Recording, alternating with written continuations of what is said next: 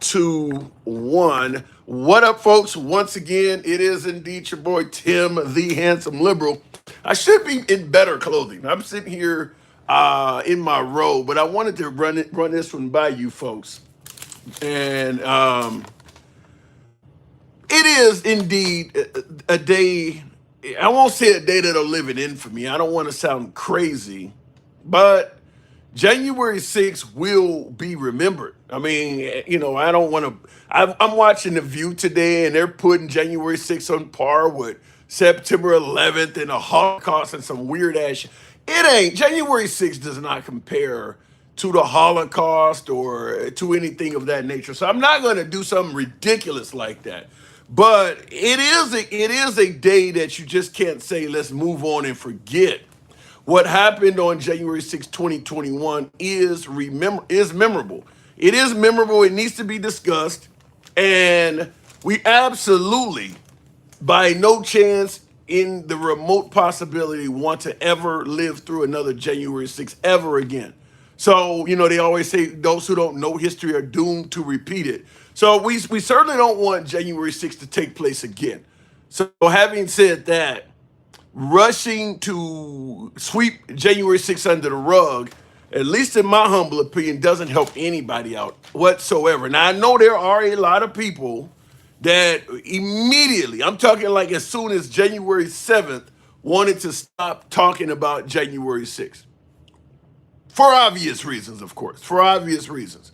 But what I want to ask you folks, simply put, what does that day mean to you? Is it indeed a shining example? When I say January 6th, I mean January 6th period on election day. Is it a shining example that, shining example that democracy works and we have an efficient republic to have a smooth transition power? Or does January 6th remind you of Trump? Let's say 20, 30 years from now. Do you believe what happened on January 6, 2021 will still stand out, will still be mentioned? And last but not least, I want to ask you folks, what happened on that day? As you see on the monitor behind me, I dare have the statement that January 6th was an inside job. I've had people tell me this. I've had people tell me directly that January 6th was an inside job. Now, for obvious reasons, I am curious to how that went down, how that could be. And having said that, I want to hear from the people of how is that even possible? Or is that something simply being made up? It was an inside. What does J6 mean to you?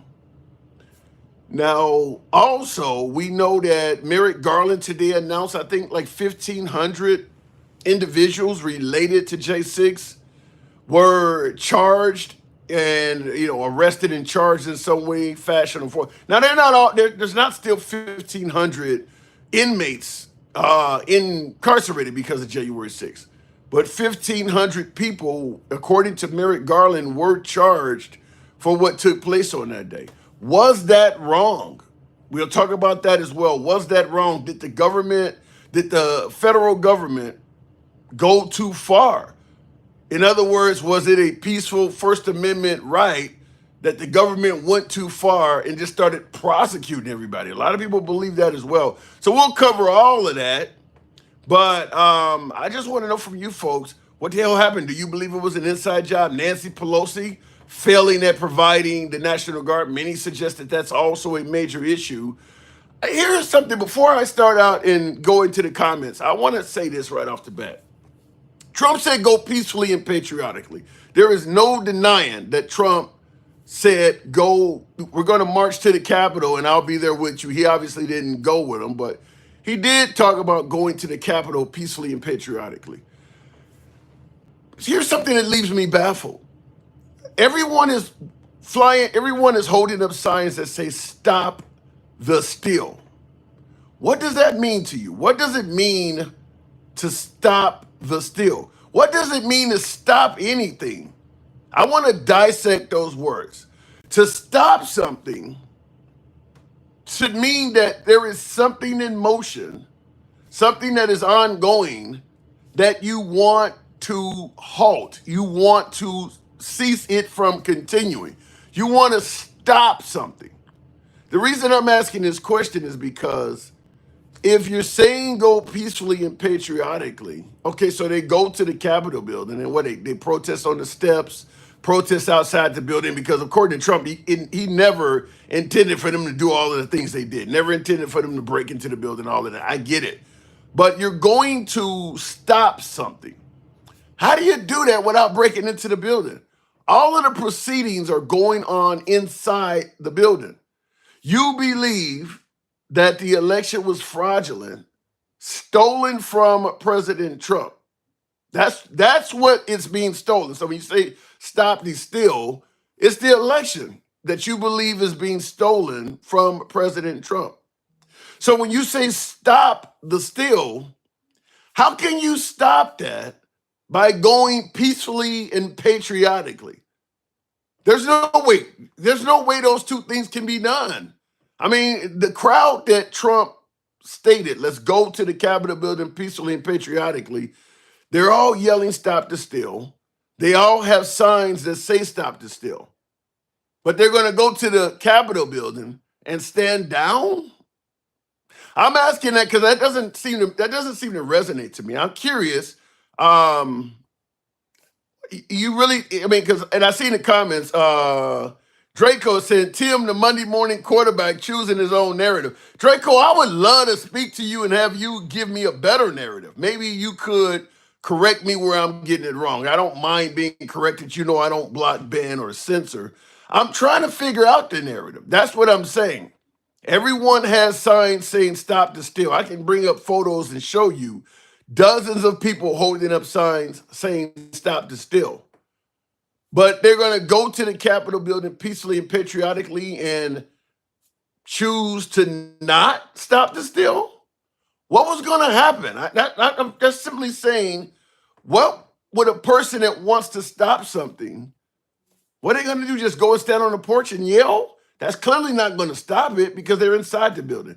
I would submit this to you. For them to stop the steal, they would have had to break into the Capitol building to get to what's going on that they want to stop. You can't do it from the outside. That's the only way you're going to stop it. You got to get in the building where it's happening at. Does that not make sense? January 6th was a peaceful protest, says Flipper. All right, well, shout out to Ashley Babbit. She lost her life committing an action of peace, apparently, but we'll discuss it. It was a protest. There's no doubt about that. It's Too Deep says it was a protest. That's 100% accurate. That is 100% accurate. For some reason, TikTok did not like our conversation. I'll see if I can bring it back up. Yes, January 6th was a peaceful protest. Well, Kerry, I guess I'd have to ask about the footage. I'd have to ask about the footage if it's peaceful. Why is there so much footage that look like it's otherwise? I'll see what we can. I guess I could bring up clips, but I'm sure you've all seen that, so I don't need to. I don't necessarily need to. I mean, there's clearly some things going on that day at the Capitol building that are not representative of peace. I'm just going to say that you have to view that way. I'm assuming you don't see using bear spray on uniformed officers as an act of peace, unless I'm getting it wrong. Maybe you got a difference of opinion of what peace is, but if you've seen any of the footage from that day and you don't see anything in it but peaceful activity, I'm going to assume there must be things you didn't see.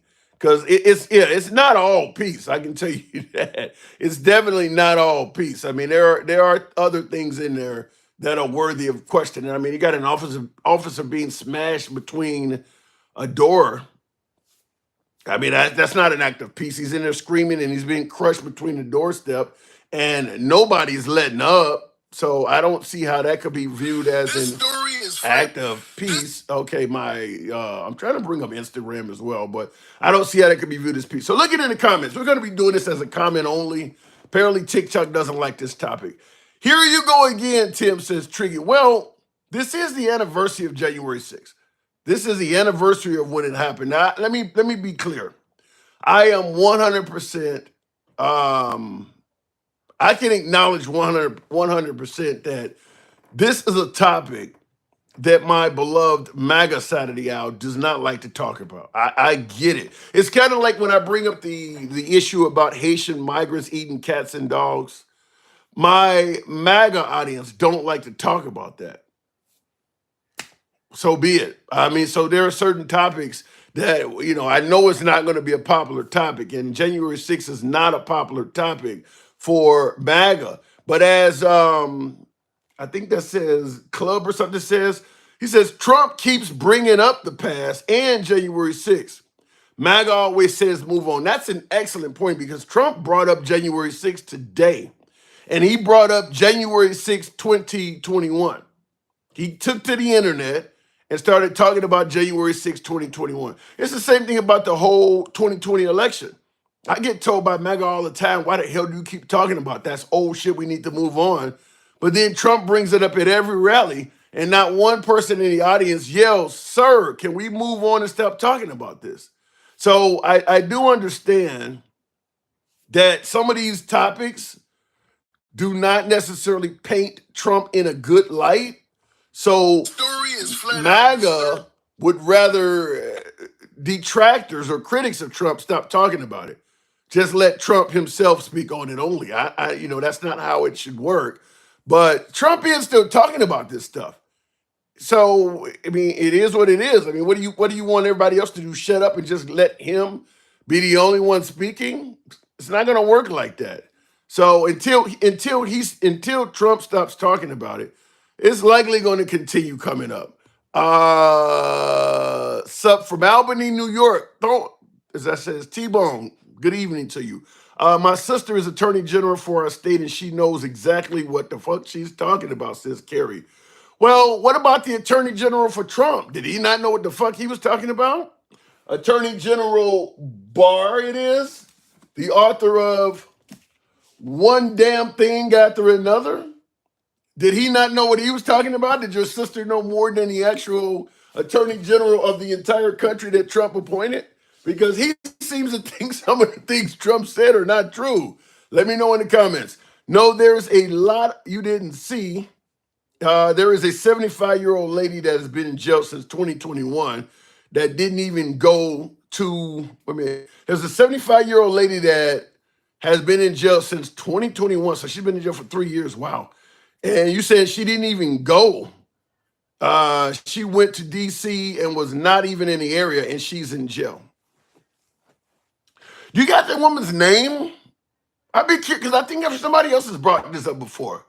Do you have the woman's name? Because a 75-year-old woman getting caught up in this by accident, I'm not saying it cannot happen. I always enjoy and respect my MAGA viewers correcting me where I may get something wrong. So let me know the actual woman's name. I'd be curious to know that because, as Ricky Ricardo used to say, somebody got some explaining to do. How do you get a 75-year-old woman caught up in something if she was not a participant? There's tons of video in the Capitol building and around the Capitol building. So you're telling me that this grandma is incarcerated and they don't have any footage of her at all? I'm not going to say you're wrong. I'm just going to say it's a challenge to believe they would have gotten a 75-year-old woman and locked her up for 3 solid years. 4 years, I guess it's 2025 now. 4 years. And they don't have anything on her at all. She didn't even go. I'm just feeling like, maybe I'm wrong, but I'm feeling like there's more to that story than that. I'm feeling like it. I'm feeling like the feds the federal government, the feds got a 75-year-old woman incarcerated that long, and they have nothing on her at all in a building that's full of cameras. Give me the name. That's all I'm going to say. Give me the name. That's a hell of a statement. Looking in the comments, okay, I'm going to send you some videos, some real videos that you probably, well, give me the name of the 75-year-old. Let's start with that. 75 years old. She's been in jail for nearly 4 years, and she hasn't done anything. Give me that woman's name. If you know it's a grandma, then you should be able to tell her name. Tim is no justice, no peace, a call for violence. Yes, it is, Draco. Yes, it is. If someone's, well, I want to say yes, but no peace doesn't have to mean violence. You could be what Martin Luther King was doing was non-violent, and it falls into the category of no justice, no peace. No peace simply means you're going to upset the status quo. You're not going to let the norm, like going and sitting in a restaurant that doesn't serve black people, for instance. That's not violent, but you're not giving the white patrons peace. The white patrons that don't want to eat around black people, don't want to serve black people. You're not letting them operate their Low battery. business Please peacefully. charge. So you can have no justice, no peace without violence. But in modern day time, usually when somebody says no justice, no peace, it oftentimes results into at least some form of violence. But it doesn't have to be. It doesn't have to be. Real Trump supporters always hit the like button. Thank you. I wish. So I only got 12 likes in this program. I got 160 tuned in. We should have at least 50 on the likes. So apparently MAGA does not like the shit I'm talking about today. It is what it is. I do believe in free speech. I do believe in letting MAGA have free speech as well. You know I don't block, ban, or censor anyone. So it is what it is. But whether you like the commentary or not, I can't speak on that because a lot of you folks challenge me with shit that I don't like, but I let you say it because that's how free speech works. Shoo Shoo says I like it every time. Thank you. Appreciate that. Rebecca Lawrence is the woman arrested on J6. Okay, now look, I can't pronounce her name, but I'm curious to see who this woman is. So I'm going to take a brief moment and look this up. TikTok did not like Low battery. Please charge. Okay, TikTok did not like me talking about January 6th, and that's my soundboard. Okay, Larry Levins, is that what, or Rebecca rather? Rebecca Rebins. I'm going to put her in Google and see what comes up. LAV. Thank you, Gen X, by the way. Rebecca Lorenz comes up as it says TV program. Oh, J6 praying. Okay, J6 praying grandma avoids prison time and gets 6 months home confinement. That's the first thing that came up. You see on the screen behind me. That's an Associated Press article. AP News is a respected media outlet, but I get that MAGA may not like AP. I'm not going to say if they lean left or right because I know MAGA is not really favorable to any news outlet. So take it as you may. But the title of their article clearly says J6 praying grandma. So I guess she was in prayer. Praying grandma avoids prison time and gets 6 months home confinement in Capitol riot case. Now, right below, I don't know how clear my screen is, but she clearly was inside. So the idea that she didn't do shit is a lie. They got her. She's actually circled on the screen. So this is what I was talking about. About there's going to be tons of video. They're not just going to lock somebody up on hearsay.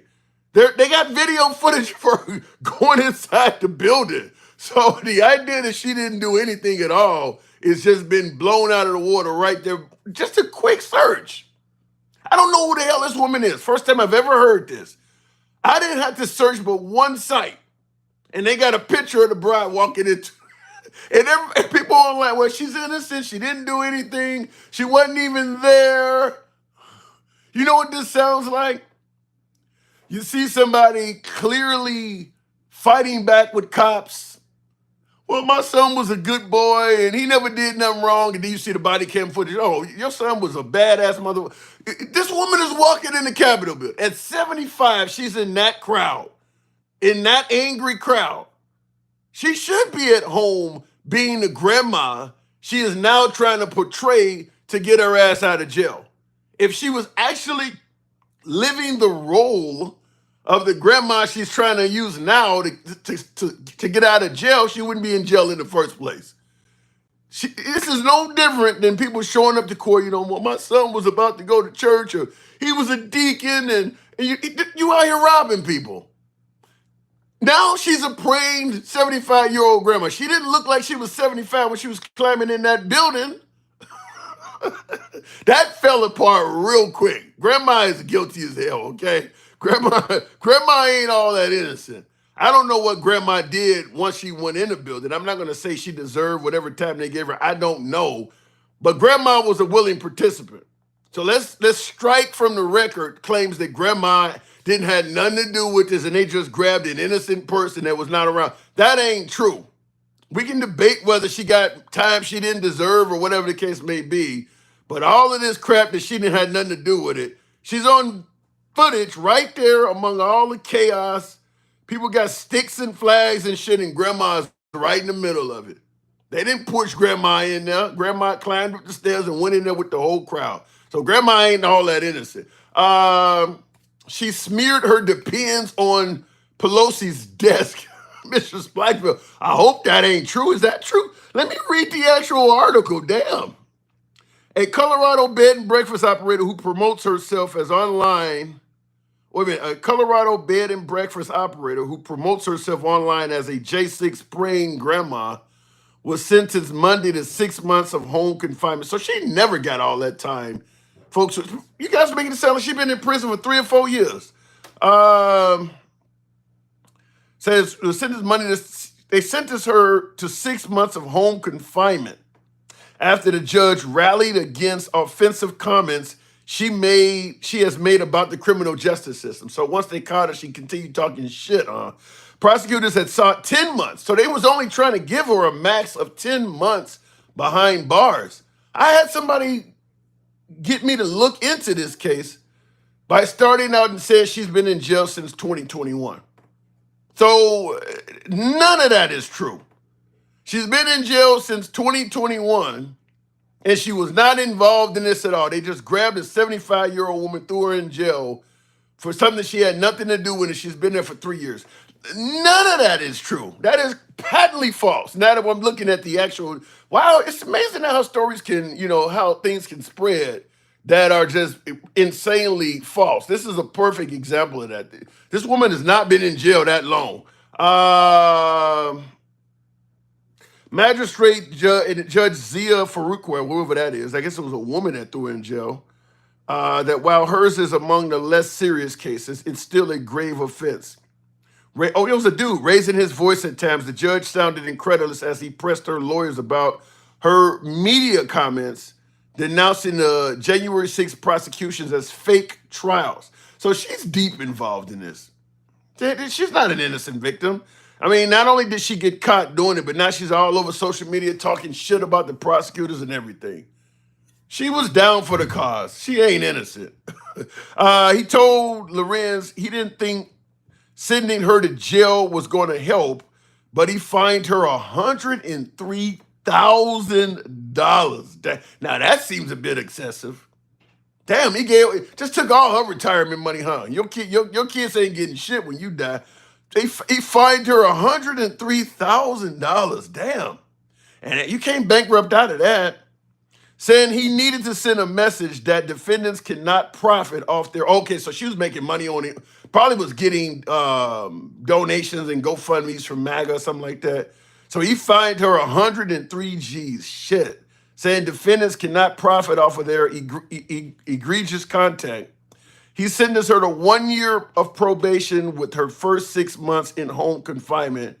During her home confinement, the judge ordered her to stay off the fucking internet. All right, so he didn't come anywhere near as harsh as some of you folks said. So okay, Granny didn't get all of the 3-4 years in jail, none of that.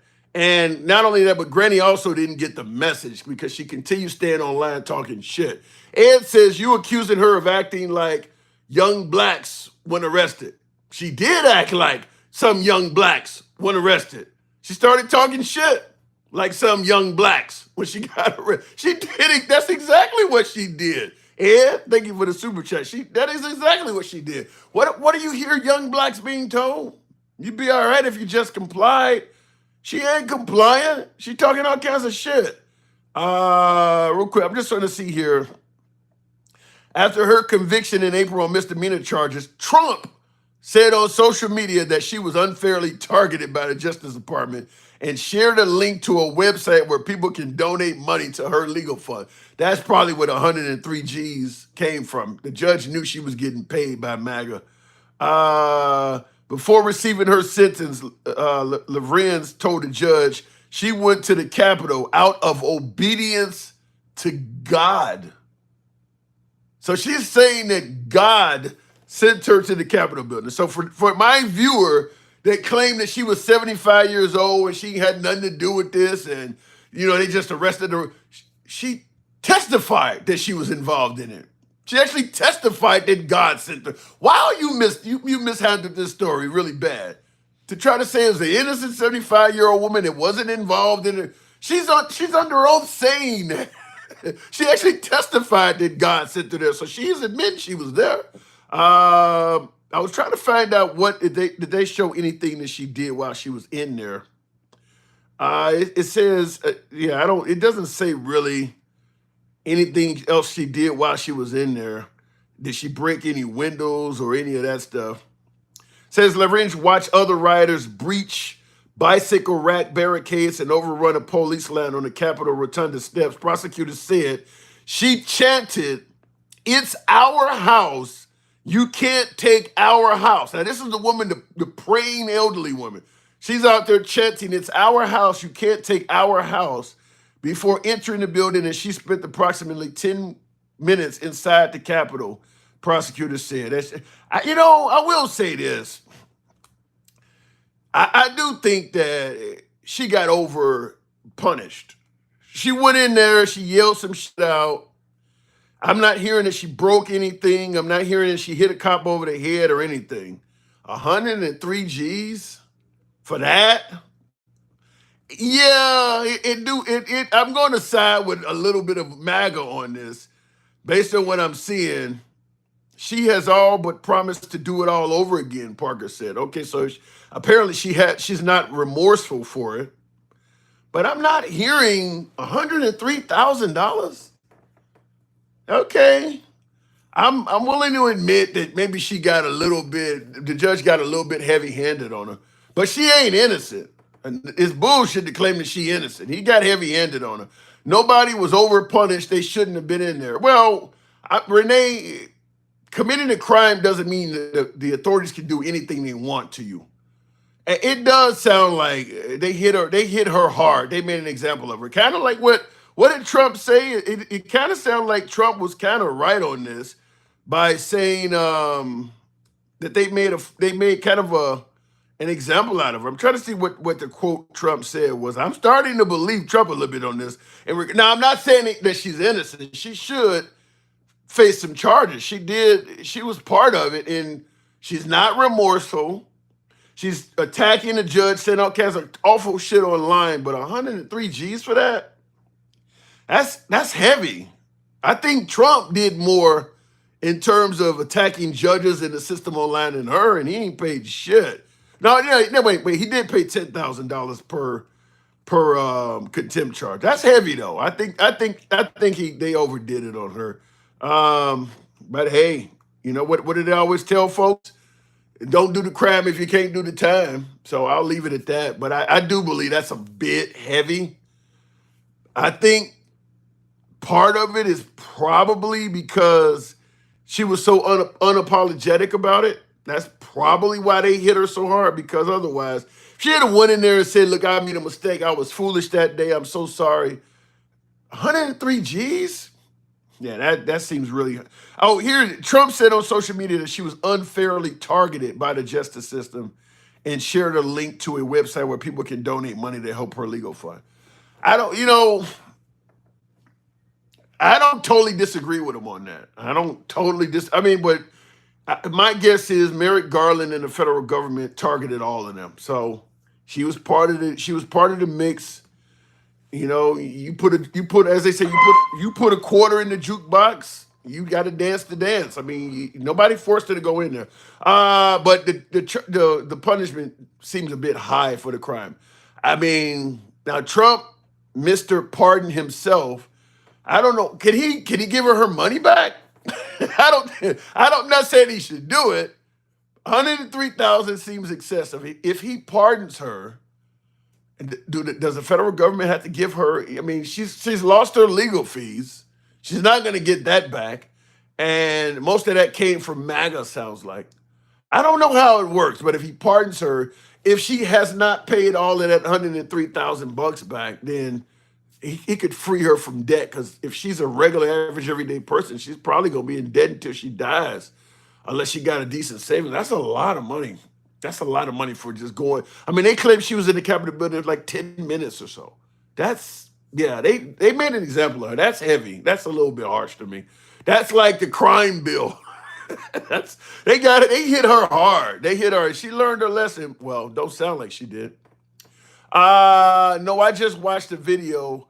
Cope with it. Said, well, you think she deserved $103,000 in fines there, Lucas? You would have gave her 103K? Shit. I think you can murder somebody and barely get that, can't you? I mean, that seems like a lot. Not if he pardons her, but when he pardons her, okay. Well, he's going to pardon her. I mean, he's already on. I mean, look, if Trump pardons some of the January 6th participants, and I'm sure he will, to me, that one is, look, she paid a price for her actions. Even if he pardons her, she cannot get back all of the anguish, for lack of a better word. She cannot get back all of the anguish that she's already been through. And I'm not saying she didn't deserve some of that anguish. And there's no way in hell I'm going to believe that anybody on January 6th did not know what they were doing was somewhat wrong. I know folks, well, I was being let in and all of this stuff. You hear what the people you're being let in with are chanting. I'm not, there's no way I'm going to believe that anybody that went in that building that day did not know what they were doing was wrong. Because if you went in there just to look around, you should have saw other people doing things that were wrong. I mean, there's no denying that some people in that building were breaking stuff, saying all kinds of awful shit. Even if you went in there just to look around, you know the crowd you're with is committing crimes. It's just that simple. You know that. The idea that nobody, people thought they didn't do anything wrong and they were given a tour. You ain't never seen a tour of any federal institution like that. Not once. We've all been to Mount Rushmore or Yellowstone, or you've been to various different national monuments around the country, the St. Louis Arch or the Sears Tower. You ain't never seen a tour go like that. There's no way in hell you're gonna tell me those people thought that they were not doing anything wrong. You know this ain't how a tour goes. Yes, but not insurrection, says Mario. I don't think nobody got charged with insurrection, though. I think that the liberals were claiming it. But I think at the end of the day, nobody got charged with insurrection because it would have been difficult to prove. I do believe for some the goal was an insurrection, but I don't believe there was enough people in the crowd that was in on the organization to make it happen. If that whole crowd had been acting as one, an insurrection would have happened, weapon or not. Even without weapons, it was just they had the cops outnumbered so damn much, they could have easily just taken the cops' guns. I mean, they had the cops outnumbered probably, I don't know, 20, 30 to 1. So if they really wanted to have an insurrection and they were unified, they could have had it. But there is some folks in there that got caught with twist ties or, hands, like they're going to handcuff people. Some of them folks did want that, just not enough of them to do it. It wasn't organized enough. But all of them, no, I don't think that all of them were in on it. No weapon was recovered, says Kenny. Well, nobody was even arrested that day. They all came and was allowed to leave. Nothing was recovered, not even a criminal. 1,500 people, according to Merrick Garland, has ultimately been charged to some level what happened on January 6th. I don't think any of them were charged on January 6th. So when you say no weapons were recovered, they all came and was allowed to freely leave. So anybody that had a weapon, they probably left with the weapon they came with. I don't buy into the notion that no one was armed either. Because, just like when Ashley Babbit climbed through the window, I got guests telling me there's no way she should have been shot. She didn't have any gun. How do you know she didn't have an ankle holster or something in the small of her back or an appendix carry? She's got on clothes. She had a backpack, if I'm correct, or something draped around her. There's no way in hell you could tell me with absolute certainty that that entire crowd on January 6th was unarmed. There's no way to know that. Nobody's been patted down. There's no magnetometers involved. You don't know. You just don't see weapons. That's all you can say with somewhat certainty. Well, I don't see any weapons. That's all you can. But that doesn't mean anything.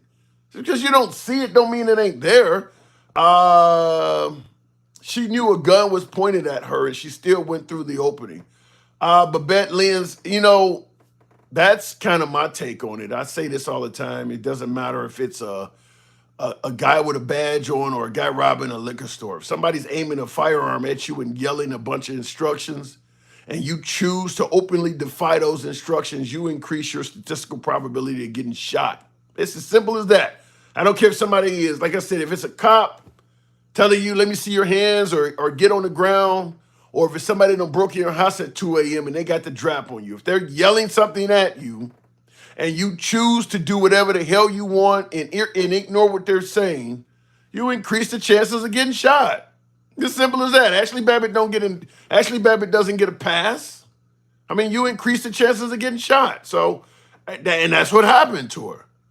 I mean, you're going to expect that the cop is just going to let you climb through a broken window over furniture. They don't barricade it against the door and give you a chance to show that you don't mean no harm to him? Where did they do that at?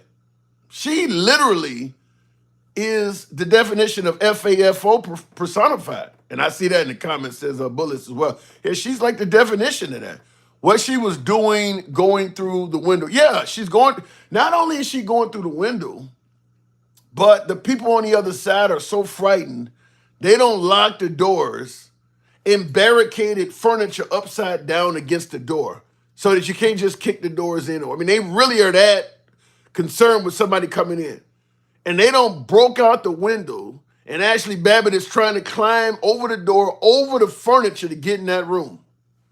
And the cop is just supposed to stand down and watch all that happen, huh? And not expect 100 more people to come in behind her? Okay. All right. Creed says, with all the technology and cameras around, how come we don't see any protesters that day with firearms? That's a good point. My guess is you don't see any protesters with firearms because there was no reason to pull it out. I mean, what are you going to do? Muzzle the whole crowd? All of the MAGA side of the house had all the advantages there that day. Most of the footage you see features a bunch of, I guess outside when they were fighting with the cops, somebody could have pulled out a firearm maybe, but inside, they got overwhelming numbers. The cops are standing down. There's no reason to pull anything out. You kind of got the place overrun at that point. Everybody's running and fleeing out of fear. You don't need to pull anything out. There's nobody to even aim at. This George Floyd comments a lot of whataboutism. Yeah, I don't know why the whataboutism comes up so damn much. I don't, if you're gonna say whataboutism, why not compare January 6th to Martin Luther King protests? The fact that you gotta compare them to Martin Luther King, you gotta compare them to Black Lives Matter and riots, is kind of an admission that you admit they were bad. Before January 6th, we were calling BLM protesters, burning down cities and things like that, as terrorists. Trump called the BLM a terrorist outfit. So now MAGA goes out and protests, and out of all of the peaceful protests in history, that's the one you got to compare it to. Then that makes it clear that you realize the protest on January 6th was not good. I said, why not compare it to the MLK protests or some of the other, the pro-life people that stand out and protest in front of clinics? Why not compare it to some of those? You actually got to bring up cities burning just to justify your point, because you realize how bad it was. That's it. But I do appreciate the effort to try to whataboutism on it. Like I said, I always say this every time, is that I don't care what you get charged with, speeding right on up to a triple homicide. No matter what you get charged with, there is someone out there before you that committed the same crime or violation and did not get charged. You're not going to be able to use somebody else's ability to skirt the justice system as a defense in your case. That would be like me going to court for murder and saying, double murder and bringing up O.J. Simpson or something like that. That doesn't work. Bringing up BLM as a defense in January, it's irrelevant. Okay, let's say BLM got away with one. Let's say it was totally wrong what they did. They did things that, let's say, they definitely deserve to be put in jail for life. Maybe you feel confident saying that. Maybe you think they should have lost their lives behind that. I don't know. But at the end of the day, that's not going to be a defense in court for J6 protesters. You don't get to bring up. I mean, what are you saying? If you go to jail, you get to be a snitch and bring up cases that are unrelated to yours as a defense? So if I get hired for a job and I got a lengthy criminal rap sheet, do I get to bring up that they hired Trump for president with 34 felonies? You don't get to bring up other people's shit to make yourself look better. It'll never work. I'm gonna bring up, I was in D.C. and I went in the Capitol building, but I would like to present the riots in Seattle as a defense. Yeah, it's 1,500 miles away, but I thought they got away with it in Seattle, so you should let me go too, Your Honor. It's never going to work. You can bring up case law. Yeah, you can bring up case law, the Great 5-9. If it's something that you're going through where it's been adjudicated by somebody else, another case similar to yours, they've already ruled that what you do is a felony, or what you do, you can't be charged for it, or yeah, you can bring up case law, but you can't just go and bring up somebody else committed this crime and didn't get. Dick Cheney shot somebody in the face. You think you can go out and do that and use Dick Cheney in court?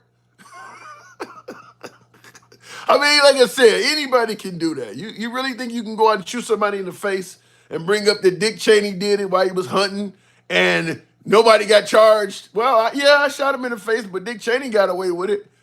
You would grind our justice system to a halt if everybody could bring up a previous case of somebody else doing something wrong that didn't get charged. It would grind our justice system to a halt. Like I said, everybody in the hood that is, killing and murdering each other could bring up the Klan. Well, they didn't get charged for killing black men. Why should I? Is that where we want to go with this? You'll never end it. It would literally never end. Everybody would just bring up something else that happened. At the end of the day, what's the purpose of having a justice system? Is if everybody can just bring up old shit that somebody else got away with and say, well, I should be able to get away with it too. Good luck on that. We all speed, don't we? Do we all not drive a few miles over the speed limit? Like just about every American driver out there has went over the speed limit probably 100 times or more in their driving career, easily. So when next time you get a speeding ticket, you're gonna bring up the rest of driving America as an excuse for why you shouldn't have to pay a fine. The whole BLM argument is hilarious. I appreciate bringing it up, but that ain't gonna help you. The reason you seen cops walking with protesters inside because they were outnumbered. Best thing to do is act cool and go with the flow. I do believe that the police stood down for possibly that reason, that they were outnumbered by the what do you want to call it? Outnumbered by the protesters. But I do believe there could be more to it. We know that most police officers tend to lean towards the conservative side of the aisle because conservatives are usually more favorable to cops. The conservatives don't challenge police, don't, the holding them accountable and all of that kind of stuff. Certainly when it comes to racial issues and things like that, you would absolutely be better off with a conservative. So I wouldn't doubt if some of those Capitol Police were MAGA. Yeah, I believe many of them stood down because they were outnumbered. But it wouldn't surprise me if some of those Capitol Police felt that the protesters were fighting the good fight and was in favor of what they were doing. And I wish I could be here with you, but I got to work today. Just go head on in. I do believe some of them, and that's why I've said many times on the program before, is that, and this would have been fair to Trump, fair to the accused on the right. And but they're going to accuse Nancy Pelosi and Liz Cheney of being biased no matter what. But I do believe this is something that Liz Cheney and Nancy Pelosi should have did.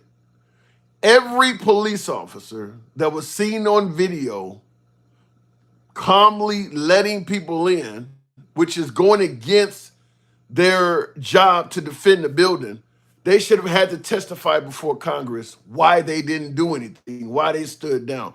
Now, we all know most likely they're going to say, I was scared out of my life. I was scared to death.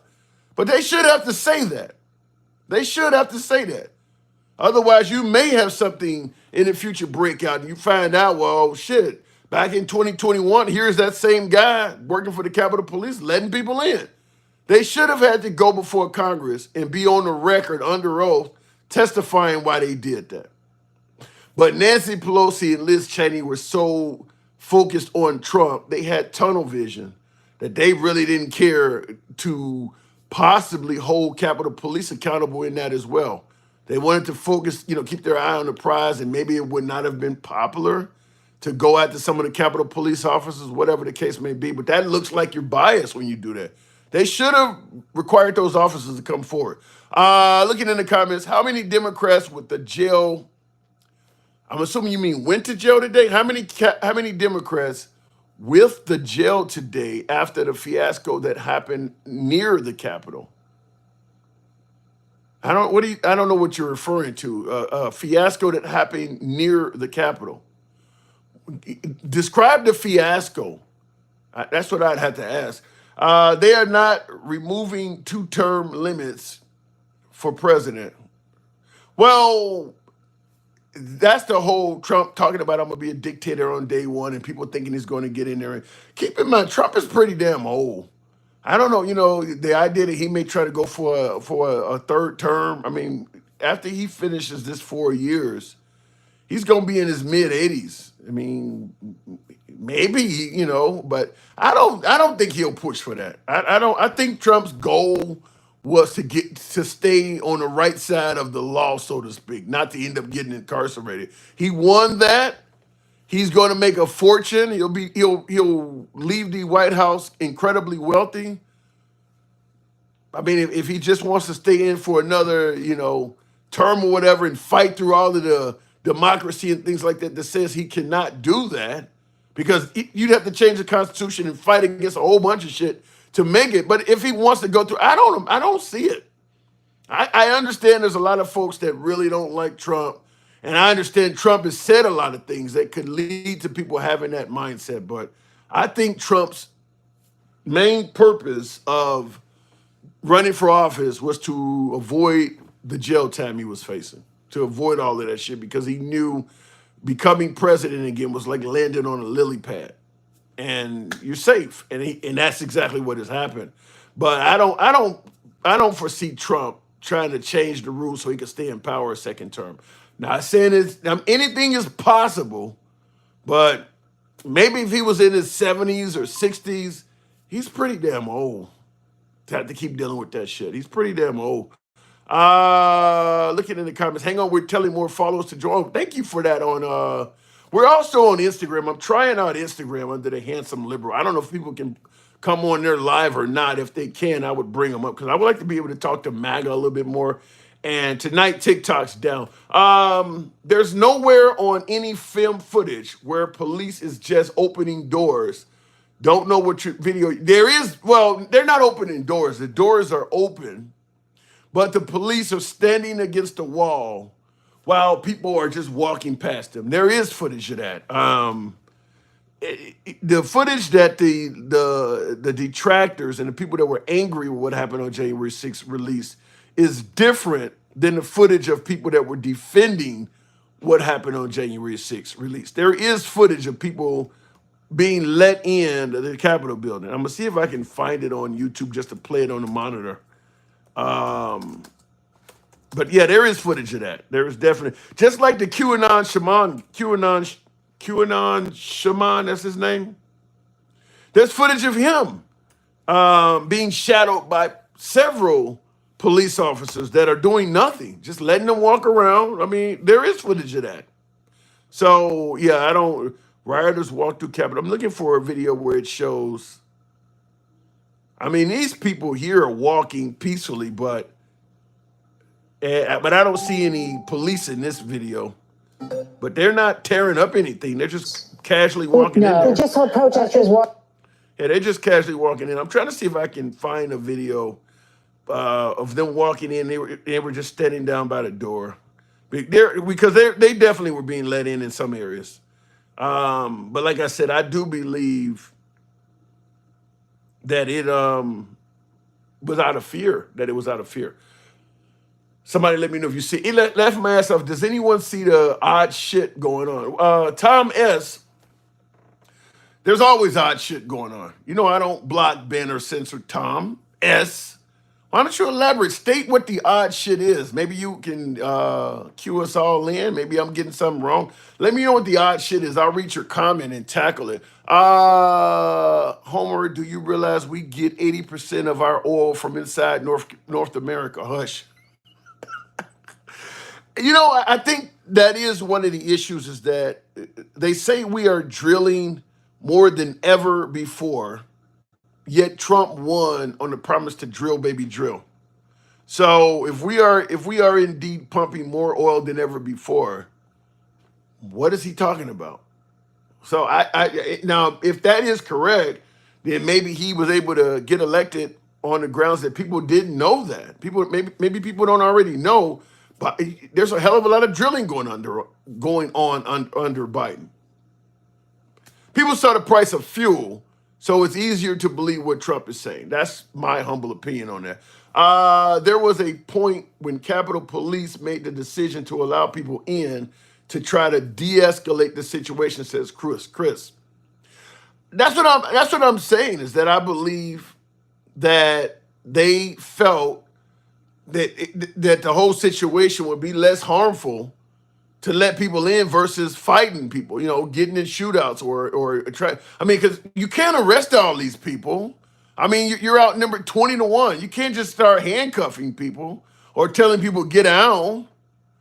There are so many people that even if you did pull out your firearm, if they charge you, there's more people than you have bullets.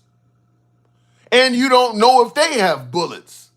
So there is definitely a reason why the police stood down. They don't know any of the logistics in the crowd. They are completely outnumbered, outmanned, and for all they know, they might be outgunned. They do not know. Nobody has been wanded, waved, patted down, searched, or anything. You don't know. Somebody could have a whole damn bomb on them. You don't know anything. So I could see where they may have received the order from the top is we've gotten the soft assets, the important assets are being they're being evacuated. All of our assets are being evacuated out of the building.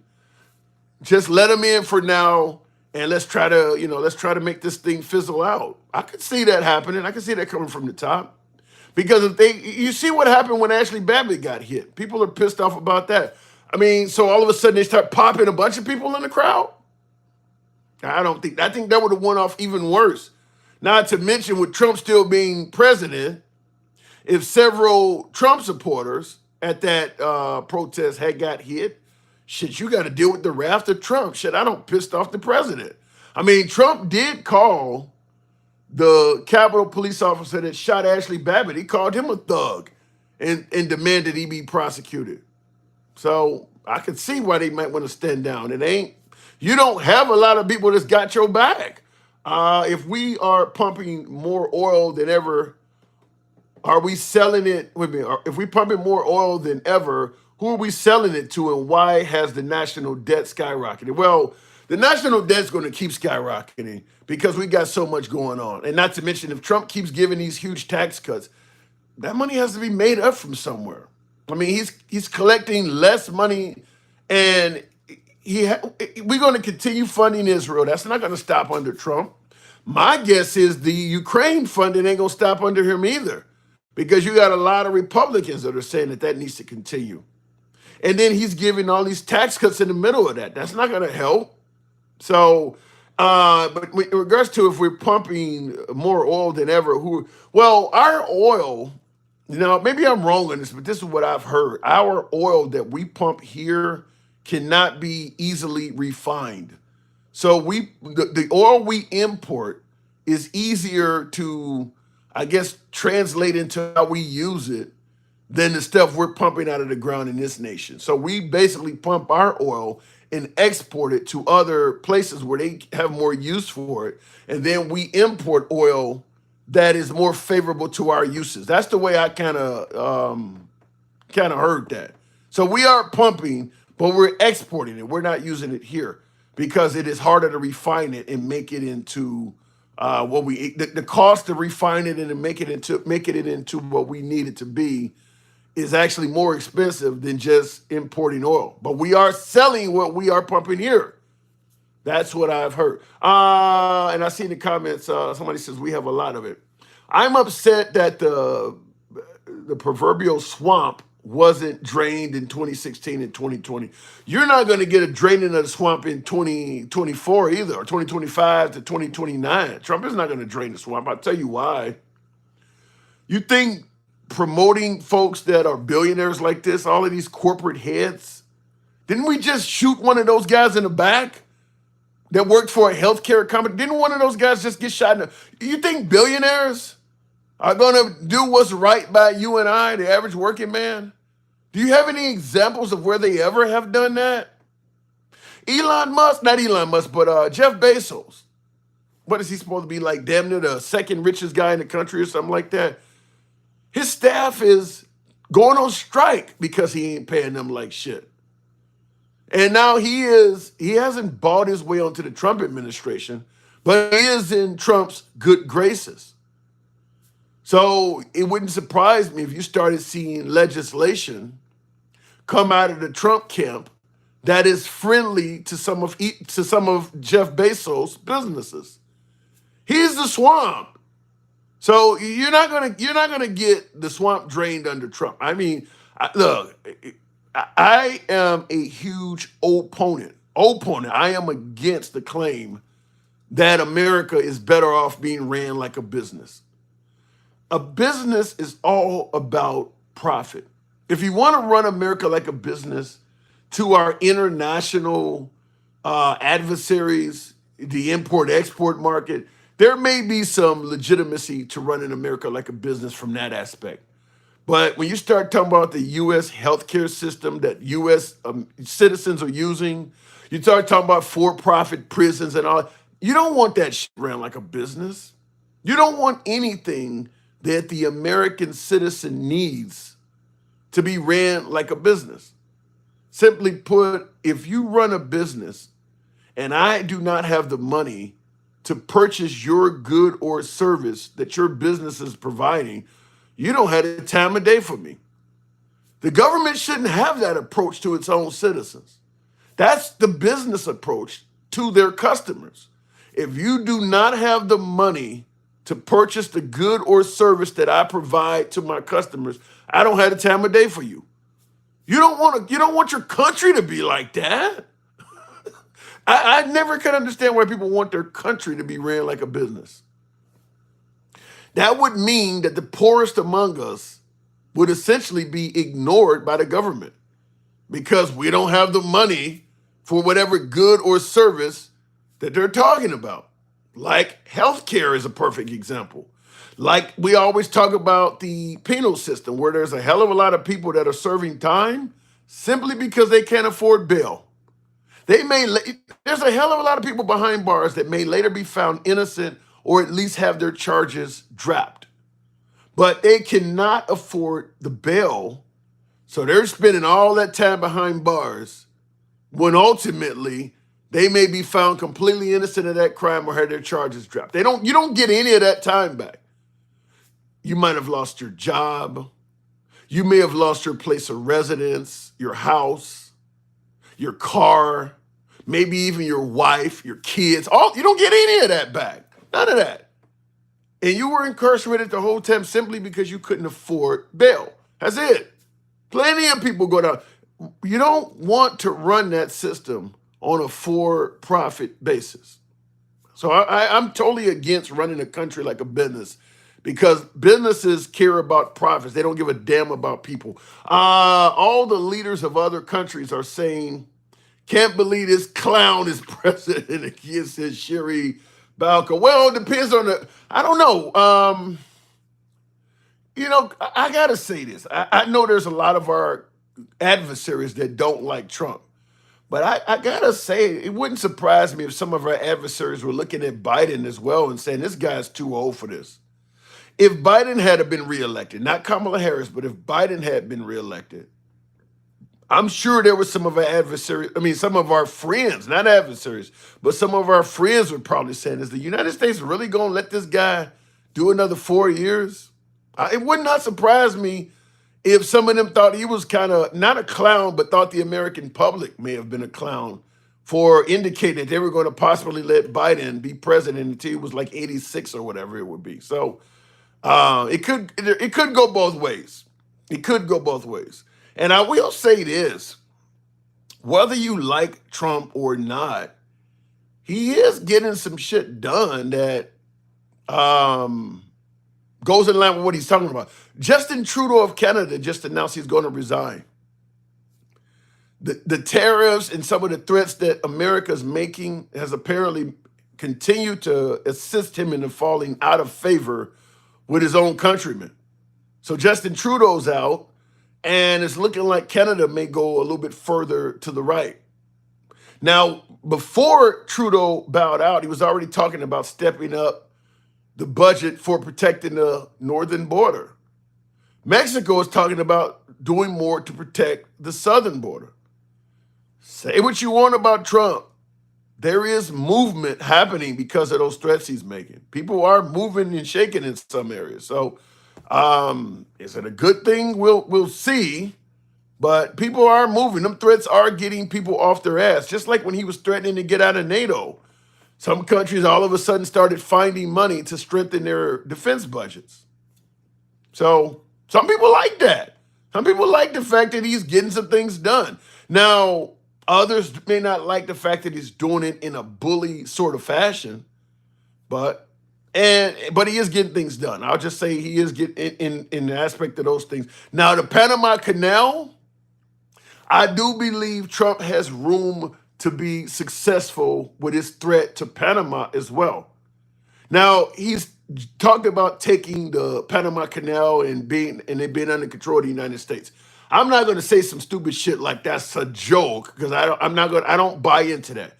But his threat is if they do not charge the U.S. a fair price for their ships to pass through the Panama Canal, then he believes America should regain control of the Panama Canal.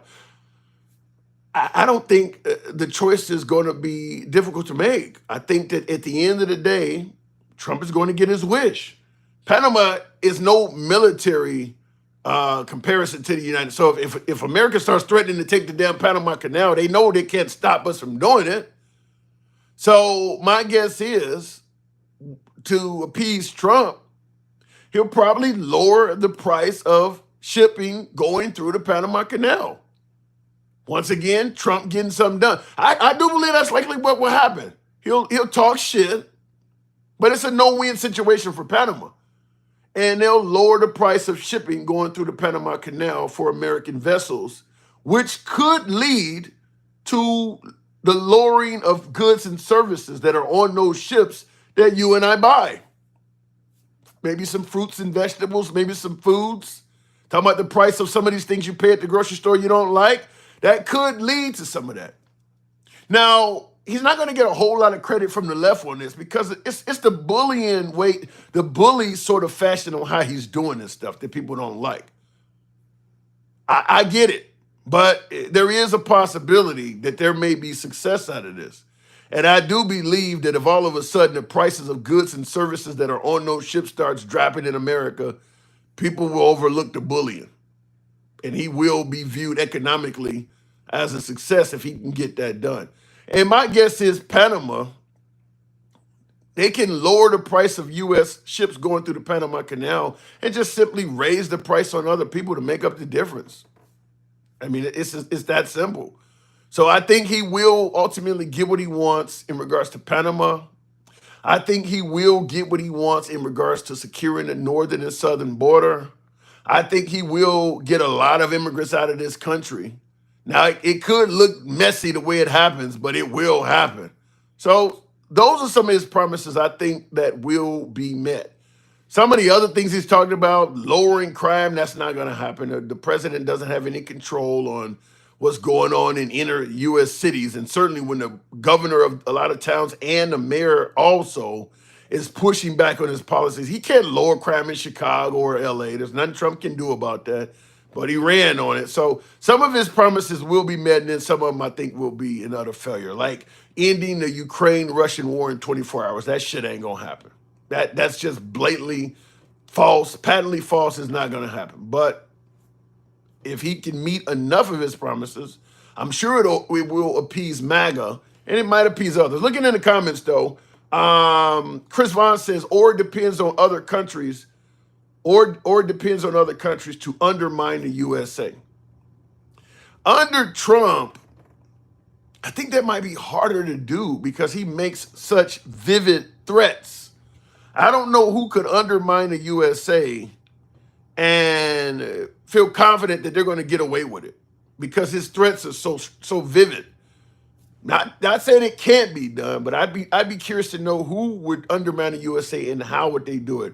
Army Corps of Engineers did make the canal, but we gave it up. Yeah, we gave it up back in 1977 under the late Jimmy Carter. This is one area where I am really critical of President Trump in regards to, like with the Iran deal that Obama made. He comes along, it's a stupid deal, it's bad for the United States, I'm getting out of it. I don't favor doing that stuff because I do believe your word is your bond. Your word is all you got. So when you give somebody your word, you stand by your word. People are not making deals with Obama, with Biden, or with Trump. They are making deals with the United States. When they meet with the U.S. president and they make some kind of deal or some kind of treaty, they're making that deal with our nation. They're not making it with the current commander in chief. So when Trump comes in there and he breaks the Iran deal because he thought it was a shitty deal or whatever, you are breaking our word. You are making us look like we lack credibility on the world stage. If Trump wants to go make a deal with somebody, how do you respond if that individual says, I saw what you guys did to the Iran deal. How do I know making a deal with you, Mr. Trump, won't be broken when the next guy come in here? The United States don't seem to keep its word. How do I know that the next guy after you will not think that the deal I made with you is illegitimate and just break it? You did it. So even if Trump is correct in saying that he thought the Iran deal is crazy or whatever. Now, I'm not in the same camp as that, but let's say Trump is right, the deal sucked. You gave your word. You can't just you can come up with some kind of other way of making a secondary deal with Iran and try to correct, but you can't just break deals like that. I'm talking NAFTA. I'm talking the Paris Accord. This is what he has been known to do. Just come behind and just break deals. Why would you make any deal with the United States after seeing what Trump did? I always use the example. You go out and purchase a vehicle, and the day you go to the dealership, the owner's wife is there. She got full control of the business. She can legitimately do whatever she wants as well, but she is the wife of the owner. She sells you a car $5,000 below sticker price. You got a fantastic deal. You sign on the dotted line, pay for the car, you drive home. The next day, you wake up, there's a tow truck in front of your house, and the husband is there I want my car back. My wife made a dumb deal with you. Would you ever do business with that company again? That's what Trump did. That's essentially what Trump did. Is he treated Obama like the wife, and he's the husband that shows up the next day. Well, he made a dumb deal. We want our money back, or we want. Would you ever do business with that company again? That's what I don't favor, is that he made us look like we have zero credibility. Why trust the United States if they'll do some shit like that? And then, of course, if you don't want to work with the United States, then he's going to threaten to maybe use the military on you. That literally sounds exactly like some bullying type shit. I'm not a fan of that, even if the outcome is good for us temporarily. I'm not. That's the kind of shit, by the way, that leads to ISIS and Al Qaeda type stuff. That's what that can lead to. You just going around the world bullying people, breaking promises, treating people like shit to get what you want. That's the kind of stuff that can lead to ISIS and Al Qaeda and stuff like that. Doing people like shit, treating people like shit like that. I don't know what you're talking about with that analogy. Amber, I think the analogy is somewhat. It's interesting you would say that because somebody right above you said 100% facts. So maybe you're just not understanding it. But the point is as simple as this: when you break your word, there's consequences. Just run with it that way. If the United States makes a deal with another country and sign on a dotted line, you honor the deal, no matter who's in the White House. If you get elected tomorrow, you are supposed to honor the deals that your predecessor made yesterday. It's as simple as that. Maybe you thought some of the deals were bad, but you're supposed to honor those deals. Your word is your bond. That's what I started out by saying. Your word is your bond. Please answer my question when you can. Shoo, I didn't see your question. What president has not done that? Says Ordis. I don't know any of them in my lifetime. Give me an example, Ordis. You're telling me that other presidents have broken deals. And by the way, I do know, wait a minute. There are presidents that have done it in my lifetime. George H.W. Bush told a minority group, was it the Sunni Shiites? So I forgot which group it was, but he told them to rise up against Saddam Hussein and we would have their back. They rose up against Saddam Hussein and he left. This is after we liberated Kuwait, the first, Desert Storm in the early 90s. They listened to the United States. They rose up, and George H.W. Bush, the senior, just turned his back on him and left him. And that's when Saddam Hussein came in there and wiped them all out, which is why you often hear George W. Bush, the younger, talking about he was killing his own people. Well, yeah, because they took the advice of the U.S. So you are right. Other presidents have done that. I think Vietnam has probably got some of that in there as well. God bless anybody that trusts the United States. I mean, I just want to say, we are not a trustworthy nation. There's a reason why the term Indian giver exists, because we started lying and breaking treaties the moment we came here. Started out with the Native Americans. That's why the term Indian giver exists. It's about things we promised to give to the Native Americans and lied about that shit too. So God bless anybody that trusts the United States. We are not a trustworthy nation. But in regards to asking, well, what other leaders are that don't mean it's right for Trump to do it. If everybody else is lying, well, then what happened when we elected Trump? Because he's not a typical politician. Now all of a sudden he's doing all of the bad shit that everybody, they all do it. They all lie. What, he supposed to be the guy who drained the swamp and not acted in this manner? Now all of a sudden he's doing all the same shit and we ain't got nothing to say, but everybody does it.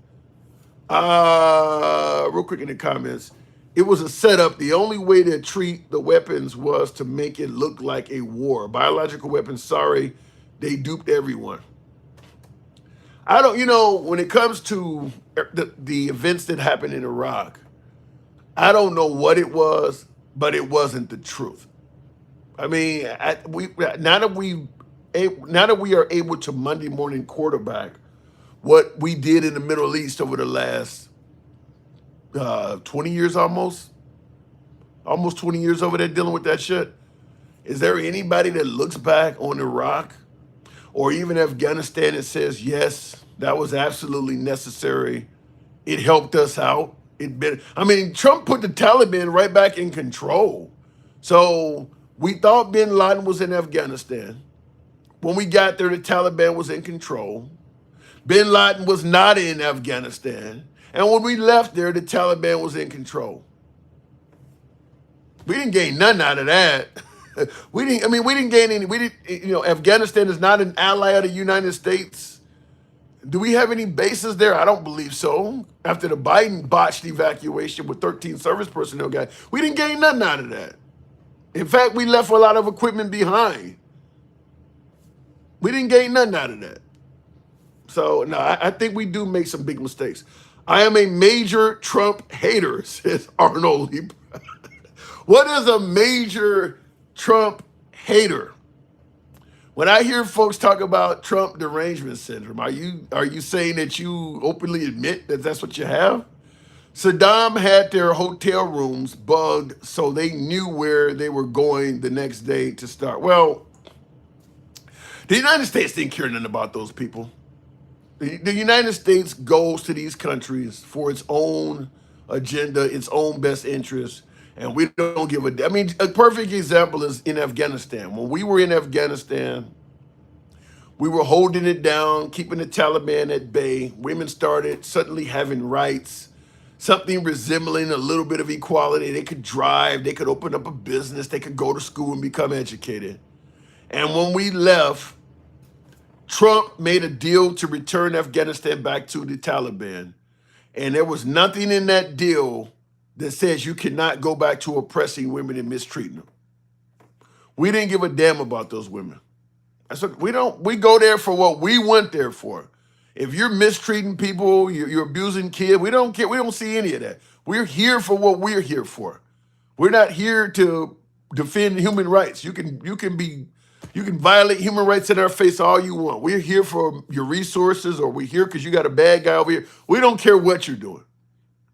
But we'll go on the world stage and make it sound like we do. Because you had a hell of a lot of people in America bragging about how we were freeing women and rescuing. The minute we left, that shit went right back to where it was, and we didn't do anything, didn't make any deal or put anything in place to protect them.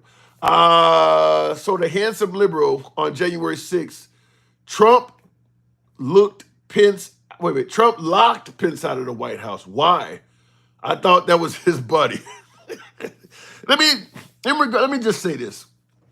Now, you're saying that on January 6th, Trump was so pissed off he locked Mike Pence out of the White House. Damn. You got evidence of that? I haven't heard that. But you're saying he locked Mike Pence out of the White House, and you said, why did he do that? I thought Pence was his buddy. Man, this is not going to sound good at all, especially to my beloved MAGA, but this is a free speech program. I'll tell you right off the bat, you're only as good to Trump as you are of value to him. If you do not pose any value to Trump, or if you criticize or cross him in any way, you can go from gold to shit overnight. Mike Pence is a perfect example of that. Probably Chris Christie and I would say maybe Nikki Haley to a lesser degree. Some of them are perfect examples of that. People who were very favorable to Trump, and they would, how many times did he drag General Mad Dog Mattis on stage bragging about how great the guy was? Now he's a piece of shit to him. So when you say I thought you thought Mike Pence was his buddy, you're only his buddy as long as he got a use for you. Once you're not helping him get where he needs to get, or you're criticizing him too much, you ain't his buddy no more. You're his enemy. I mean, that's kind of the way he rolls. Edgy says, so should we continue our business deals with Russia after what they've done in Ukraine, or if China goes? Okay, let me read. Okay, so you saying, so should we continue our business deals with Russia after what they've done to the Ukraine? Or if China goes for Taiwan or goes against our interests, we should continue honoring deals with them just to keep our word? That's a great question. Well, if we can show evidence that Iran did something different than what they promised Obama in the Iran deal, I'm on your side. But that ain't what happened. Trump thought the deal was trash from the start. When Trump became president in 2016, our allies like France and them were begging Trump not to get out of the Iran deal. Our allies were ensuring him they haven't did anything. They haven't broke the provisions of the deal. But I do agree with you. If you make a deal with a country and then they go and attack a NATO member nation or they just go attack a sovereign nation, then yeah, I can see breaking your word on a case like that. I'm not going to continue exporting. I'm not going to continue our deal to send you steel exports or some precious metal that I know you're using to turn into weapons for your. I mean, we did that during World War II. We were exporting precious metals and things like that to Japan, and we found out that they were using that stuff to make weapons and hurt people. And then we later became enemies with them too. But we found so I can see in a case like that, but I don't. That ain't what happened in this case. It was Iran didn't do that. So good question though. How many countries capitulated to Trump in 2017? Give me your definition of what does it take for a country to capitulate? Give me what you mean when you say that. MAGA, make attorneys get attorneys. Yes and no. I'll say this. Obviously, there are consequences to rolling with Trump. Trump survives. You don't always do so. Rudolph Giuliani, Mike Lindell, Sidney Powell, a host of close Trump supporters have paid a heavy price rolling with President Trump. I don't think Trump's going to bail all of them out. I mean, Rudolph Giuliani owes a lot of money to Ruby Freeman and Shay Moss. Trump ain't going to pay all of that. I think the My Pillow guy, Mike Lindell, also owes a bunch of money to people, including attorneys and shit, for all of the drama he went through for lying on Dominion voting machines. I don't think Trump is going to bail all those people out. So when you say make attorneys get attorneys, yeah, it does seem to be that way. Rolling with Trump has its consequences, and certainly for people of color. Certainly for people of color. If you are a person of color, particularly an African American, and you speak favorably of Trump, and your primary customer base are African Americans, you're going to pay a heavy price. Now, I brought up your primary customer base because people like the Hodge twins or Candace Owens, their primary customer base is not people of color. Candace Owens' primary audience is white. So she can be favorable to Trump all she wants. Kanye West, his audience was black. He can't be favorable to Trump. And you've seen that in how much value he's lost. I believe he went from being estimated to be worth $2 billion to like $400 million. So he lost like 70, 80% of his wealth speaking favorably of Trump. Now, if he had an all-white audience, it wouldn't have happened. But if you are African, the only African American I've seen that has routinely spoke favorable of Trump that has an African American base that didn't pay a hefty price was probably Mike Tyson. Mike Tyson has spoken, probably Mike Tyson, but the rest of them, the Ice Cubes and Steve Harveys and some of them folks, Lil Wayne, once they started getting affiliated with Trump, they started seeing what was happening and they quickly got away from him. It was like, tasting an electric eel. Once you get a bite of that shit, like, oh shit, we got to get away. This is not something you want to consume. That's what happened to the rest of them. So if you are a person of color and your primary customer base are also people of color, there's going to be a heavy price to pay if you are out there speaking favorably of Trump. We'll see if it changes. I don't think so, though. When you look at the fact that Trump did fairly well this election, but with black people in general, it wasn't that great. He only got like 7% of the women's vote. So I don't think that's going to change this time. But I could be wrong. What's to say My Pillow guy was telling a lie? It's a lot of black people in jail right now that are saying they are innocent. Yeah, and we don't give a damn about them, though. We don't give a damn about people that are wrongfully charged or even overcharged until Trump came along. Remember the Biden crime bill we keep talking about, how he didn't like black people because he put all these people in jail? What was people doing when he was actually doing it? I mean, telling us now probably 5 years or so before Biden is laid to rest, is useless. They don't serve their whole damn sentence. But when he was actually implementing, him and the rest of the country, because he didn't do the crime bill by himself, but he authored it.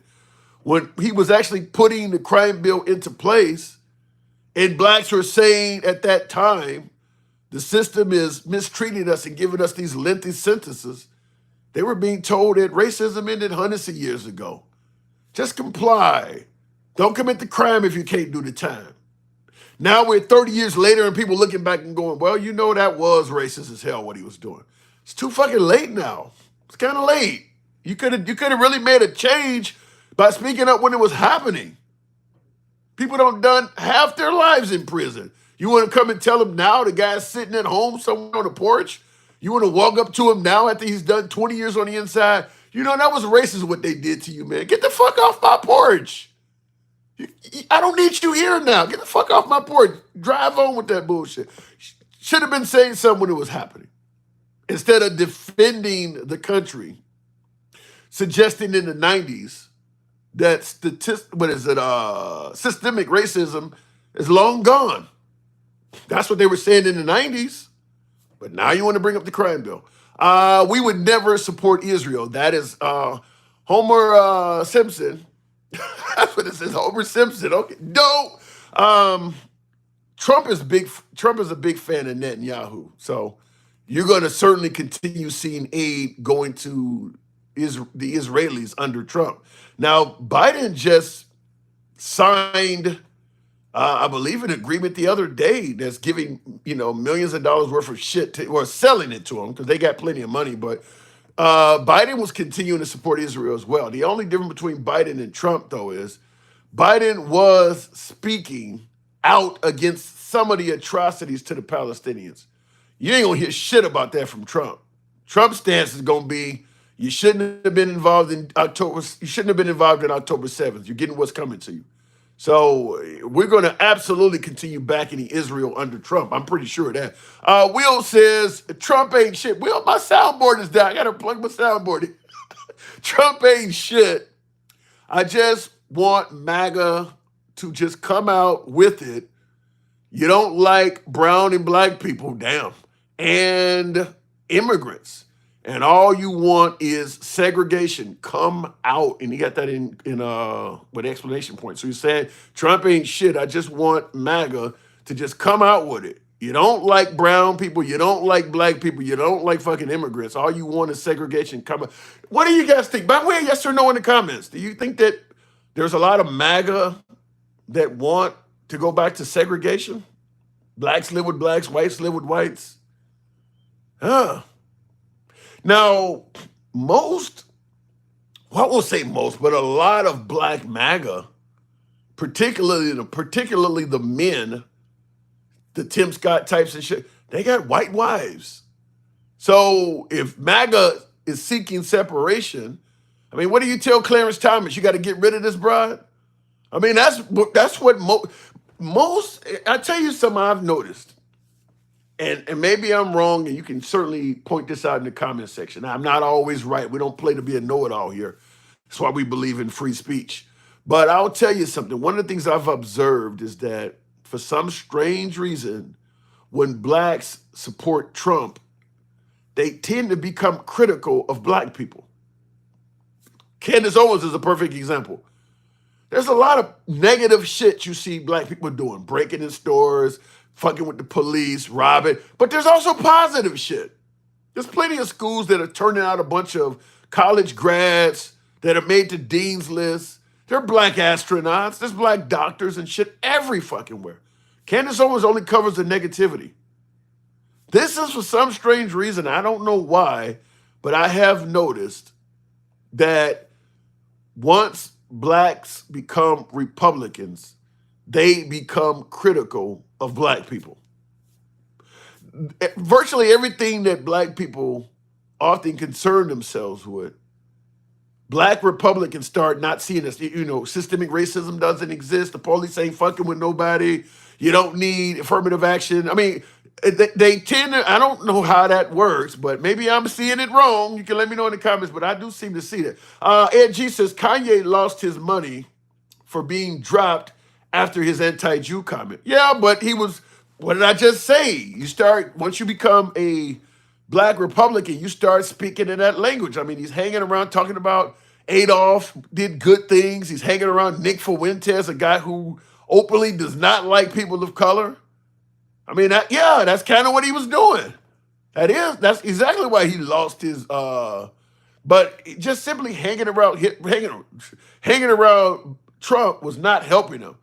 But then he branches out from hanging around Trump to hanging around big names that support Trump that are probably even more controversial than Trump, like Candace Owens, like Alex Jones, for instance. I mean, these are very controversial people that most folks within Kanye West's customer base are going to have zero tolerance and appreciation for. There ain't a lot of black people that favors Alex Jones. And you're hanging out with him on the radio with him and you're actually speaking favorably of Adolf. It is what it is. Will says that's the thing. The only time MAGA likes black people is if they kiss up to them. Wow, I want to disagree with that so bad. I do. But I can't. I'm trying to think.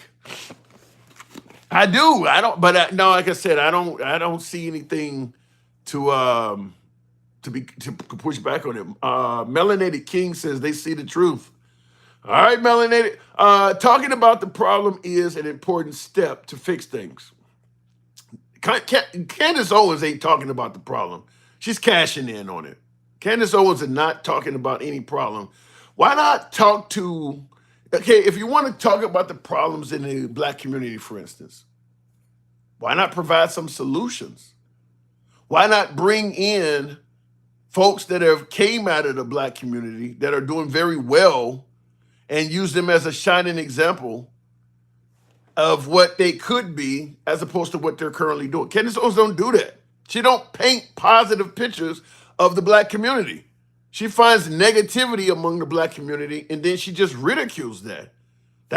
You ain't helping shit out. You're not gonna get changed by doing that because the people in that community ain't gonna listen to you.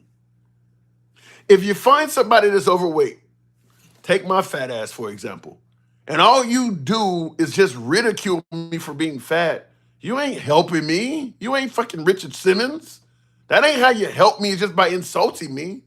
Now, maybe if you show up with somebody that's fit and they, they're going to provide me with dietary tips, maybe some easy exercises, then that's different. You show up with another black person, look, he's fit. There's a picture of him when he used to be 300 pounds and, somebody who made the transformation. That's different. But you're just going to show up and speak on how awful I eat or, he can barely get around. That ain't helping me out. That ain't gonna make me want to listen to you. And that's what Candace Owens is doing. George Floyd is a perfect example. George Floyd passes away. Candace Owens does a video on George Floyd. She spends about 2 or 3 minutes admitting that what Derek Chauvin did is wrong. And the whole rest of the video, about 90% of the video, is about George Floyd's crimes he's committed, going all the way back to 2004. She spent his death talking about how bad of a guy he was. She gave Derek Chauvin the taking of his life, which is the major event for everybody, for why people know who George Floyd is. That's the reason why people are talking about him to begin with. She only gave that like a minute or two. The whole video was about all the crimes he committed, going back 20 years. That's what Candace Owens does. I'm not going to hate on Candace Owens, though.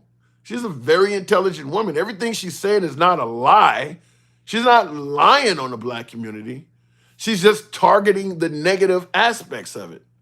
I could do videos on how great the Volkswagen was for Germany and how great it was that Adolf is the one that created it. I can just ignore the Holocaust and just focus on the Volkswagen, focus on the German economy during that time, and just pick the positive stuff and just ignore the fact that they're killing people wholesale.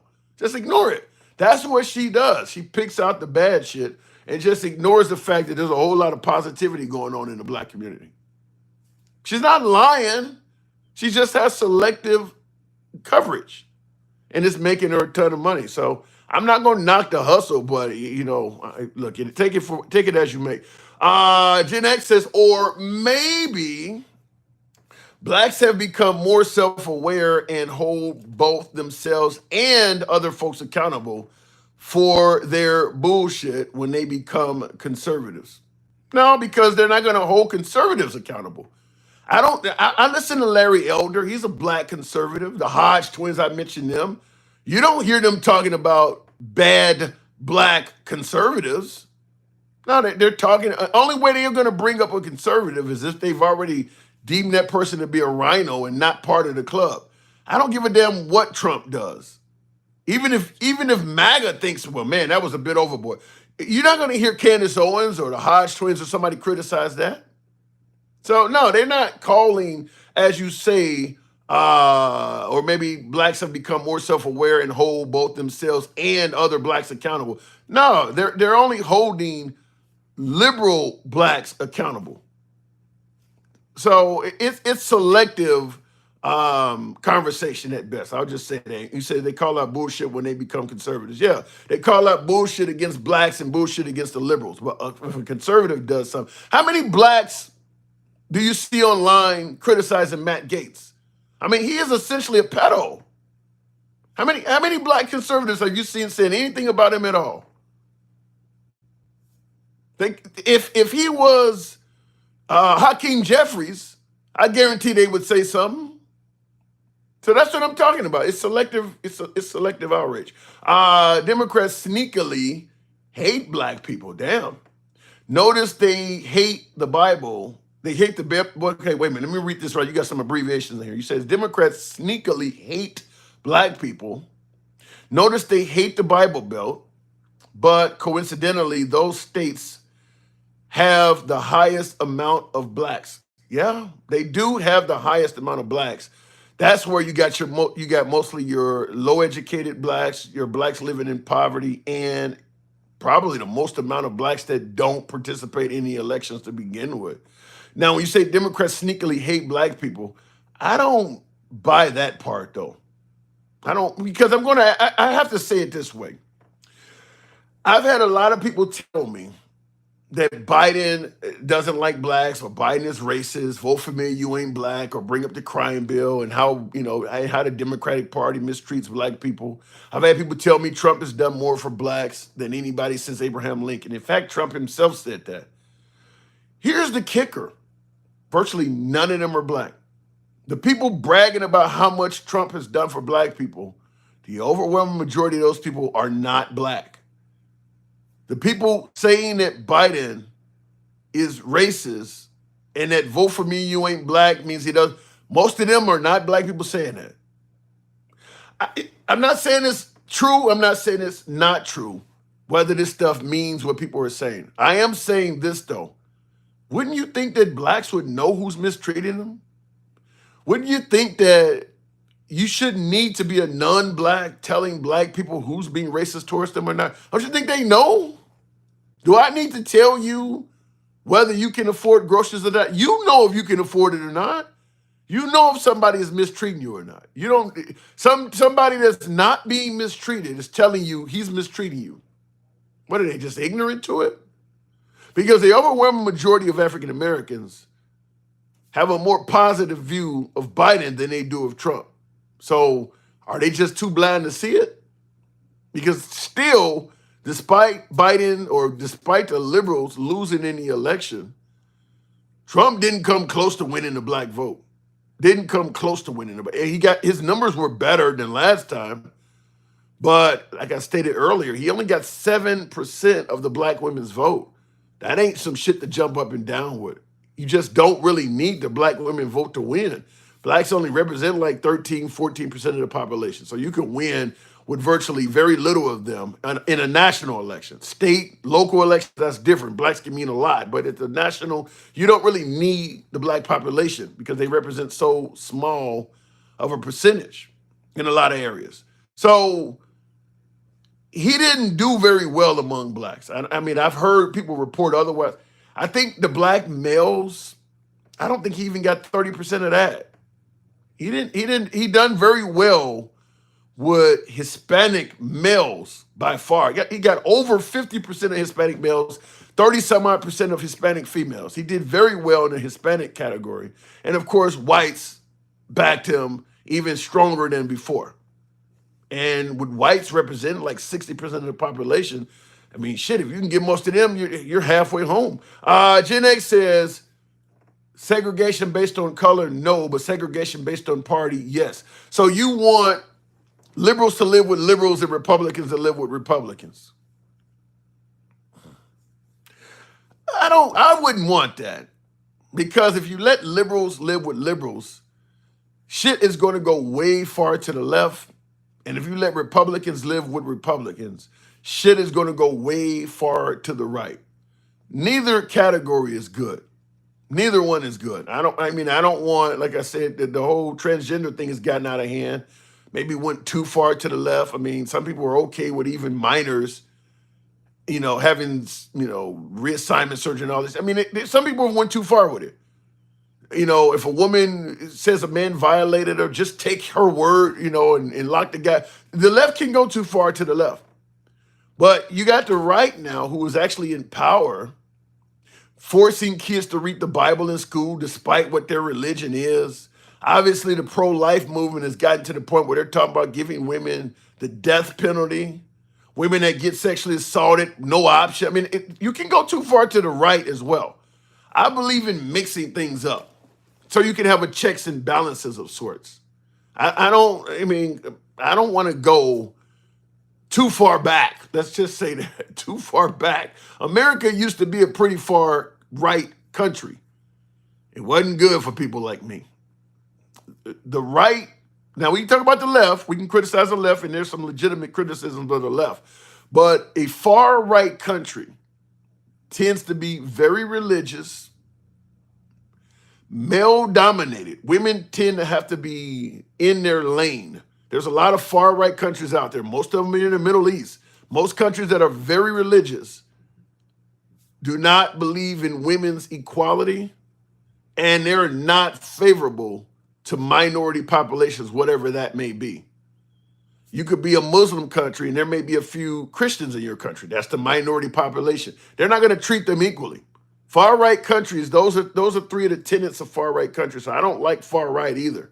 Because like I said, women get marginalized, religion is forced upon every damn body, and the minority sect of the population does not necessarily have equality. So based on those three things, I'm not a fan of segregating due to politics. Looking in the comments, Will G, if I can bring whatever just happened there, says the Bible Belt is overwhelmingly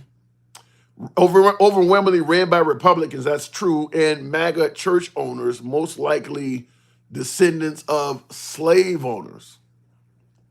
I don't know about the descendants of slave owner part because most Americans did not own slaves during the period. I think only 1% of whites owned slaves.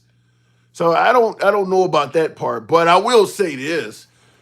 It doesn't really matter, in my opinion, if your family owned slaves or not. If they voted for the guy or the politician during that time that was pro-slavery, that to me, that's just as good. The only reason you don't own slaves is because you're too poor to afford one. But if you're okay with letting a politician rule that is pro-slavery, you're no better than the guy who owns them, in my opinion, because you're kind of you're kind of allowing them to do it. So I'll just leave it at that. But yeah, the Bible Belt is mostly MAGA, mostly conservative. I don't think that's up for a debate. I think everybody agrees with that.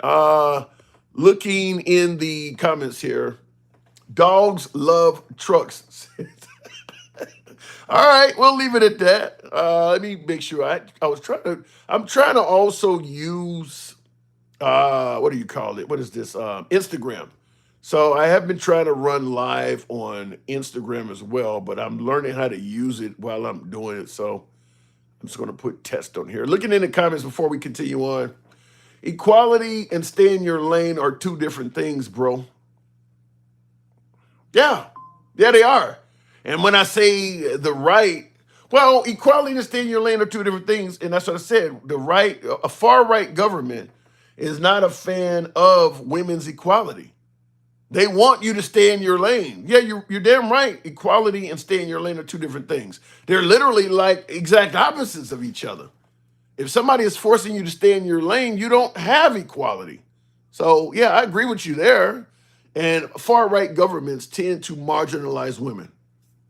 Marginalize, stay in your lane, whatever phrase you want to use. That's what I'm trying to say. I don't know why this thing is doing this. I'll just go ahead and clear it if it doesn't let me do it. Anyway, looking back in the comment section, everyone please listen to this song by Tupac called Black Jesus. I would play it if they didn't copyright me. I don't know. Black Tupac, Black Jesus. I don't know if I've heard that one before. I'm sure I have. I'm sure I can't think of that one though. If you didn't have most of the money, you didn't have most of the power, says Dustin. Yeah.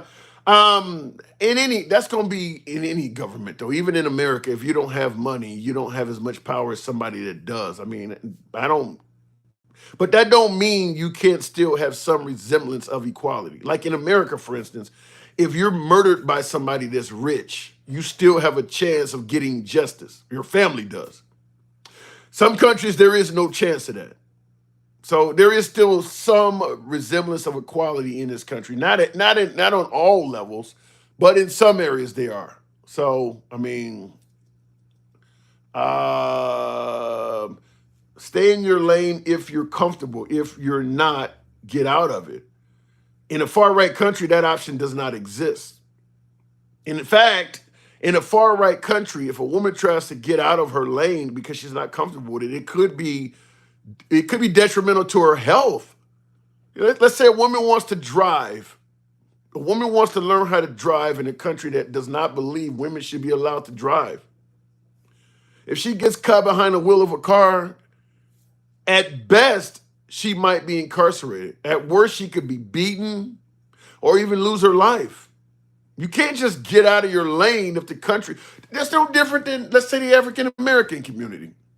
We know during the 50s, the America had a lane for blacks. Certain neighborhoods you couldn't go to, certain restaurants, you couldn't go to certain schools. Martin Luther King is an example of somebody who did not want to stay in his lane. So he would go into white restaurants and do sit-ins. I mean, that stuff is dangerous. Martin Luther King had a difficult time getting people to protest with him because they knew hanging around this guy, ass whoopings seemed to follow him. They're sicking dogs on people. People are being incarcerated by corrupt sheriffs that are beating. I mean, a lot of folks did not want to protest with him because hanging around him and ass whooping can follow. So you don't have to stay in your lane, but the consequences of not doing so could be severe. It's challenging the status quo. Yeah, but when the status quo is defended by violence, that's a different ballgame. And during most of America's history, stepping outside of the status quo could mean you encountering violence, dating outside of your race, being in the wrong neighborhood at the wrong time of night, asking too many questions about different things. I mean, just simple shit like that could result in you experiencing loss of life. I mean, how many civil rights leaders were just fighting to get equality, get similar equality to other folks who weren't going through that and got killed for it? So you can stay in your lane. It means something. Looking in the comments, Charles Vaughn says, Green Book for safety for black people. Yeah, that's another one that a lot of Americans, certainly even people, someone like myself that went to school back in the 70s and 80s, never heard about it until I became an adult. The Green Book, where if you wanted to do a cross-country trip in America, you needed a book to let you know what facilities were safe to utilize, what gas stations, what restaurants you could stop at. When we used to go down south, being from Chicago, I'll give you a perfect example of my own personal story. When we would go down south for family reunions and stuff like that, my grandparents would always pack a sandwich and things like that. We never stopped off at restaurants. Just thought that was something they do. Well, that's kind of how African Americans had to travel in this country because there were so few places it was safe to stop at to eat.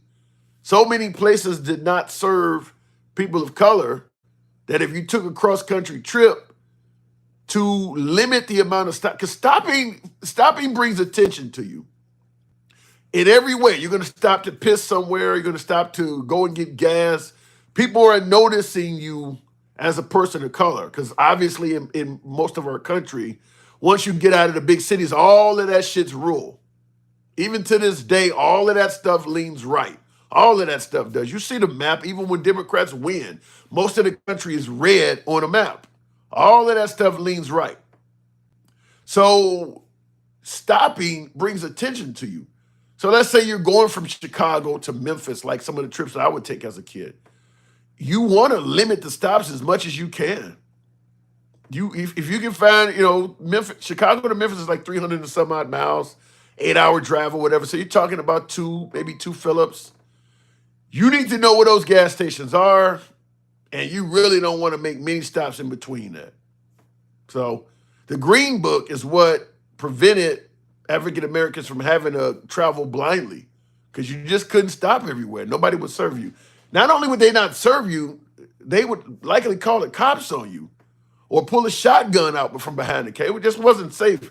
Looking in the comments, even if they weren't slave owners, slavery was sadly an operation, and there was leveled positions from slave owners, yeah, to all slave drivers, and I'm sure many of them were their drivers. Yeah, I mean, like I said, during that era, there wasn't a lot of people you could trust because if you could trust someone, then they were in danger themselves. You heard of the term Negro lover, for instance. Negro lovers were people that might be favorable to blacks. Well, they could get it too.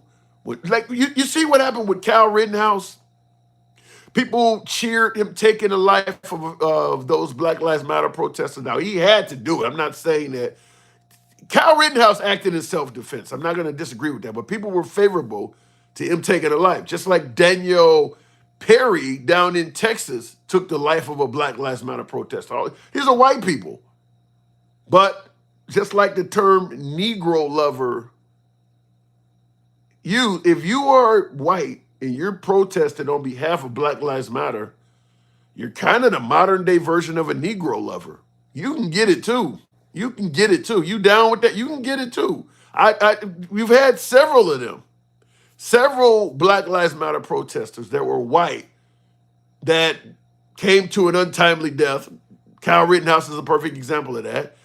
Daniel Perry in Austin, Texas is another one. People were happy about that shit. Money started pouring in, donating to their all of that.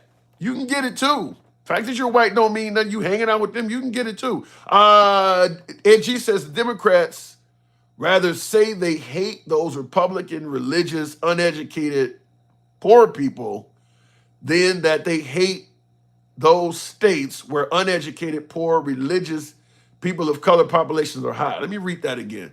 The Democrats would rather say they hate those Republican, religious, uneducated, poor people than that they hate those states where uneducated, poor, religious, people of color populations are high. Well, I kind of get your point. There is a large African American population in Mississippi. There is a large African American population in Alabama, Louisiana, Georgia, but that population is not speaking for those people. A lot of gerrymandering taking place. Those folks in those states are often marginalized. That's why the Democratic Party, in my humble opinion, is like that. Those states are not acting in a manner that is it's not. If those people in those states could speak out, you think the folks in those states, the African Americans in those states, favor the policies that are coming out of those states? I don't think so. They don't have any power. They don't have any power down there, and as a result, They're kind of in a marginalized position. So that's, I believe, why that's happening. Let's just be American, says Britt. I think we've been saying that since the beginning of time. There's a lot of folks who don't want that, though. 3 civil rights workers was unalive. Charles Vaughn, that's kind of, is that like the Mississippi Burning movie? Once again, like I said, if you're on a side of folks protesting civil rights, it don't matter what color you are, you can get it. You can get it. You working with them, you the enemy too. My beautiful black brother from Roll Steel in Boston taught me how to roll a blunt and the spiritual benefits from blazing. Black is all beautiful. Thank you, Jesus Christ. I like that, Stephen Sylvester. I like that. All right, let me continue on. All those things that you're addressing or matters of liberty, we should all agree that someone should be able to date or marry outside of their color. You should be able to travel wherever you like. You can get it too. You sound like an N-word. I'm just saying. I know I'm making a joke about it, but if you were to say that in certain forums, you go to a town hall meeting, definitely if you were talking like that in the 1950s, you just as good as dead. You can get it too. You be just like me. You can't say that. You sound like a Negro lover. Ed G, that sounds like Trump, and Trump ain't shit. Oh my God, you be killing me with that. Oh, but speaking of which, I'm trying to figure out why my soundboard is not charging. Looking in the comments, that Trump ain't shit be killing me. Yes, only if it was true. The 1950s, yeah, 1960s, 1970s, it doesn't change. There you go, Will. Yes, Tim, blacks don't want to be Americans. They forever complaining. How long must this go on? How about leave the past in the past? Jason? Now you're saying blacks don't want to be Americans. They are forever complaining. How long must this go on? How about leave the past in the past? Here's what I don't get. And I got a lot of things I can say on this. First of all, you see people waving around the Confederate flag in 2024, in 2025, you'll see people doing that. You saw it in the Capitol building on January 6th. You see people talking about the South will rise again. But for some, and you don't see the right saying exactly what you just stated. How about we leave the past in the past? You're talking about this, the Confederate flag is about pride and heritage. That flag is from a couple hundred years ago. How about we leave the past in? I don't know what is it about the voice of African Americans. The minute African Americans start speaking, suddenly their history is what we need to get over. Well, you guys need to lead the past in them. He's waving around the Confederate flag that was happening during the same period you're telling me to forget about. These things are happening at the same time. But yet we're telling the African American side that they need to lead the past in the past, but the Confederate side is literally waving the past in our face, and nobody's telling them at all, you need to lead the past in the past as well. That's the problem, that it seems like you're okay with the past, you just don't want to hear from them. Otherwise, you would be telling the folks with the Confederate flag, all of these things took place at the same era. You got Trump right now promising. Well, he promised if he got elected, which he has successfully won the election, he promised to rename the military bases back after Confederate soldiers. MAGA loves that. I don't want you erasing history. What happened to leave the past in the past? He's about to go and rename bases back after people from the 1700s. Now, where is the lead the past in the past part? So that's where I have the pushback, is that for some reason when African Americans speak up, suddenly the past is inappropriate. But the Confederates can talk about the past all they want, and it's okay. Even though those two events took place simultaneously. Slavery and the Confederates existed side by side. Somebody make that make sense to me. And then, of course, there's all sorts of things from the past. Like we just talked about the Green Book and stuff like that. How can you leave the past in the past if you don't really know all about the past? So much of the past has been hidden and has continued having a trickle down effect that people are still just learning about it. Like that Netflix movie, the 688 or whatever, about the women that are making, nobody knew about that. You know how many stories of African Americans that served during World War II are not known because they were not being rewarded, they were not being promoted, stuff that is still trickling out. Or Black Wall Street is a story that only trickled out in recent generations. There's so many of these stories. How do you tell somebody to forget about something they're just finding out about? I said this numerous times. If they were honest about the past from day one, it would have been a lot easier to move on from it. But it's hard to move on from things you're just finding out about right now. How many folks are talking about, well, blacks didn't have it that bad, the Irish slaves had it worse? We didn't go to school coming up in the 70s and 80s receiving lessons about the Irish slaves. Didn't hear nothing about it. I can't think of one well-known Irish slave. Not one. Did any of them escape? Where, I don't know where they worked at. I don't know what they did. I don't know when slavery for them ended. How do you forget that? You're just learning about it. So it's very difficult to do what you're saying because the history of this country was taught so poorly, was taught so deliberate to be dishonest. We didn't teach history based on accuracy. We taught it based on American exceptionalism. We're going to teach history to these kids in a manner that promotes us as the best country on earth, even if we got to lie to them. And that's what we've been dealing with from day one. In the comments, you can't speak for them and how they feel, Tim. Tim Lemon. Who is Tim Lemon? I have black friends for M the I'm gonna have to use my spectacles. I can't get what you're saying.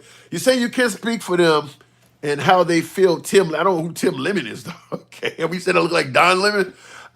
I have black friends for room the South, and they think very different than the relatives here in Cali.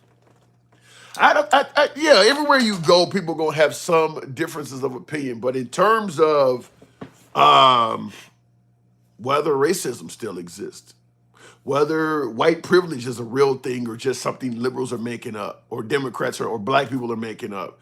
When it comes to racial issues, whether the Confederacy is about racism or pride and heritage, it don't matter where you go in this country. The blacks are gonna be pretty much united on that. You're not going to find a whole bunch of black people talking about the Confederates are good and friendly to us. I don't care. Even in the deep South, they ain't going to tell you that. So there are some differences between people that might live in Mississippi versus California, how life is lived, how, the far left versus more moderate, all of the open LGBT stuff. You live in rural Mississippi, that's not going to be as popular.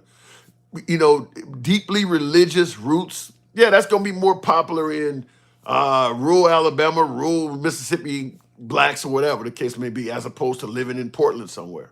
But when it comes to some issues, they're fairly united. If you start asking African Americans, do you think the police treat blacks just as well as everybody else? I don't think you're going to go anywhere in the country and get a resounding yes to that. I think just about anywhere you go, African Americans are going to suggest that the cops, the system is not as favorable to us. You can talk to them in California, you can talk to them in Mississippi, you can talk to them in Maine. They're going to tell you that. So there's some differences, but there are some places where it's some areas where it's fairly united. Stats provoke that awareness, says Alan. Give me an example of what you mean by the stats, because some stats can be true while omitting things that may actually confirm the issue. Like a perfect example, the murder rate. Trump even said this: more whites get murdered by cops than blacks.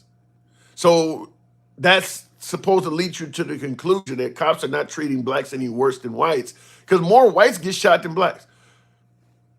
The overwhelming majority of people who are mistreated by police don't get shot. So Trump could be 100% correct, and I believe he probably is. There's just that many more whites than blacks in this country. More whites probably do get shot by cops than blacks. But when you start talking about false accusations, wrongful incarceration, wrongful seizures, wrongful searches, none of that involves somebody getting shot. You're excluding almost all of the police misconduct when you only focus on who gets shot. So you can give an accurate stat, but still completely be wrong about describing the problem. Screwing like a rabbit. What is I don't know what that means. I will. Wait a minute. It says I will. Should I call you, Tim, to have a real conversation about this issue? I mean, we could certainly have a conversation. I got it. Well, I was talking about January 6th earlier, and TikTok didn't like that. So it started threatening my life. So I just figured I'd sit here and rap to you folks. I would certainly love to talk to you about the issue. I would absolutely love that. How come you never hate on Genghis Khan? He enslaved way more. That would be like asking someone who was sitting there memorializing what happened on September 11th, why they never hate on Tiananmen Square or somewhere else that a terrorist attack took place. Genghis Khan ain't got nothing to do with American history. I mean, it's as simple as that. If we're talking about the American slave trade, why would you deflect to Genghis Khan? It ain't got nothing to do, it's irrelevant to the subject at hand, that's why. It's amazing, like Jekyll and Hyde, MAGA's mood was today and 4 years ago. Yeah, it is a difference. He said, it's amazing, like Jekyll and Hyde, MAGA's mood was today versus 4 years ago. Yeah, they were happy as hell today and distraught 4 years ago. You notice how many Trump supporters are like, look, he won, just get over it. 4 years ago, they didn't want to hear that shit. Biden won, just get over it. No, they didn't want to hear it. Now all of a sudden their guy wins, and just get over it. Just accept that he beat your guy. So it is a difference. Good point there, Will. He says the spoiled brats they are when they get what they want. Pelosi's security thing was a flat out lie, and MAGA wanted a scapegoat. Let me just say this in regard. That is a great point. I did a video on this earlier. The whole notion that Nancy Pelosi was supposed to provide the National Guard. Here's my point on that. Now, if Nancy Pelosi was supposed to provide National Guard and she failed on that, where's the evidence? Now, if Trump requested that she provide security, he would have had to send her an email, to have a letter typed out to send to her, her assistant from his assistant or whatever. There has to be a paper trail. You can't request hundreds of military personnel, vehicles, equipment show up somewhere, and there's no paper trail of it. If Trump is adamantly going to state that he asked for National Guard and Nancy Pelosi did not provide it, he should easily be able to produce a paper trail of that. And obviously, his request is not going to go directly to Nancy Pelosi. He's not going to type up the letter. He's going to have his assistant. Let's say it was Nancy Pelosi's job. He's going to have his assistant, chief of staff, whoever he would tell, I need you to make sure Nancy has us some security provided. That person is in turn going to take his request to the assistant of Nancy Pelosi. There's going to be an email back and forth. You got to sign off on this. You can't request hundreds of military personnel. There's a signature out there somewhere. There's paperwork. If he requested this from Nancy Pelosi and she failed, why hasn't he shown any paperwork? It goes beyond what's coming out of people's mouth. Trump has said he requested it. Somebody in the comments has said Nancy admitted it. Where's the paperwork? Where's the paperwork? Where's the proof? This is where the problem is that Trump says a lot of things. We can talk about whether they're true, whether they're false or not, but he says a lot of things and does not provide evidence. If she failed to provide the National Guard as requested, he should easily be able to produce his request that was sent to her, because it would be on presidential stationery with his seal, his signature, whether it's stamped, whether it's written out. You just can't request hundreds of soldiers show up somewhere and there's no paper trail that this ever happened. You know why I say that? Because the other side could lie. Let's say, for instance, Trump got on the phone and asked for Nancy Pelosi to send security. And she did it, and there's no paperwork. There's no paperwork at all. He called her, she did it. All of a sudden, you got hundreds of National Guardsmen there, and maybe a protester starts talking about hanging Mike Pence or saying something stupid, and a National Guardsman maybe performs a hardcore arrest on the person or, violently abuses a protester that's getting out of hand. And then Trump goes on television and say, see, we let Nancy Pelosi, Nancy Pelosi came in and sent security to a peaceful protest that was not necessary, and they don't roughed up one of my supporters.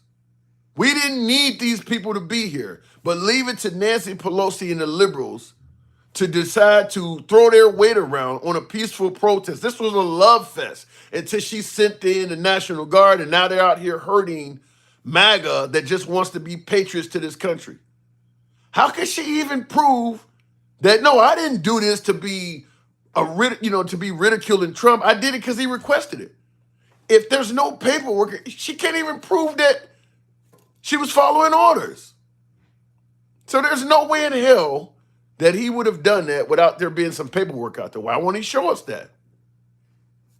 If the January 6th hearings committee got it wrong, because they're saying that it was not Nancy Pelosi's job to provide security. So if they got it wrong, then he should easily be able to show us evidence that he provided it. Notice that has not come forward. Why is that? Why is that? Why 4 years? Why hasn't that come forward?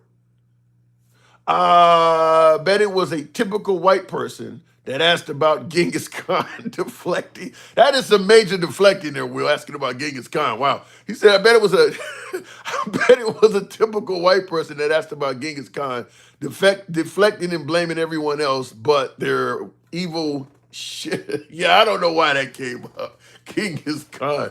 Ed says, Democrats will... What? You be using so many abbreviations, Ed. I don't know if you want to. I don't mind the abbreviations, but something I can't figure them out. Democrats will have January 6th moment when he legalizes only two genders. I don't know about that, Will. Ed, I don't know about that because there is a lot of Democrats that do not favor some of the gains of the transgender community. I'm surprised. I've talked to relatives. I got relatives, walking the streets of Chicago that ain't down with that stuff. I mean, I've talked to, so I don't know, there may be some far left members of the Democratic Party that may not like Trump legalizing two genders, and he is talking about doing that. I used that during some of my lives about a year ago, and MAGA was denying the hell out of that shit, telling me I was fear-mongering and giving misinformation. I said then that if Trump gets elected, for all intents and purposes, in the eyes of government, he is going to make the transgender community go away.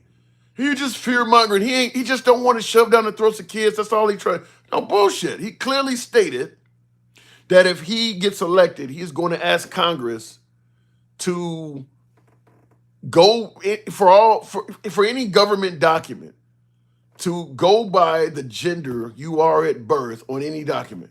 So in other words, if you are a transgender person, the government won't recognize you.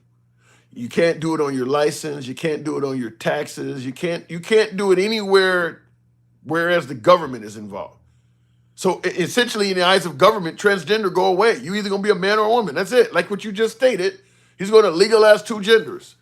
But the right, hoping for Trump to get reelected, did not want that to be said. You don't hate the transgender community. Quit demonizing him. He ain't trying to do all that. He just don't want to shove down the throats of kids. Now that he's in there, you're going to see that it goes way beyond just something being shoved down the throats of kids. It's going to go to the point where I don't want these people out and about. I don't want them in professions. I don't. Basically, virtually anywhere you want to be. Like, okay, you can't be anywhere where children are involved. because they believe that the transgender community is harmful to kids somehow. So I guess you can't be a school bus driver or a lunch lady or a crossing guard or a teacher. Or I mean, you realize how many professions that cancels out? We'll see, but I do believe that the right is anti-trans, and there's plenty of people on the left that are too. So I don't think it's going to be a big riot if he does it. I strongly disagree with the term and wording assigned at birth. It is identified and confirmed at birth. I think the language is important. Well, the point is, whatever they refer to you gender-wise at birth, Trump is saying on government documents, you can never change that. Like, what is it? Caitlyn, Bruce Jenner to Caitlyn Jenner. Even though the name says Caitlyn Jenner and the physical appearance looks like something resembling a very ugly, unattractive woman, the driver's license is going to say male. I'm surprised he would even let you change your name. Leave it up to the right, and they may start saying that if you are a man, if you're born a man, you can only legally choose names that are synonymous with males. I would not surprise. Now I know I'm stretching in here. There's been no promise to do this, but you can't go from John to Cindy. It would not surprise me if somebody did some shit like that. They're not favorable to the transgender community. They just are not. And going from Bruce to Caitlyn, that's a no. And oddly enough, Caitlyn is a Republican. Caitlyn Jenner supported Trump. I don't get that. Other than she just doesn't care about any advances for the transgender community. Maybe she's focusing on the economy or the price of gas or eggs or some shit. But she clearly is not concerned with the advancements toward equality for the transgender community to do something like that.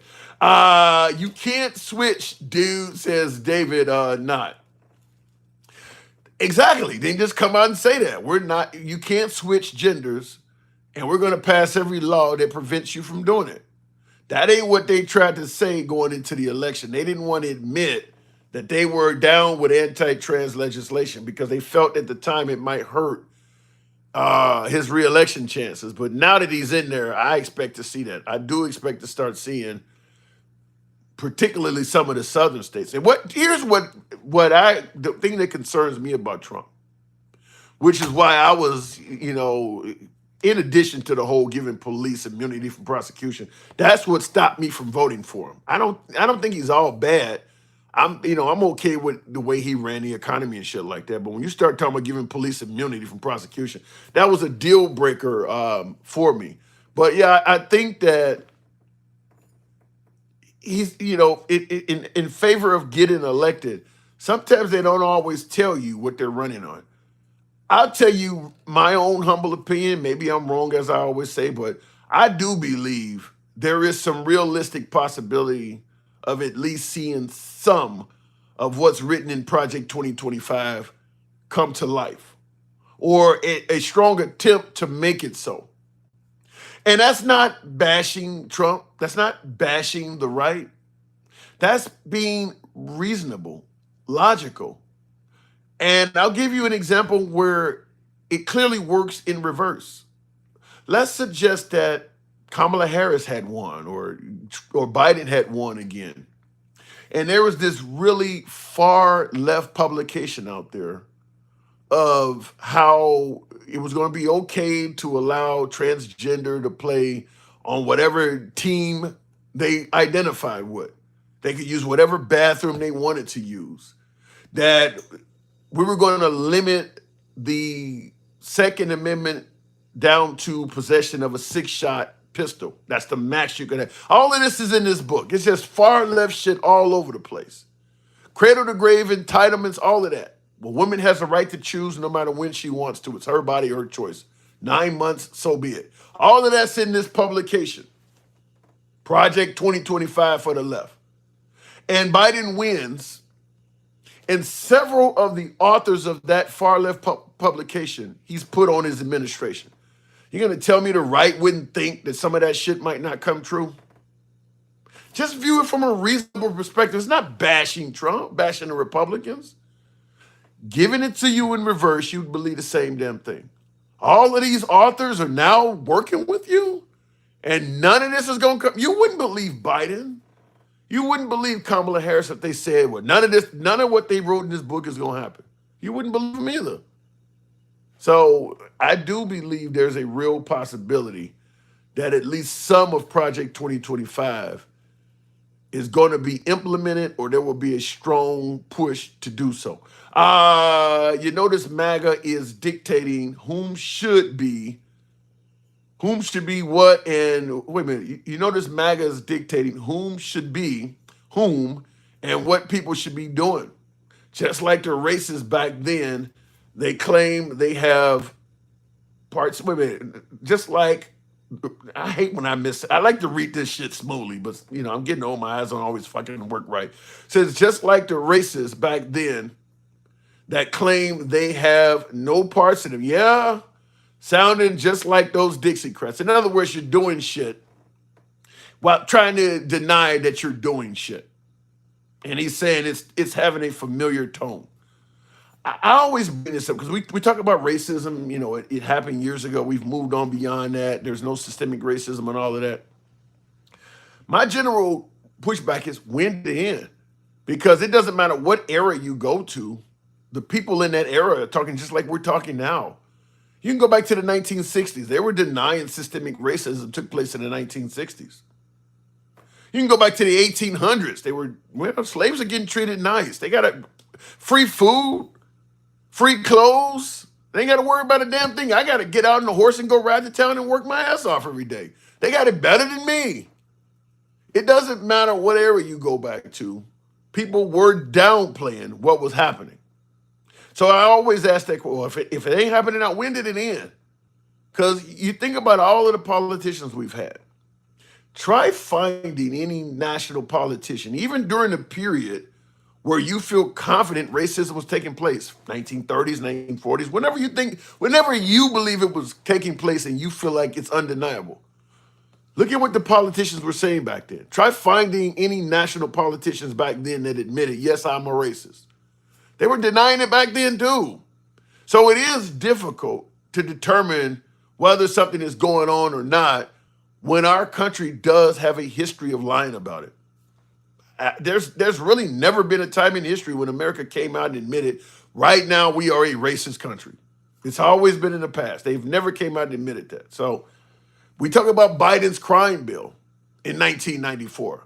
You got MAGA all over social media right before the election, admitting that shit was racist as hell, locking up black people everywhere. You think America was admitting it was a racist country in 1994? Or do you think it was saying exactly what we're saying now? It ended years ago. Get over it. Let the past be in the past. They weren't admitting it in 1994 when he was doing it. So it's very difficult to know if it ended or not because nobody's being honest about it. We have a history of lying about it. From day one, we've been lying about it. Because I can give you a list of names that'll talk politics in circles around you, and they're conservative. Tabby, I would love to speak to conservatives that talk circles around me. Shit, I might learn something, damn it. Let me tell you guys something. When I say I'm for free speech, damn it, I'm not lying to you.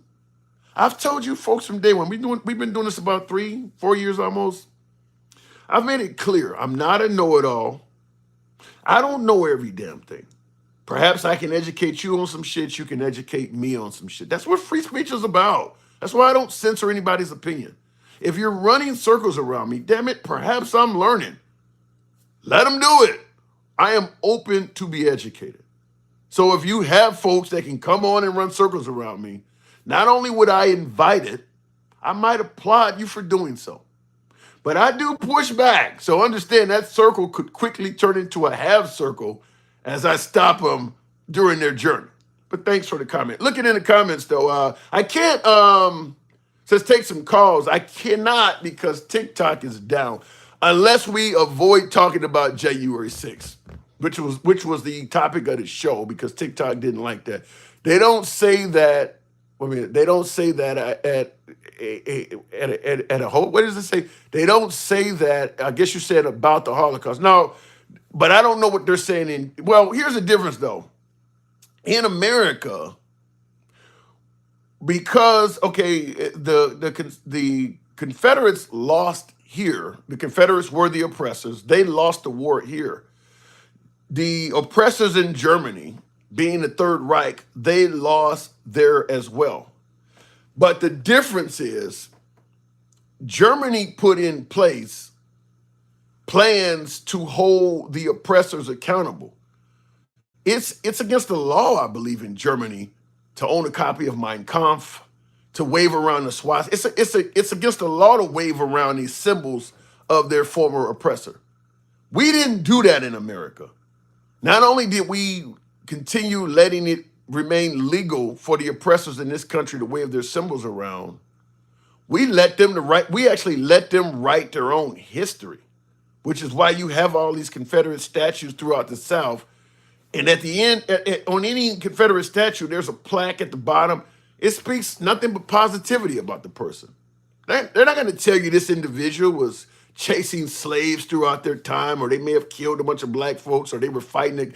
None of that. It's all positive. He fought a gallant battle and defended Fort Sumter on behalf of the. It's all positive. The Germans did not let their oppressors do that. They prevented them from writing history to fit a false narrative. In America, we let the Confederates write their own story, and they kind of wrote out a lot of the atrocities. They just wrote it out. I don't, what was it called? The Sisters, is it the Sisters of the Confederate? I forgot the name of the group, but that was their entire mission, is to hide what actually happened. They took certain books out of schools, they essentially made it against the law to talk about any of the negatives. So that for decades, for generations, if Germany had won World War II, Holocaust would have never happened. You would have had claims that a bunch of Jewish people they came up missing during war. That's what happens. People sometimes get misplaced. They would have denied it. You would have never had any access to the graves. They would have completely wrote that out of history. That's what the Confederates did. They tried their best to write most of their atrocities out of history. And when I say the Germans would have made the graves disappear, you better believe there are fucking mass graves all over America that we are walking and driving on every damn day that we don't know about. That's what the Confederates did. Down south, there are graves everywhere that you do not know of, people that did not deserve to die, that nobody never wanted you to know that they ever were buried there. That's all over the place down south. That's how Germany would have did if they had been given the right to rewrite their own history. That's what happened here in America. So you can't let the person perpetrating the atrocities write their own history. That's how you get taught incorrect history. And that has happened a lot in this country. Looking in the comments, daughters of the, okay, that's what it, not sisters, daughters of the Confederate. Yeah, they pretty much, that was their mission, is to paint the Confederacy in a positive light and omit as much of the atrocities as they could. A lot of stories had to be handed down from person to person because you couldn't put a book in the library about it, couldn't post a story in the newspaper. Like Black Wall Street, I think we've all heard about that by now. Took place in Tulsa, where a lot of African Americans, not being served by whites, created their own neighborhood that features their own barbershops, their own law firms, their own grocery stores. They had all their own because nobody would serve them. It started becoming so financially successful that essentially the white community created a reason to go in, and they ended up burning all of it down. They did the same thing we're talking about. All of the people they killed, they threw them in mass graves and passed laws. You cannot put a marker on their grave. You cannot put their death in the newspaper. You can't mention it. You can't mention it. And the only reason why Black Wall Street survived is it was passed down from family to family. But there was no right. It was as if it never happened. They pretty much wrote out what they did. That's what would have happened if Germany had won. They would have just wrote out of history what they did. In America, we allowed the folks doing this stuff to control history, and they wrote it out. Looking in the comments, Tim, read the post before this one and comment. I don't know what the comment is there, Jason. I'm looking for it though. You know, I'll tell you this. I'm not soliciting, but when you guys do send super chats, which is why you see me reading some people's comments more. It turns a whole damn screen of color. So if I get it, I don't care if it's 99 cents. When you send a super chat, it stands out over everybody's comment. So if you wonder why ain't he responding to my comment, because it looks like everybody else's. And I'm looking at 3 screens and comments are flying everywhere. So occasionally I'll see your comment. I'm not skipping over anybody's comment. Understand that. I do, whether it's favorable, whether it's critical, whether it's you telling me I'm an asshole. But when you got 3 screens going on and you're becoming an old man and wearing glasses for the first fucking time, you can only see so many of them. So I can see color real easy. After this conversation, I'm sure many of you would agree. So when somebody sends me a super chat, I can clearly see their comments, such as Will. I'm willing to be MAGA. I'm willing to bet MAGA doesn't even want segregation. They would much rather redo something like Liberia. Ooh. Ugh. You know, you were the one, Will, who promoted me to study up on Liberia. I'm still upset about Liberia, where they gave black men their own country and they fucked it up like that. Do I think MAGA wants to? Do I think MAGA wants to kick every black man out of the country? Far right MAGA, maybe far right MAGA. I don't think most MAGA are that adverse to people of color that they want everybody. They want America to just be a white country. Wow, that's strong. Now, I will say that there's some of that. You know, I hate to both sides it, but there's some far left people that want all the white men out of this country as well. The liberals. There are some liberals out, like some feminists, not liberals, but feminists. There's some liberal feminists that might want that. I don't know. Every black man. Damn. You think they want to send us all back to Africa? That's frightening. Yikes.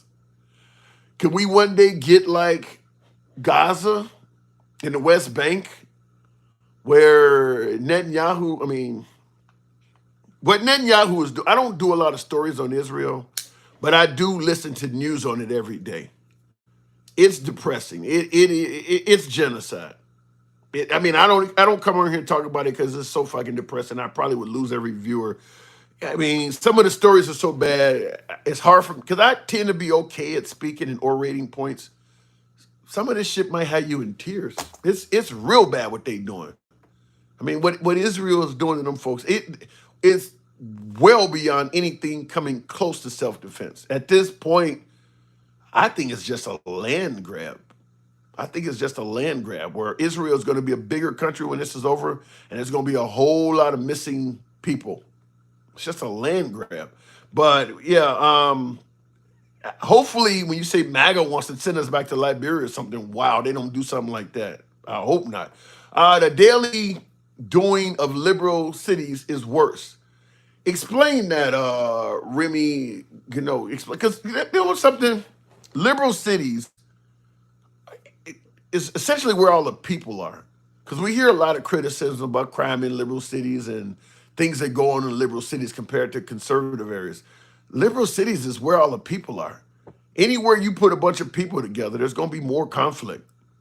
There's a reason why liberal cities are more violent and have more crime than conservative cities, because there's just more people there. There's different classes and all of this shit going on. I mean, it's just different cultures, different religions, all in one town. There's just a lot more incentive for people to disagree. When you look at the map of how many areas in this country are red compared to blue, for the most part, now geographically, there's way more Republican areas than Democratic areas. It's just there's all of the population are in the Democratic areas. But when you look at the red areas, there's not a lot to disagree on. Most of the people that live in those areas are straight, Christian, white. I mean, same heritage, damn near. I mean, there's not a lot to disagree with. But when you look at the blue areas, you got the LGBT community, Muslims are in those areas. I mean, you got just a whole laundry list of different cultures, races, and identities. And I mean, so there's a lot more room to disagree. So you're probably always going to have more conflict in liberal areas than you are in conservative areas because conservatives have a problem with diversity. Diverse populations, for some reason, avoid the conservative party like the plague. I mean, you put a bunch of people together from all backgrounds, and they just don't want to vote Republican to save their life. I should tell you something. Out of the top 50 biggest cities, the overwhelming majority of them lean left. I don't care how bad the government is being ran. They keep voting Democrats. They don't want to fuck with Republicans for some reason. There's more than one party because everybody is different. The only real party is of the truth. In America, where money matters, there's two parties. That's it. There's two parties. Right? Until we take money out of politics, look how much money went into Kamala Harris's hand. Or, I mean, Elon Musk gave Trump like $400 million by himself. You can't compete with that if you're a third party. You just can't compete with that. So there's two parties. Until something happens where you get all that money out of it, there's only two parties. People fighting over the airspace is wild. It'll blow your houses down. What do you mean fighting over the airspace? His ex-wife talked about him keeping a copy of Mein Kampf. Yeah, but that's the thing is now I was on a live earlier where people were trying to, we were talking about the Haitian migrant shit, and I was talking to several MAGA. It was just me against like 6 Trump supporters. That's my favorite environment.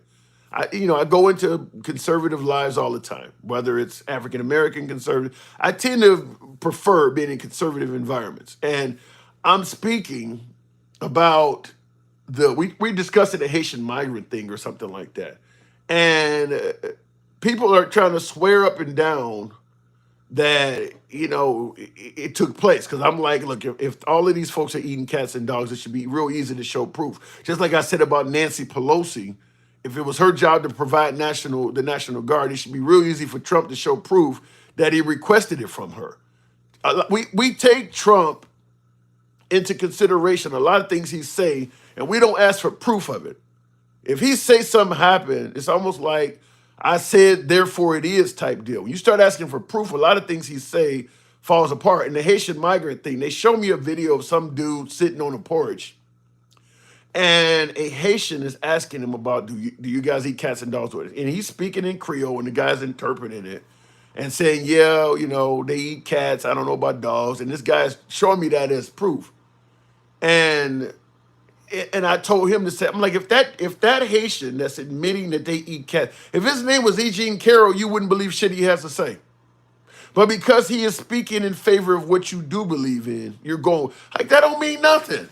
So I hear your point when you say that his wife talked about him keeping a copy of Mein Kampf. The problem is a lot of Trump supporters do not believe in any criticism of Trump, no matter who tells you. If Melania Trump says she walked in on Trump getting head or doing something, if Trump says it didn't happen, they're gonna believe Trump. That's where some of the challenge comes from, is that it is difficult to take on Trump when so many folks will refuse to accept anything that's critical of him. You've often heard me say on this show that if Trump actually did, not saying he did anything, but if Trump actually did go out and commit a serious felony for a large portion of the voting America, there would be nobody that could tell them and they would believe him. Because if Trump goes out and commits a major felony, you're gonna hear about that from one of the national security agencies or the FBI or somebody. If you don't believe any of those people, and Trump is saying I didn't do it, it's a witch hunt and they're lying, then for the most part, he can't do any wrong.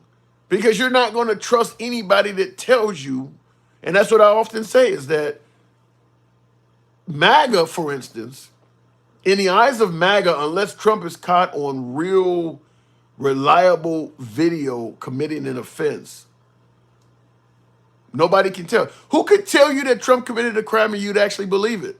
There really is no one. There really is no one. So as long as he is saying he didn't do it, he could essentially get away with anything. Because you're not going to believe, if the local police say they caught him doing something, or you're not going to believe any of those people. So unless he's caught directly on video, he can pretty much get away with anything because you're going to say, I don't believe them. I think they're lying. It's a witch hunt. It's the deep state. So that's a unique place to be. That's a very good place to be where Trump is. Republicans want a white theocracy. Wow. And Democrats want a diverse democracy. You can definitely see the differences driving through both spectrums. And I've spent a lot of time in both areas. I will say this: there is no denying that Republican gatherings are very white, very white. You're not going to see a lot of diversity at a Republican gathering, barbecue, convention, you name it. I've been to a couple Trump rallies. There's not a lot of diversity there. I went to a rally. It was in a convention center. Maybe 7,000 of us were there. I was there early. I got in line, 5, 6 hours early. Got a chance to talk to MAGA and talk to a lot of folks. Everybody was nice. I didn't have any issue with that. But I did glance around just to see how many African Americans were there. And I went because I wanted to feel the energy. I leaned left, a lot of social issues, but I'm not completely opposed to the other side of the aisle. I don't think everything Trump promotes is bad. So I wanted to feel there's a lot of energy at Trump rallies. I'm like, Biden shit is deceased. There's no energy at Biden rallies. This is before Kamala Harris was in the game. I wanted to go and see what it was like. I've been to a couple of them. And I did glance around to see how many African Americans were there. Now, one of the guys in line who was biracial, he found me and started talking to me. We talking. This dude shows me on his phone, he's like, I don't know if I should have. He had a MAGA shirt on, fine. He shows me on his phone. He's like, I got a shirt on under here. I kind of want to wear it because people got all sorts of MAGA apparel on. One guy's draped in a MAGA flag and he's on the corner making okay. Just people having fun. And he said, I got a shirt on. He said, but I don't know if it's appropriate. He's like, kind of want. He said, what do you think? And this dude is big as me. I'm 6'6", 300 pounds. He's my size, just a little bit younger. And he brings up his phone. He says, see, this is what I wore at the other rally. And the shirt says, I don't know if he took a Sharpie and wrote this on here or what, but it's a T-shirt that says NIGGAS for Trump. And he's asking me, should he actually take off his, open up his jacket so he can walk? Hell no! I don't want to be on photo with you standing next to you with that shit on. So I'm trying to be nice to him. I don't want to come out and tell him like, dude, I don't want to sound like Keanu Reeves in Bill and Ted's, but dude, when I saw that, like, what? No, no, don't wear no shit like that next to me. But anyway, he did have that shirt on. And we went in and he sat, because I actually ended up sitting up pretty close. I was about 4 or 5 rows back. And I sat down and I see somebody said, sounds like a Democratic plant. Why would well, he didn't wear it out. He didn't do it. So I don't think it was a Democrat plant. Could be, I don't know, but he didn't open up the shirt when I like, dude, no, man. So, there's cameras and shit out here. Maybe he didn't give a fuck. I don't know, but I don't do it next to me. I would have stepped 20 paces away from that dude. I don't want to be nowhere near that shit. Fuck me up doing that. Anyway, but yeah, I went in. I was about 5 rows back. And like I said, I did glance around to see how many people of color were there. I saw, like I said, probably a little bit over 5,000 of us. I was able to count maybe 15. And I'm going to say for shits and giggles, because I can't see the whole crowd. I'm sure there were people I didn't see. Maybe you were in the restroom. They were giving out coffee, maybe in the orange juice or whatever. You could buy coffee and orange juice. Maybe by the concession stand. Maybe it was twice as many. Maybe it was 3 times as many. But the point is, like I said, there was about 5,000 or 6,000 people there. And I saw maybe 15 people of color. So you're never going to go to any Democrat gathering and see numbers like that. Never. I don't care where you're at. I don't care if you're in areas I don't care if you went to Boise, Idaho, somewhere that black people are essentially non-existent. You're going to see better diversity than that. So There's not a lot of diversity at Trump gatherings. I'm just going to tell you that. That's just the way it is. And then, of course, he often holds rallies, with the exception of leading right up to the election. But before that, he holds rallies in a lot of areas that are not very diverse to begin with. Take notes. Laugh at my ass how 5 brain cells between the MAGA, so nothing you take note of. MAGA got more brain cells than 5. Come on now. Charles Vaughn says, I can see Trump saying, how you like me now, haha. Well, I'll tell you this, though. He can be charming. Now, I'm sitting 5 or 6 rows back from the stage. He said something. I don't remember what it was. Maybe it was in some of those tariffs on John Deere. Something he said that I liked. Because when the audience stood up and applauded, I did too. And I'm black. I'm 6'6". He saw me. And he pointed to me and winked. Look, I didn't vote for Trump, but I felt that shit. So I can understand how some people, I mean, that's the president of the United States noticing me. I felt it. I felt it. So I can see how that works, but there was not a lot of diversity there. Anyway, looking at the comments, same can be said about you guys. Same can be said about you guys. Democrats tell you Biden is okay. You getting your money's worth with that one, Ed. The Democrats fucking up, continuing to say that Biden was okay, and they've been caught in a lie, lying for Biden's whole term, saying he was within his cognitive abilities and lying about it. Ed brings that up all the time. I wish I could push back, but yeah, the Democratic establishment knew Biden was not what they were telling people. So, Ed, you win that one. But he says same can be said about you Democrats with Biden telling you. Same can be said about the Democrats telling us that Biden was okay to run, and you guys saying it was okay. You guys knew nothing of Harris. They said she's the best candidate. You guys said okay. Well, look, I'm not going to deny that the Democratic establishment had a lot of us Democrats, including myself. I did many lives saying that Biden was okay and that the Republicans were just saying that shit. But no, he was not okay. But in regards to the whole notion that they just put Kamala Harris up there and they didn't hold a vote, I'm not going to fault Kamala Harris for that. I'm not going to fault the Democratic Party for that. I'm going to fault Biden for that. Biden should not have ran a second time. And even when Biden performed horribly on June 27th, he still took to fucking August to step down. He didn't leave his successor, which is Kamala Harris, any time to put together a good game. And if we had an election, a primary, which is what the Republicans say you should have had a primary, then that person would have had far less than even the time that Kamala Harris had. I'm not faulting it on the Democrats not taking a primary. I'm not necessarily faulting it on Kamala Harris. I'm putting the biggest fault on Joe Biden. If Kamala Harris had the same amount of time that Trump had running for his second term, because Trump announced he was running in like June of 2023. So Trump had over a year and a half, or is that a year, almost a year and a half. At least he had well over a year he was running. Kamala Harris gets on The View and said she wouldn't change anything Biden did. That's a fuck up. That is a fuck up. There's no denying she fucked up by saying that.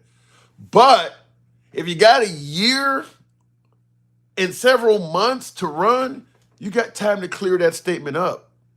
You don't have time if you only got 107 days or whatever it was. So a lot of things that Kamala Harris was doing that was hurting her campaign, if she got a year or so to run, she could clear a lot of that up. A lot of times what politicians will do when they notice they're not doing well in the polls, they'll fire their campaign staffers, they'll fire their team and get somebody else in to help handle them and give them better advice. You don't have time to do any of that. We only got 107 days.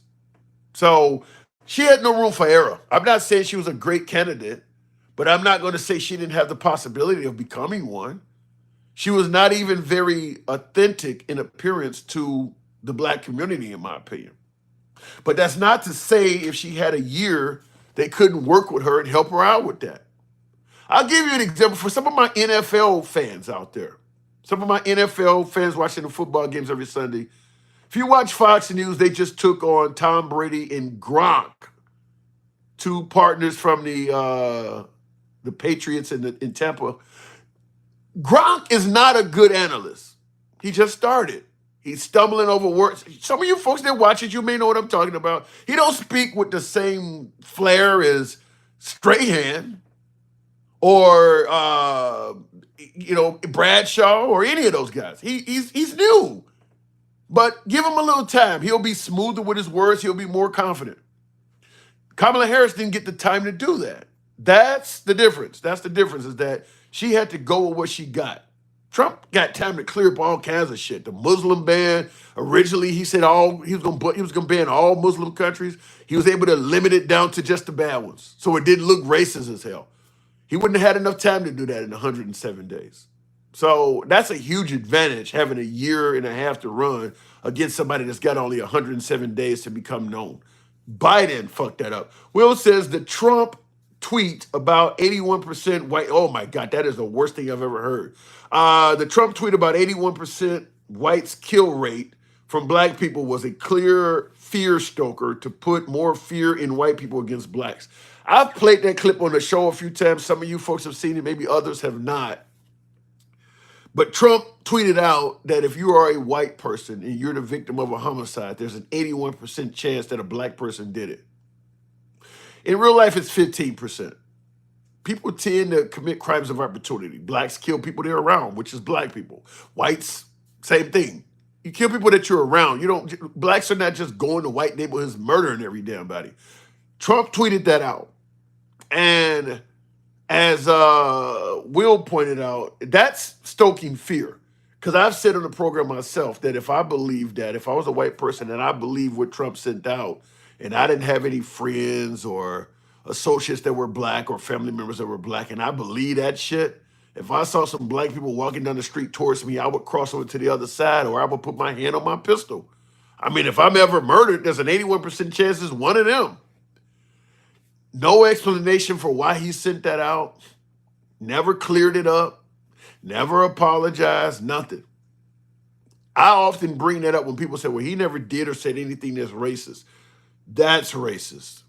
And the clip I play is him talking to Bill O'Reilly. Even Bill O'Reilly told him, you just handing yourself on a platter to people who think you're a racist. I mean, Bill O'Reilly told him, this is terrible. You can't just do something like this. But never cleared it up, never apologized or anything. Stevie Wonder could see he was not okay. That's on you.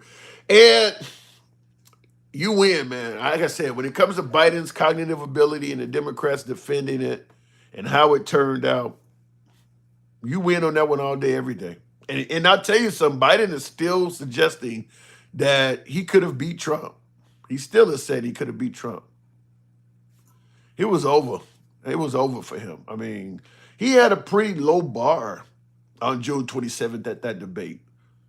All you got to do is come out and sound like you fucking awake and you know what you're talking about. And he failed at that. I mean, he had a really low bar. Just come out and sound coherent. And he couldn't even do that. So Biden would have done better if he never took a debate with Trump at all. I'm not going to do it. This guy's a fraud or maybe whatever, any excuse, this guy's a criminal or this guy's not a patriot. He tried to storm the Capitol, just made up anything he wanted to make up. It just didn't do it. His handler should have knew that. You normally prep for debates. Did he not stumble at all? Because not only did he stumble during the debate, the look on his face was terrible. I mean, he looked like he'd seen a family die in a plane crash or something. Like he was mouth wide open, looked like he was halfway there, halfway. I mean, just a horrible, my opinion, the worst debate performance I've ever seen. So I don't know if he prepped, if he had handlers, or if they did any rehearsals, but he really did a bad job at that debate. Did you see the Republican senator's husband not wanting to shake VP Harris's hand? No, I didn't, but I heard about it. I'm driving around all day long, working my day job and listening to CNN, and they definitely brought it up. The goal on some people. Let me see if I can find that. I haven't seen it yet, but I have heard about it. Oh, man, I don't know. Some people, and then they say Trump gets in there and everybody should unify behind him. The right is not necessarily fighting for unity isn't doing crazy shit like that. Let me see here. This is a 2-minute video. It shouldn't be that long, should it? Well, we'll look at it. And they're gonna give me a 15-second ad first. So I'll let that ad play and look at the comments while that's going. I heard about it though. I haven't seen it yet. You mean just like McConnell looked? Yeah. Yeah. Well, no, not well. Mitch McConnell looked worse because Mitch McConnell was, as they say, nonverbal. I mean, you could have told Mitch McConnell, sir, we need to leave right now. The building's on fire, and he would not have heard you. I mean, he was a perfect example of the lights being home and nobody's there. I mean, he was gone. Like, Biden ain't that bad. And that's what I also would say about selective outrage, because the right is not hammering Mitch McConnell. Mitch McConnell's around to 2026. He can't even serve that long. We're talking about Biden can't do 4 years. Mitch McConnell can't do 1. There should be outcry for him to step down now. Like, he can't do 1. He should be gone. And they're okay with that. They're not saying, you don't hear the right really protesting him being around that much. Is the new Black Lives Matter MAGA. What does he say? Black Lives MAGA.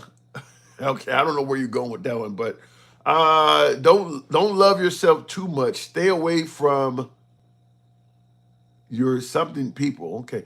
Don't let it drive you crazy. Just love. Okay, all right. I guess I'm having a love fest on my shit. Let me see if I can look at this clip. I'm curious to see how this goes. I heard about it, but I have not seen it. And there's no audio.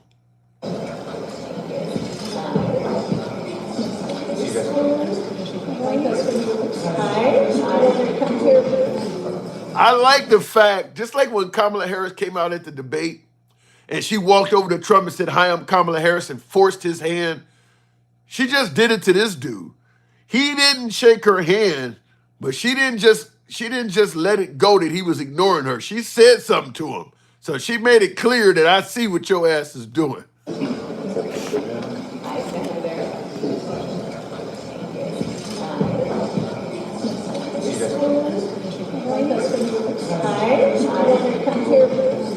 Her eyes followed him, and she even said hi to him. She made it clear to the people, yes, he is indeed trying to be an asshole. This is not accidental. She called him out. I like it. I like how she did it. Let me see. Is there more to that?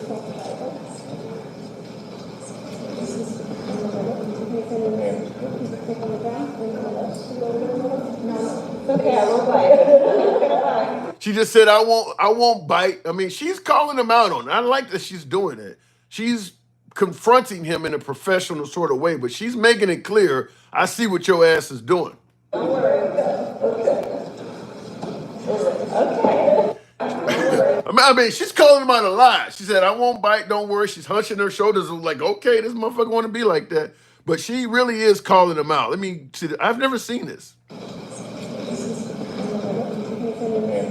Staring him in the face. He can't even look at her. Fucking asshole. Do you solemnly swear to support and defend the Constitution of the United States against all enemies, foreign and domestic, that you will bear true faith and allegiance to the same, that you take this obligation freely, without any mental reservation or purpose of evasion, and that you will well and faithfully discharge? You know, so let me just say this. I don't want to hear a damn thing about Trump derangement syndrome if you don't have a problem with that. That's blind fucking hatred right there. I mean, that's the vice president of the United States, damn it.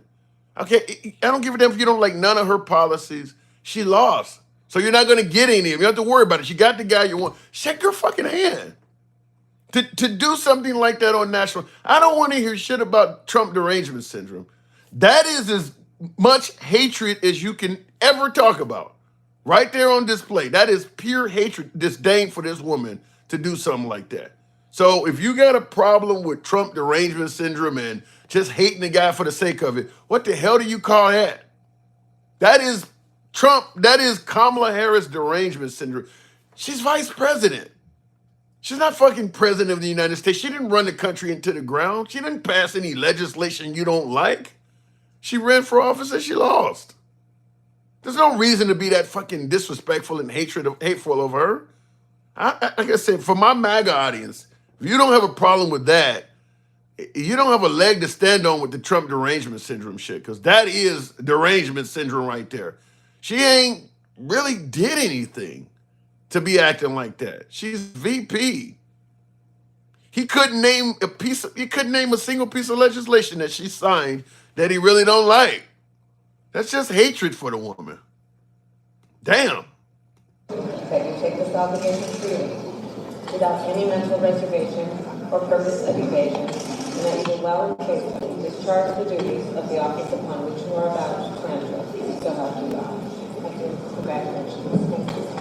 Thank you for your work. Can you give congratulations to you? I do. Yo, I am going to get Kamala Harris a little bit of credit. She trolling him. She's making it clear to the American people that he's been an asshole. He ain't just being an asshole. She's showing him up for being an asshole. She stuck her hand in front of his face to force him to ignore the hand. So she's making it. So, like I said, I don't want to hear about Trump derangement syndrome and no shit like that. If you okay with a person doing that to the VP, don't hate when it comes Vice President Mike JD Vance's way. If you're okay with that, don't hate when people start doing your guy that way, because that's exactly what I mean. Just shaking his hand, that's it. I mean, she just just to shake it. What the fuck is that? Now, I see in the comments someone stated that there is, what did he say? There's no right. Somebody said there's no reason to. Richard Frazier, I think that says there was never a reason to respect her. Never. And he has that capitalized. How about the fact that she's the nation's vice president? How about respecting the damn office? I mean, that's the way I feel about Trump. I may not favor all of his policies, but I believe in respecting the office. How can anybody call themselves a patriot if you don't even respect the highest offices in our country? Respect the fucking office. She's out of the way. She's not going to impose any policies, even if you think she's a shitty politician. She's out of the way. She's gone. She's never going to be president, don't look like. We know she's not going to be president for the next 4 years, guaranteed. She's out of the way. How about respecting the office? That's what you would want if Trump extended his hand to someone. If they didn't, you would damn sure say they had Trump derangement syndrome. But all of a sudden, when your side is doing it, you're suddenly okay with it. Can we admit there's a little bit of hypocrisy there? Ed says, shake her hand, she helped our hero Trump win. Okay, even if it's for that. I'm just going to say I respect the office of VP. That's it. I respect the office. I think that if you are a true patriot, you should at least respect the office. There's another hateful Trump supporter that there's a video of also. You guys have probably seen it. Joe Biden actually puts on a MAGA hat. This guy is in there, stands in front of Joe Biden. I could probably find that video as well. And Joe Biden puts on his MAGA hat, and I think Joe Biden even signs the hat or something like that. Anyway, as friendly as Biden is acting to this guy, the guy is just being a total fucking dick, saying all kinds of awful shit. You're in front of the president of the United States and just talking all kinds of awful shit. Just no respect for the office at all. I bet that guy thinks he's a patriot. I bet you that guy calls himself a patriot. That's not patriotic. That's not. And if a liberal did it, I'd call it out as well. That's not patriotic. And it doesn't matter what side of the aisle you're on. You shouldn't defend shit like that. You just really shouldn't. Tim, the hypocrisy is amazing. Respect the office. After all the impeachment and Russia collusion from you guys. Yes, still respect the office. You can't bring up Russian collusion without Obama being from Kenya or Hillary Clinton drinking the blood of babies. I mean, that shit happens. Respect the fucking office. Why is it so bad to respect the office? I don't get that. I mean, Trump made jokes about Nancy Pelosi's husband facing somebody that was trying to kill him. But all of a sudden, they tried to impeach him, and that we should talk about that, huh? But look, respect the damn office. That's all I'm saying. That's my opinion. Obviously, I'm in the minority with that opinion. A lot of you folks don't believe in respecting the office. All right. Harris is a bigger person than Trump will ever be. You know, in terms of professionalism, yeah, I would. I mean, yeah, I mean, Trump. You're not going to get if Harris got into the White House, politics would be boring again. She's not going to be up at 3 o'clock in the morning on the internet insulting people. So, yeah, I mean, if Trump had won, I don't think he would have been. If Trump had won and it was his job to do what Kamala Harris is doing, he wouldn't have done it. I don't think Trump would have been like when Biden lost or when Kamala Harris lost. Biden immediately invited him to the White House. Both Kamala Harris and Biden called Trump to congratulate him on his victory within 24 hours. Trump wasn't going to call Kamala Harris if he had a loss. He was not going to even call her at all. He was probably going to be accusing her of being an election fraudster. He was not going to call her at all. So I do agree that in terms of professionalism, it's just like with Biden. You know, I said the bar was pretty damn low for him on election day and he failed.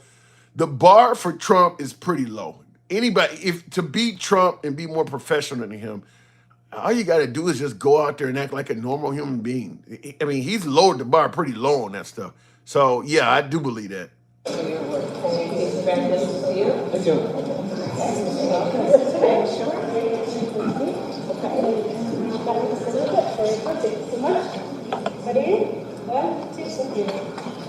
I wouldn't even take a picture with the motherfucker. But I know I'm being wrong to say that. After Kamala Harris did that, you know what I would have did? I would have asked him loudly, considering you don't want to shake my hand or do you want to take a picture with me? Let the camera woman know. Just to get all that shit on camera so people go, if you want to take let her know, because I'm assuming you probably don't want me in a picture with you. I mean, because just as being a dick. I mean, he's being horrible. Thank you. Dude looked like he'd been held hostage. Okay. Give it a second. Spread out. Congratulations. Congratulations.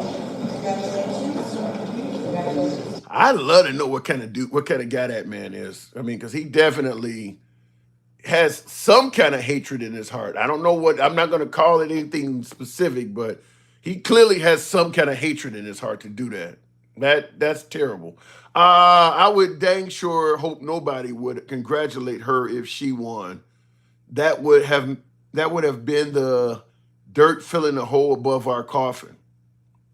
If Kamala Harris had won the election, you may not like the direction the country went in. It's not like America wasn't going to fall apart. We weren't going to become Gaza or the Ukraine. I mean, people, when Obama won, they said that. He was going to raise taxes to 70%, take away everybody's guns, and turn us into socialist Greece. Because at the time, Greece had the failed economy. Venezuela was still going. Now they always say Venezuela. If Kamala Harris had won, America would have had a left-wing administration. But the Supreme Court would have still been 6-3, so there's only so much they could do. America would have been all right. I mean, it's this whole notion that if she won, the whole country's going to fall apart. No, I don't care which side of the aisle wins, because the liberals said the same thing about Trump. They're saying it now that he won, the whole country's going to fall apart.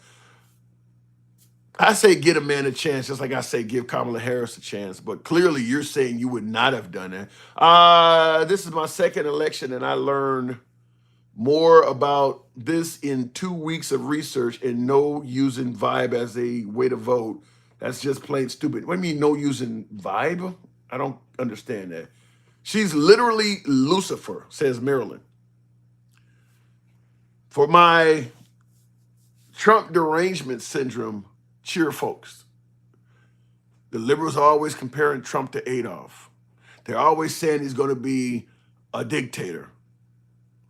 I got a person in my comments comparing Kamala Harris to Lucifer. And she ain't the only one that's ever done it. She ain't the only one. So I just want to point that out. You can see it clearly when it's happening to your guy, But you probably don't realize how much of this shit you throw back at the other side. Comparing her to Lucifer. Wow. All right. Okay. This is not my opinion. This is science. Science don't even believe in Lucifer, Marilyn. You're saying it ain't your opinion that Kamala Harris is Lucifer. It's science. Science don't believe in the existence of Lucifer. We got the last of two evils, period. Yeah. She is a fallen Libra sun with Aries moon and a Gemini rising. Okay, you're going into zodiac shit. I do not think her hair is hiding her horns. Man, what is this? What was the guy's name? Houdini. For some of my older hip hop fans, the freaks come out and what's happening? It's what is it now? 10:30. All of a sudden, folks are comparing Kamala Harris to Lucifer and demons and shit. Damn, what is this? Houdini? The freaks come out at night. Is it time for me to go to bed? Shit. The commentary has changed dramatically. Folks calling her the devil and shit like that. She's a vice president. She ain't did shit. I would be more willing to entertain hating Biden or somebody that actually has passed a bunch of legislation. Kamala Harris ain't did shit. She was VP. You can't really put her name on anything other than a I hate you card. God. Kamala derangement syndrome is alive and well. I'll just tell you that. Exactly in 4 years she's been in office, she ain't did shit, says David. Neither did Mike Pence. Al Gore, George H.W. Bush when Reagan, the vice president's job ain't to do shit. Name me a vice president that was known for a bunch of accomplishments while they were president, while they were in office. Why the fuck does Kamala Harris have this huge requirement that she has a bunch of accomplishments? Many folks would suggest that Trump gave us one of the best ran countries since Reagan. Notice ain't nobody bragging about Pence. Notice that? So why the hell is Kamala Harris, all these demands been made of Kamala Harris? You really love Trump and you ain't even giving his VP any credit at all. But you expect so much of Kamala Harris. VPs don't do shit. VPs don't do a damn thing when they're in office. That's why she ain't did shit in 4 years. It ain't her job to do shit. For the people that think they are Bible thumping, saying Harris is Lucifer because she wore purple, when the Bible talks about a woman, it's not a literal woman. It's a nation or kingdom. Once again, Will, you got me pinned. You got me beat. I don't know a lot about the Bible, and the way I see Americans act a lot gives me no incentive to want to read it. I just, like I said, I grew up Christian. I did read it as a kid, but I don't see the Christianity in this nation. I just don't. I mean, I just showed you this video of Kamala Harris, and people 100% defended his hate, and they doubled down on it by saying she's Lucifer. She's a demon. She got horns. You want to tell me about the Christianity in this shit? I don't see it. Love thy fellow man, my ass. I don't see it. I see people defend their side, and that's all they give a damn about. I mean, we've gotten to the point where a lot of people don't even want poor children in schools to have access to free lunch. I don't see the Christianity in the country at all. I just don't.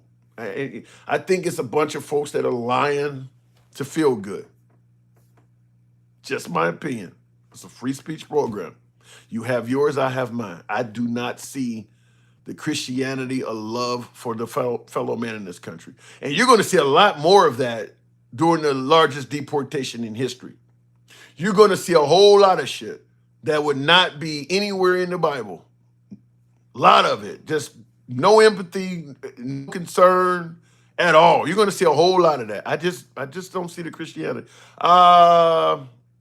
Trump motherfucking train, says Marshall. Get on the Trump train. Well, Trump train is a winner right now. She most definitely is not Lucifer. Lucifer was a righteous angel. Into inequity was found in him. Read that Bible thought. Okay. I don't know. They speaking of her in a negative sense. That's all. I know that part. All I want to say is that they don't really care about us. What song is that? Michael Jackson. All I want to say, yeah, something like that. All I want to say is they don't really care about us. Shout out to the late Michael Jackson. Hey, handsome, if you go back and see the things done by vice presidents but never really talked about, vice presidents don't accomplish that much. I'm giving you the perfect example. Everybody brags at how great this country was being ran under Trump, and they don't credit Mike Pence for shit. In fact, they wanted the guy hung. At least the liberals weren't calling for, Kamala Harris to be killed. So I don't see it. I don't see it. I'm a school board and school finance committee member, so I can tell you it is the Department of Education requiring us to do free lunch for all. Well, there's a whole lot of people that don't want their tax money going to help impoverished kids in any way. And there are some states that are starting to go and rescind that. So I don't know what state you're in with the department. And by the way, Trump is talking about getting rid of the Department of Education. So I don't know what's going to happen once he does that. What happens to if he gets rid of the Department of Education, you think kids in marginalized and poor communities are still going to be getting this? You don't think that that's helping them out at all? If you get rid of the Department of Education, you don't think that's going to hurt poor kids and marginalized kids at all? I tend to think so. Well, we'll see. I don't know if he's going to be able to successfully do it, but I do believe that will hurt, because if you leave it up to the haves, they're going to do everything they can to not have to help the have-nots. So you start getting rid of these federal organizations and you start doing things at a states' rights level, the closer you get back to letting the people decide and shrinking the government, the people are going to decide to do what's best for them individually. I mean, there was a time in this country where we didn't do a damn thing for poor people. So I'm not a fan of it. Maybe if it gets rid of the Department of Education, the kids graduating high school actually be able to read and write, because the state standards will probably be higher. We had a time in America when we did not have a Department of Education, and they were very unfavorable to even educating people like me at all. So this is why I keep talking about, when they start talking about getting rid of big government and going back to small government and going back to states' rights, I start singing that old song by Janet Jackson called "What Have You Done For Me Lately?" Why would a person of color want small government or states' rights? There is no favorable history in that at all. The only reason a minority or a person of color in this country would favor states' rights, the only way to make it work is for you to completely ignore anything you learned about history. That's the only way it sounds good. Because we have had a time in this country where states' rights were the law of the land. And you have to pretend like nothing that happened in the past will ever happen again. That makes no sense at all. You've just seen what happened when states got the right to decide whether a woman had the right to choose or not. They went back to some laws from the 1800s. So we know the states, in some cases, do not mind going back, way back. So why would a person of color want to go back to states' rights or smaller government when the history of it has been so atrocious to them? I'm no fan of states' rights at all. I'm just not. The stories are horrible. I'm not going to pretend like, well, none of that will never happen again. Will says, and I've been saying Trump is the Antichrist because he is one that wants to be involved with the third temple. Once again, you're getting religious and over my head, but Trump being the Antichrist, no, I don't think Trump is not even religious, which I don't understand, because the man is going around selling Bibles and shit. Like, how do you get Christians to buy a Bible from you when you say you're not even Christian? Like, damn, I mean, what's next? You're in Juneau, Alaska, selling igloos and shit. I mean, or selling ice. I don't get it. People, I need to be him. You're selling Bibles and you're not even a Christian, and they buying them. I I don't get that. I don't. I mean, shit. What's next? A gun rights advocate or an anti-gun advocate selling pistols. I mean, I don't get it. It makes no sense to me. Do you know how many Americans are literally below a third grade level reader? I'll tell you this, Richard. When you start talking about illiterate Americans, we always talk about crime in liberal cities. That's some right wing shit. That's some right. If you want to start talking about how many Americans have a literacy rate that's below a third grade level, that's some red state shit. I'll give you the crime in liberal city one, but that, to quote Cat Williams, this shit right here, that's red state stuff. That is red state stuff. The lower the education, all of that, that's red state stuff. Trump, I love the poorly educated. That's red state stuff. And if you give them states' rights, pull yourself up by your bootstrap, folks. I don't see them doing a lot to improve education in those areas. So it's not gonna. I don't think it's gonna get better. I don't think it's gonna get better. The Bible doesn't talk about religion anyway because it's about Christ and not you guys. This religion, you guys are killing me with this. I need to start a religious live. Wrong. That's all stage Atlanta, most of the California, New York. No. Yeah, I'm not gonna buy that, David. I definitely believe the citizens in the rural South are far less educated than they are in the liberal cities in places like California or you name it. I definitely disagree with that. In fact, I'll tell you, particularly with minorities, if minorities make a hell of a lot of better living in liberal areas. I mean, like the brothers that live out in Mississippi and Alabama, they ain't getting paid shit. You look at the brothers that live up in Philadelphia or Detroit or Chicago, union jobs, and that's where the people making money at in the liberal cities, where they can actually earn a decent income.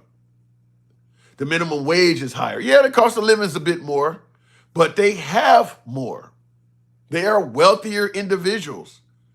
The people of color that live in liberal states, New York and the New England area and Boston and places, they're making way more money than people living in the South. I mean, on all levels, higher levels of management and things like that. They're just doing better. So the idea that the liberal cities is where all the uneducated, that makes no sense.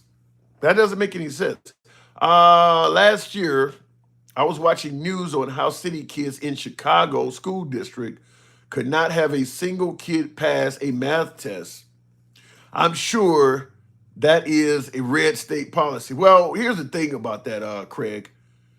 Nobody's going to go into rural Mississippi and even do a new study like that. You're going to go into Chicago because it's a big city. So you can find little places here and there that's not. But also you got to think of how many college graduates are coming out of Chicago. There's some bad areas, some bad schools, but they're not even going to cover rural areas like that. There's a ton of schools like that in the rural South. They're not going to cover that. Also, too, keep in mind, Chicago is the right's whipping boy. So you're going to hear Chicago get covered negatively on a lot of stories that they're not even the worst city. You ask a lot of Republicans, a lot of folks that watch Fox News all day, they'll tell you that Chicago's like damn near the most violent city in America. It's not even in the top 10. It's not even cities like St. Louis and shit. Memphis is worse, but they're in red states. So they can't tell you about that. But yeah, it depends on where you get your news from too, because it ain't just the left. You want to say fake news or bias? The left ain't the only one. The right does that too. The right, they paint Chicago as the worst place on earth. It ain't like that. The entire school district couldn't get a single kid to pass. I'd like to see that story, Craig.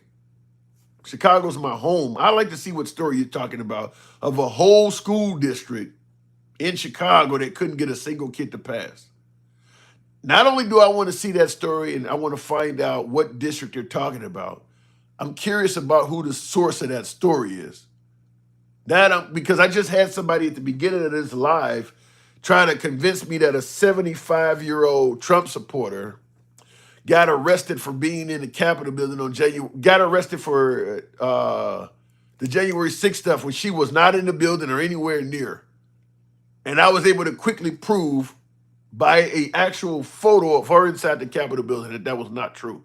So I'd be curious to know the source that's telling you that, because people come with some crazy shit. Somebody tried to tell me a 75-year-old grandma was in jail, been in there since 2021 for what happened on January 6th when she had nothing to do with it. Wasn't even in the area is what the person said. And they've held her since 2021. She's been in prison the whole time. I asked, what is the woman's name? They gave me the name. I did a quick Google search. She got 6 months probation. She never did a single day in jail. They make it sound like she's been in there for 3 years.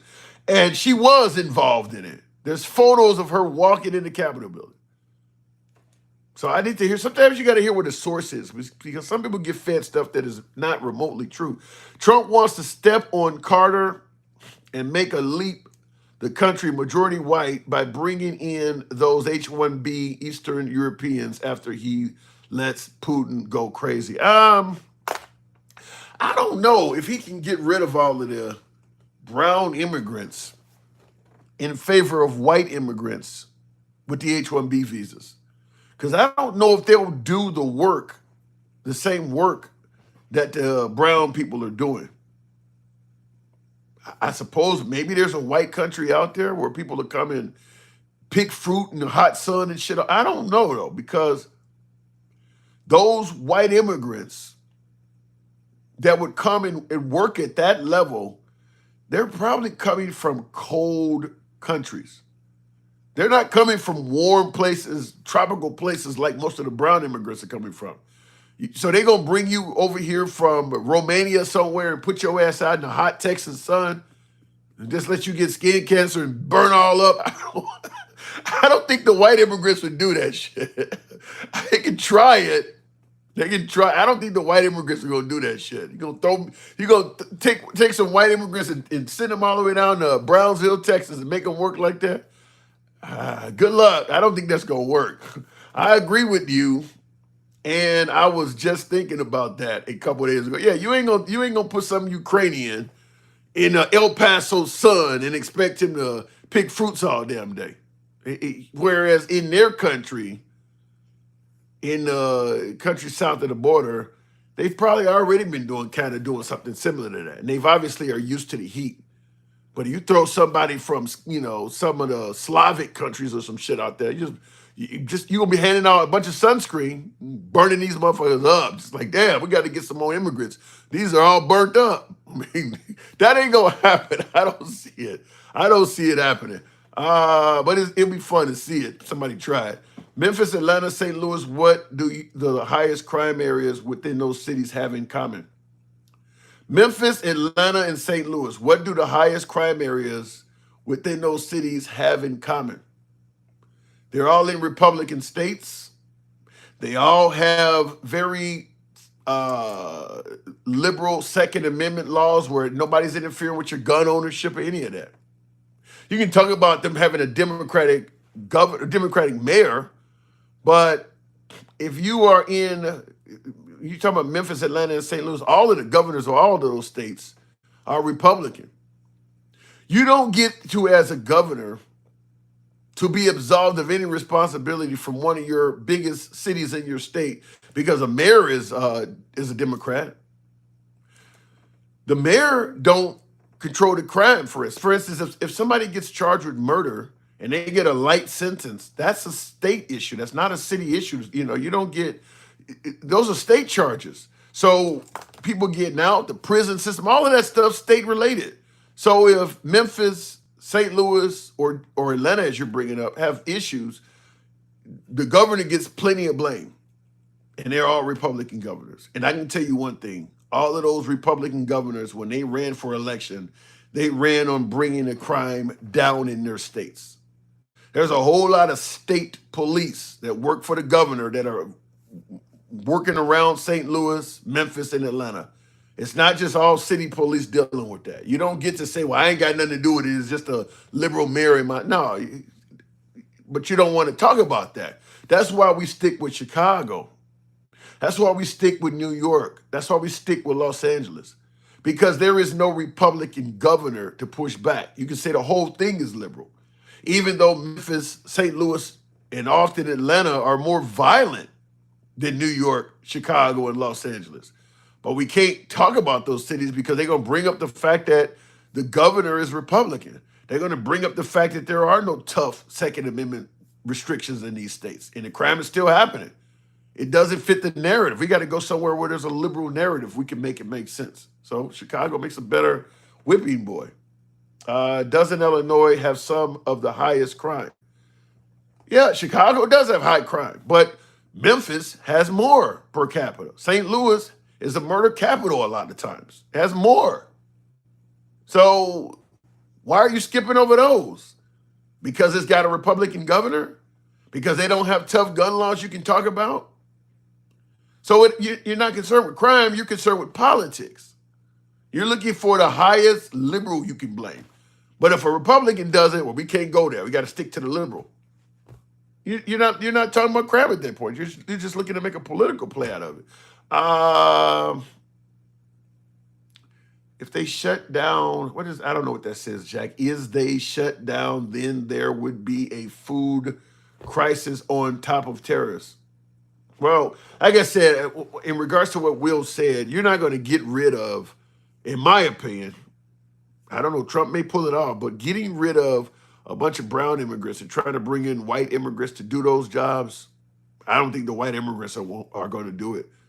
And America still is more favorable to the white community than the brown community. If a white immigrant comes over here, they will soon find that they have more opportunities than just picking fruits and shit like that. They won't be out. You won't be able to keep them long enough.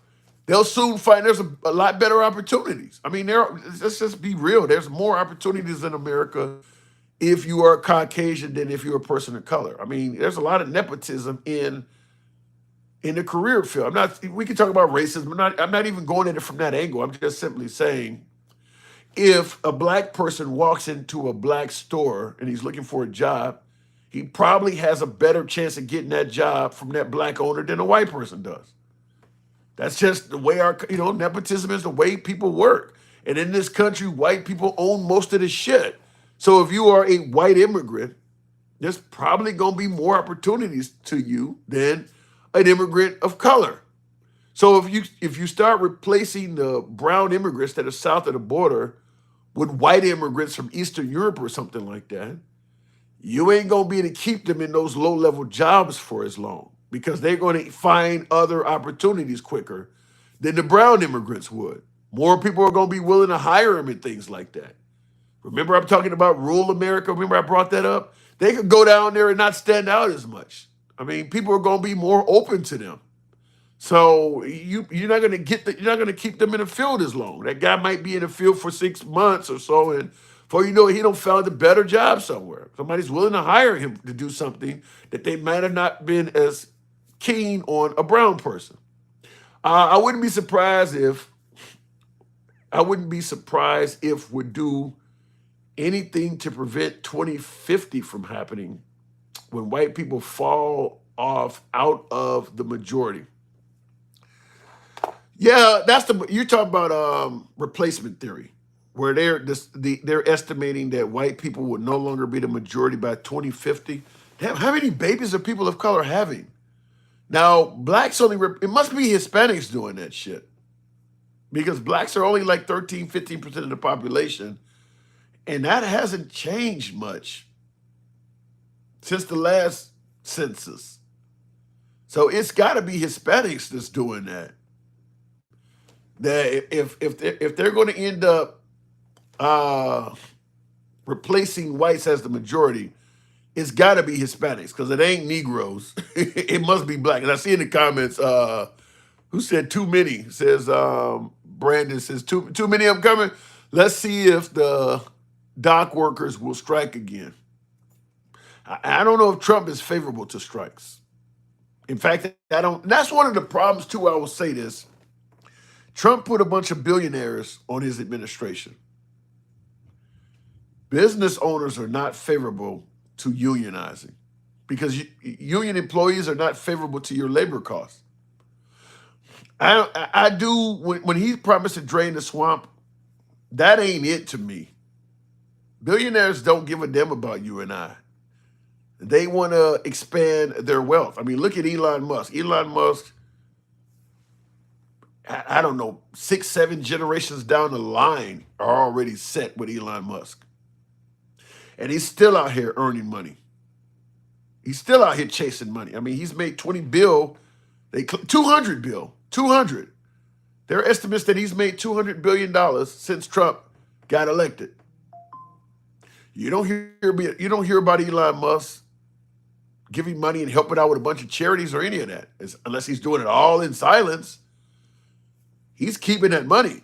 So I don't know, the greed, I just don't see you and I benefiting from that. I just don't. I think that they are more in favor of expanding their own power and wealth. I mean, Trump is almost 80? He's obviously set for life. His kids are already insanely wealthy. His grandkids are already insanely wealthy. Yet he's still selling watches and shoes and putting new products out there. They can never have too much. So I don't see how they're going to be favorable to you and I when they're still on the take at that insane level. Jeff Bezos, who's also becoming more and more friendly to the Trump administration. Second wealthiest person in the country. His employees are going on strike, saying he don't pay them enough. I don't know how many billions that Jeff Bezos is worth, but you got a bunch of people working for you that's making 14 to 20 bucks an hour and you ain't even paying them enough. I don't see how putting a bunch of billionaires on the administration is going to work for us. We'll see, but I don't think that's going to work out very well. I think that's going to result in them getting more tax cuts and shit and you and I complaining about it. If you got to get on food stamps and government assistance, then you shouldn't be having no kids. Government help should be a last resort, not a lifestyle. Okay, if you want to go with that, Brandon, if you got to get on food stamps, then you shouldn't be having kids. Then why would you pass pro-life laws, which are likely to create more of that? Most of the women that terminate their children, one of the main reasons they do that shit is often financial. So you're going to force a lot of people that are telling you ahead of time they cannot afford to be a parent. And you're going to respond with them with too bad, so sad, you should have kept your legs closed. Well, guess what's going to happen? They're going to need those food stamps you're complaining about. You're kind of increasing the situation by passing those far right laws. So I would say you should get prepared to see the demand for food stamps and welfare actually increase. Because I don't know how many extra children are going to be born that would have been terminated by those tough laws, but we know that's going to happen. And a lot of those are going to be to mothers that can't afford the kid. Dad's already out of the picture, and they need help that you don't want to give. So we'll see how that works. Real quick in the comments, Eastern Europeans are more geared towards engineering. Some are tech savvy. Yeah. So you're not going to get them to be out picking fruits and shit on a hot day. I believe that. Like I said, I don't think that swapping immigrants south of the border for white immigrants in Eastern Europe, I guess that's probably where they would come from. That's probably where you would find the poorest white people is in Eastern Europe. I'm trying to think where else could you find them? Australia's doing pretty well. Russia, I guess, but right now I don't know how that'll work. Russia got a bunch of poor white people, but that's bordering Eastern Europe. So yeah, it would be Eastern Europeans. And like I said, I don't see them coming over here and doing those very low-paying, hard-working jobs like that for long. There would be a lot more opportunities open to somebody that, like, you're talking about the Melania Trump types. All kinds of opportunities to open up to somebody like that. So yeah, I don't see that happening very long. There's too many opportunities for somebody that's white in America compared to somebody that's south of the border. When Hispanics become majority, it will be harder for you guys who who rely on victimhood and sympathy, you will be told to get off your ass and work for what you want. You telling me that ain't happening now?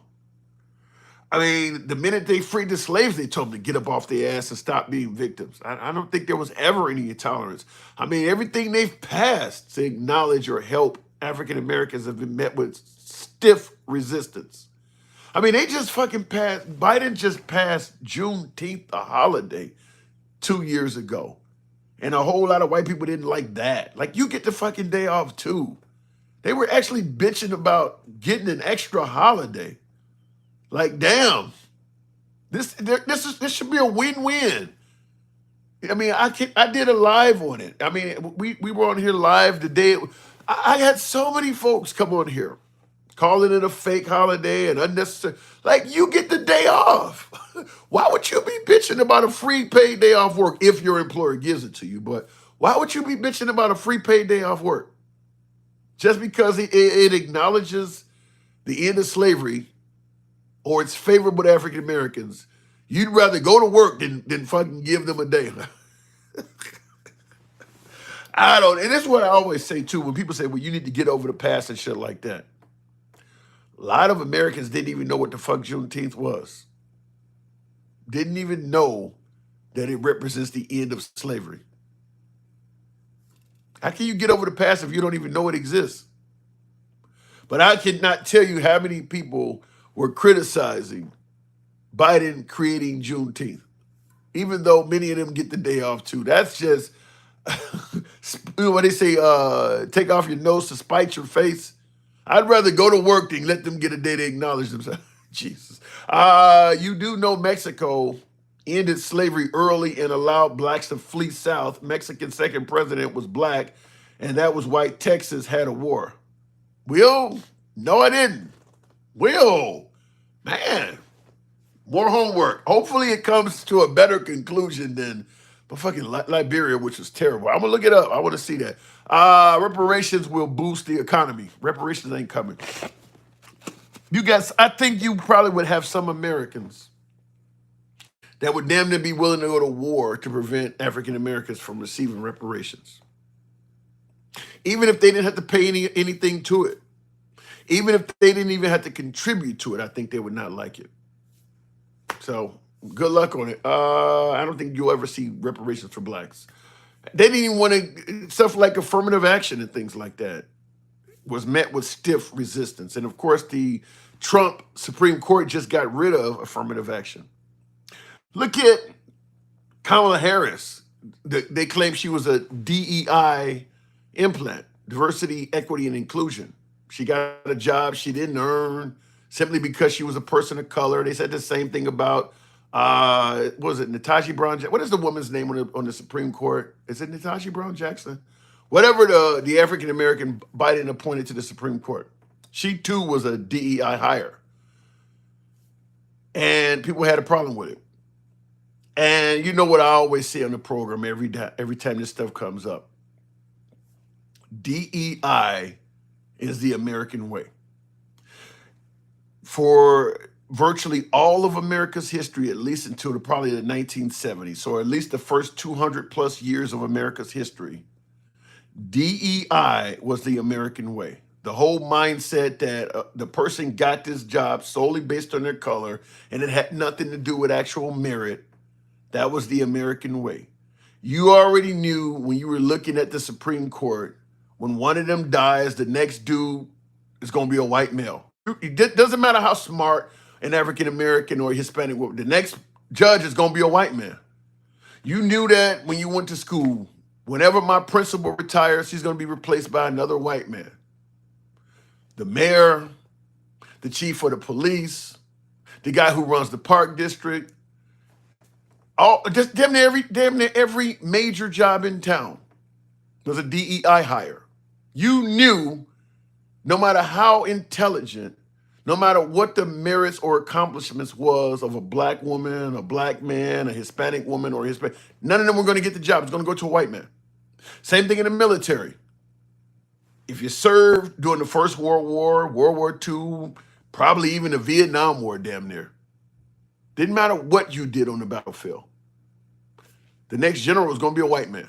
You knew that. You knew that. Your accomplishments were not going to get you that rank. It was off limits to you. A DEI hire did not become a major issue until it started working for people of color.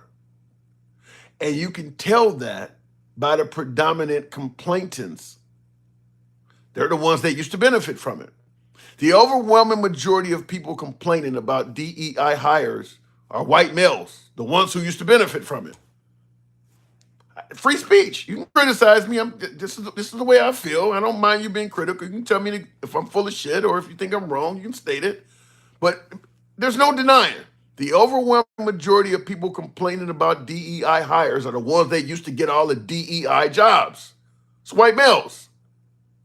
Now all of a sudden they've had to take a back seat and let somebody else sit in the cockpit for a minute. This sucks. You mean no matter how hard I work, this person competes? Don't you think the people on the other side used to feel the same way? So, and that's assuming that all of these people are DEI hires. We can talk about Kamala Harris's resume or Natasha Brown Jackson's resume and push back on that. I'm not saying that either one of these was a DEI hire, but I'm just simply saying it is amazing at how all of a sudden DEI is being criticized once it is accessible to people of color, even though 200 plus years, white males were the only ones receiving it.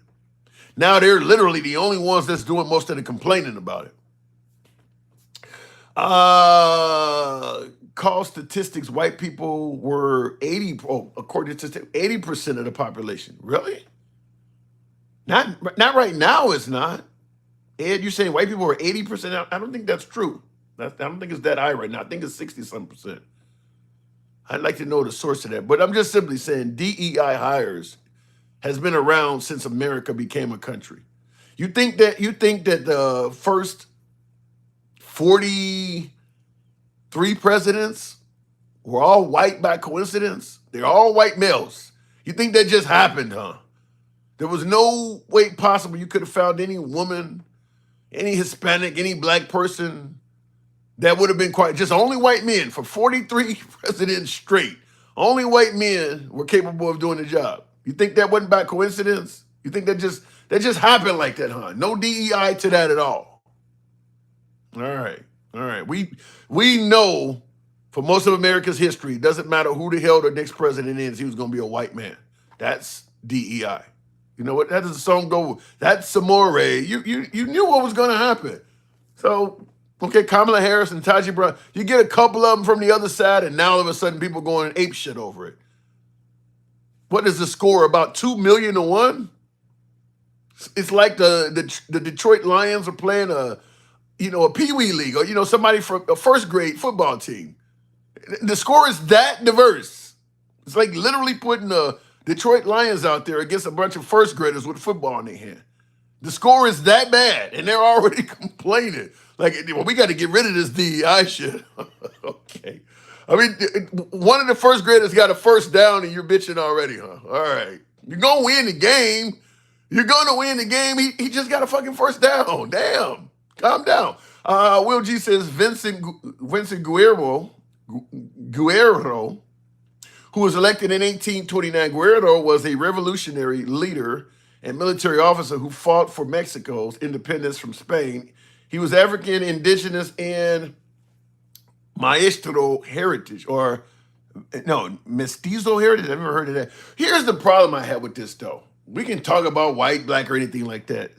There's a bunch of squandered opportunities for Negroes as well. Haiti and Liberia, I brought that up, where you could have had a chance to be on your own and improve, and we didn't. And I mean, because Mexico Mexico shouldn't be as bad off as it is what I'm trying to say.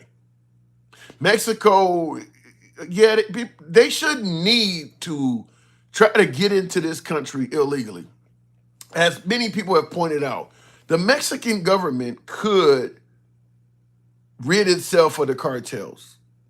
If the Mexican military and the people rose up, yeah, some blood's going to spill, just like it spilled in this country when we got rid of our ugly past. But they shouldn't need to flee their homeland to come here. Now, I know at this point it's not as many Mexicans as countries that are south of Mexico, but there's a bunch of them that have come here in recent time. I mean, they should be able to do a little bit better to make home a little bit more hospitable. And it has to start with rising up against the cartel. Now, rising up against the cartel is going to also mean rising up against the United States, because we can talk all kinds of shit about how much we want to secure the border and prevent fentanyl and child trafficking from coming here. That's bullshit. There's a whole lot of wealthy Americans that want the shit that the cartels are peddling. And you don't hear Trump, you don't hear the left going out. They're not just coming over here and forcing people to take fentanyl or forcing people to engage in child trafficking. People want that in this country. And then, unless you deal with the demand for that shit, you're not going to successfully get rid of the supply. So if Mexico wanted to make its country better off, they would have to probably be at odds with the United States. Because if Mexico secures its border, you're going to have some powers that be in the United States that want that stuff that they're no longer giving us to keep coming. Every American is not about building a wall and securing the border. There are some Americans that want what Mexico is peddling. So if all of a sudden you secure the two, you're going to have Americans either trying to find ways to go to Mexico for the weekend. And not only is it fentanyl and hard drugs and child trafficking and that shit, now they got these miracle weight loss drugs that our insurance won't pay for, or that they're very expensive in this country, but you can go to Mexico and get that shit. A lot of wealthy, law-abiding Americans want that. So I don't care how much you shut the border off. Mexico has a lot of good shit that Americans want. Cheaper surgeries, medical procedures, all of that. So there's always going to be some type of connection, because we can demonize Mexico all we want, but we want a lot of stuff that they are peddling. Some of it being below the law, below the radar, not even legal. But a lot of Americans want that. And it ain't just, some thug or some of these folks are working folks, some are celebrities, some of these folks got money.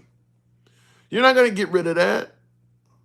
And I think Trump may soon find that out when he gets in office, of all the pushback. You're already seeing it now with Vivek Ramaswamy and Elon with the H-1B visas. They're already making it clear, we want the workers. Somebody else is going to want some of the other shit.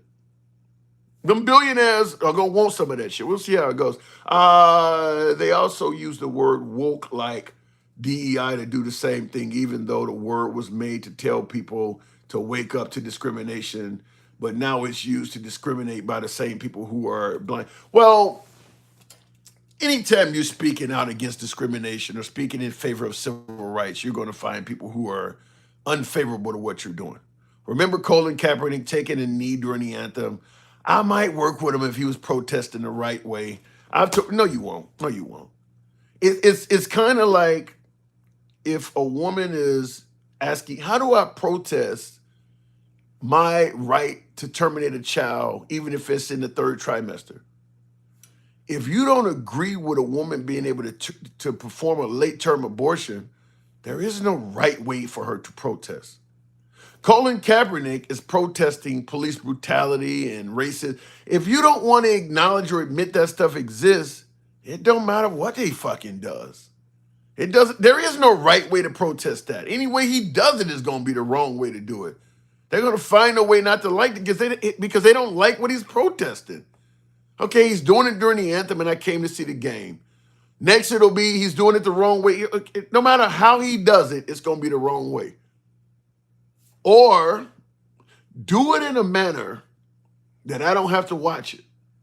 Instead of protesting during the game, go down to City Hall and rent it on Saturday. So I'm not going to show up, but I want you to go protest in a manner that I can completely ignore you. That's kind of what you're hearing, because they don't agree with the cause.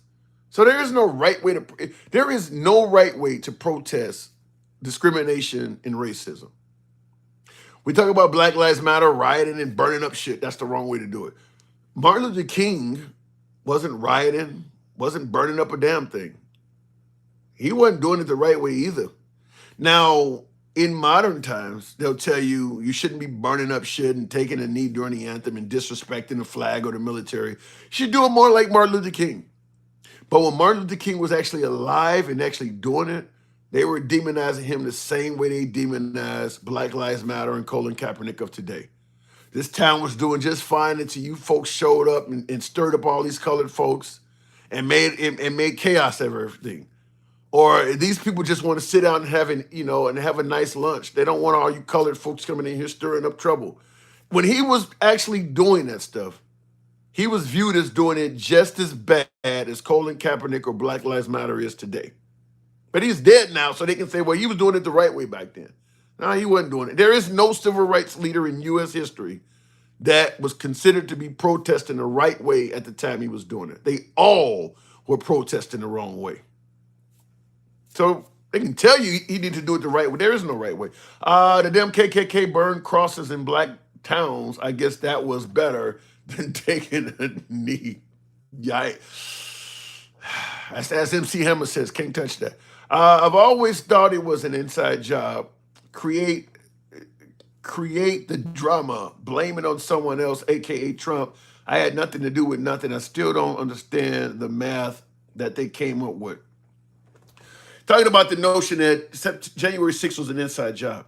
You know, for me, what January 6th really was Trump refusing to adhere to the justice system.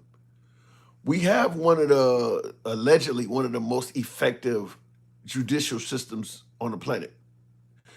If things don't go your way, you can take it to a court of law. If that judge doesn't rule in your favor, it doesn't have to end there. You can file an appeal. Maybe that judge made a mistake. Maybe that judge didn't treat you right. Maybe that judge didn't hear all the evidence. And you can try your case again in the appeals court. Even if you lose there, you got an option of trying to go to the Supreme Court. They can either hear your case or they can leave the ruling of the appeals court as it stands. Sometimes the Supreme Court, this case doesn't have enough. There's not enough merit for us to take the case, so we'll just let the appeals court ruling stand. Trump did not want to adhere to the system. That is the system that we all deal with. 3 strikes, you're out. That's it. That's what everybody deals with. Trump got his 3 strikes and said, I don't care what they say. Until I hear what I want to hear, I'm going to keep going. The whole purpose of January 6th is Trump refusing to adhere to the justice system. I'm going to go and protest anyway. I didn't hear anything I like, so I'm going to go protest. And then, of course, it got out of hand in a predictable manner. Now, for folks to say it's an inside job, he sure made it easy to do that. From a host of reasons. Obviously, it's an unsecured event. You're going to send these folks to the Capitol building knowing there's not enough security, knowing that they want to stop the steal of an election that's happening inside. It's predictable that this could be a fucked up outcome. Now, Trump says, listen, I said go peacefully and patriotically. It got out of hand. I didn't have nothing to do with that. You got me on tape saying go peacefully and patriotically. Here's my pushback. You got hundreds of people in front of you with signs that say stop the steal. Now let's break down what does stop the steal mean? What does it mean to stop something? If something is in motion, if something is going, stopping it means to stop something that's in motion or stop something that's ongoing from continuing. That's what if you're going to stop something, stop the bike, stop the car. Stopping something means something is in progress and you're going to stop it from happening. All of these folks have signs that say stop the steal. So clearly they want to stop the election from being stolen from Trump. Where's the steal happening? It's in the Capitol building. They're actually transitioning from Trump to Biden. He is in the process of stealing the election from Trump. You want to stop that. You want to stop the steal. Go to the Capitol building peacefully and patriotically. How can you stop a steal by yelling on the porch steps of the Capitol? It's happening on the inside. You can yell any damn thing you want to outside. They're going to keep going with the process on the inside. If you truly want to stop the steal, the only way to do that is to break into the building. It's fairly predictable that they were going to go into the fucking building. Go peacefully and patriotically when they got signs saying they're going to stop the steal. So what are you expecting them to do? Just go to the Capitol building and stand on the steps and do nothing while the perceived act of stealing the election fraudulently from Trump is happening right inside the building? They're just going to all go there and stand down, huh? And people believe that makes sense to them. I would submit to you it was very predictable based on what they came there to do. They flew hundreds of miles. Some flew over 1,000 miles to be there to defend Trump and to stop the steal. That's what they came there for. So why would you expect them to just stand down without accomplishing shit? So, and I see in the comments, AC says you have to do something. Right. You know that that's on their mind. We got to do something. The election's been stolen. So why would you expect go peacefully and patriotically to end there? You're literally sending them to the location where the steal is taking place that you know they all came out here to stop. What do you expect them to do? Just look in through the window while it happens? So when Trump said, well, I ain't got nothing to do with it, I just sent them peacefully and patriotically. That doesn't make sense. You told them to come out here to do this. You're going to send them to the right place where it would be desirable to do it and expect them to do nothing. All right. And a lot of Trump supporters bought that. Well, he said peacefully and patriotic. He didn't tell them to act that way. It's predictable they're going to act that way. The steal is happening in the building you sent them to. The Alamo is the first Confederate monument to slavery. You know how I feel about the monuments. I think that they are a tribute to bad people. I don't think they have anything to do with history. They're a tribute to bad people. In honor of it. You're honoring people that's what a statue is, good or bad. A statue is a tribute to you. Your history is not going to go away if a statue goes away. It's a tribute to you. But yeah, like I said, the idea that these folks are going to go to the Capitol building and just sit on the porch steps like a dog waiting for the owner to come home makes just no sense at all. Makes no sense at all. They went in and they did what they said they was going to do. They were going to go in and attempt to stop the steal, which is why they went in and they then started parading, looking through hallways, attempting to find out where the steal was taking place. I mean, what they did is what they planned to do. Stop the steal. What Trump is saying he expected them to do makes no sense because there was never a plan to come all the way to Washington to just stand around and do nothing, which is what he's trying to get you to believe, that I just wanted them to come here and hear me give a speech about the election being stolen, and then afterwards just go to the Capitol building and yell a few things out and go home. Yeah. The real question is, who the fuck would pay $1.5 million to sleep with a woman? Who paid a $1.5 million to sleep with somebody?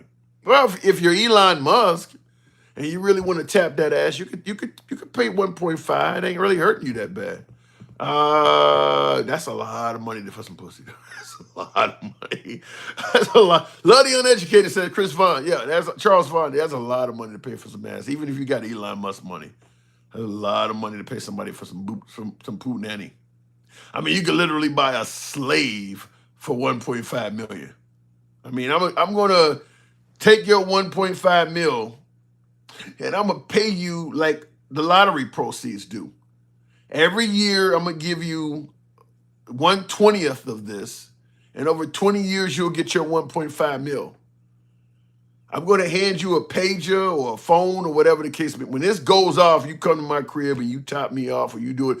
You can buy somebody for 1.5 mil. You don't pay for one hit. Are you kidding me?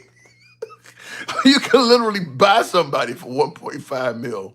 Anytime I need it, unless you're dealing with some kind of major illness, there'll be an Uber out in front of your crib. You don't even need to talk to the driver. You know where it's coming. I mean, you want this every year? I mean, you ain't got to work. 1.5 mil will give you, every few, what is that, about 60, 70,000 a year? You can buy somebody for that. You don't need, we're going to pay 1.5 million for one episode of sex? That's crazy. The plan was to have a showing of support for Pence to select the alternative electors, which was legal at the time. I think on January 6th, it was pretty obvious that Mike Pence was not rolling with Trump. So I don't think that. And you say the plan was to have a showing of support for Pence to select the alternative electors, which was legal at the time. The plan was to intimidate Pence to doing that shit. You got Trump saying if Mike Pence don't do it, I might not be that favorable to him. And now he's standing like I don't know how many of you guys are old enough to have seen the movie The Warriors, but Trump is standing on the beach like the fucking riffs at the end of the movie with all the MAGA folk. Yeah, the plan wasn't to show support for Mike Pence. The plan was to intimidate Mike Pence. I got all these motherfuckers on standby. I think it's about time you pay the piper. That's what the plan was, to support Mike Pence. But you guys really good at trying to switch a narrative. What that ain't got nothing to do with show support. They came out there to intimidate Mike Pence because Mike Pence was not down with the program, and Trump was making it clear Mike Pence was not down with the program, and even saying out loud, "I don't know, I might not like him after tomorrow if he don't do this," and you're gonna rile that whole crowd up so that crowd will let Mike Pence know, if you don't do this, all right. That's what the goal was, to intimidate Mike Pence. And it didn't work, by the way. Pence wasn't going to listen to Trump, and he didn't. Hey, Tim, you cockroach-eyed rascal. I like that. Art of minus. Look, at the end of the day, because I'm staring at so many monitors, I don't know, for some reason, when I'm staring straight ahead at my TikTok monitor, the eyes, it plays really, really weird games, but the cameras are pretty close to each other on all the devices. But for some reason on my YouTube vertical audience, it always looks like my eyes are crooked, unless I'm looking right at the screener. Check out Sanford part. I don't know what that means there. Too many lame people in the chat though. Well, shit, someone refer to me as lame. Maybe it's getting late. Maybe it's about time I step away. You have to do something. But you said but MLK was pew-pewed with others. Well, shit, I mean, my guess is if Colin Kaepernick and Al Sharpton and Jesse Jackson didn't walk around with protection, they would get pew-pewed too. I definitely believe that Al Sharpton and Jesse Jackson both have probably received over 1 million death threats each.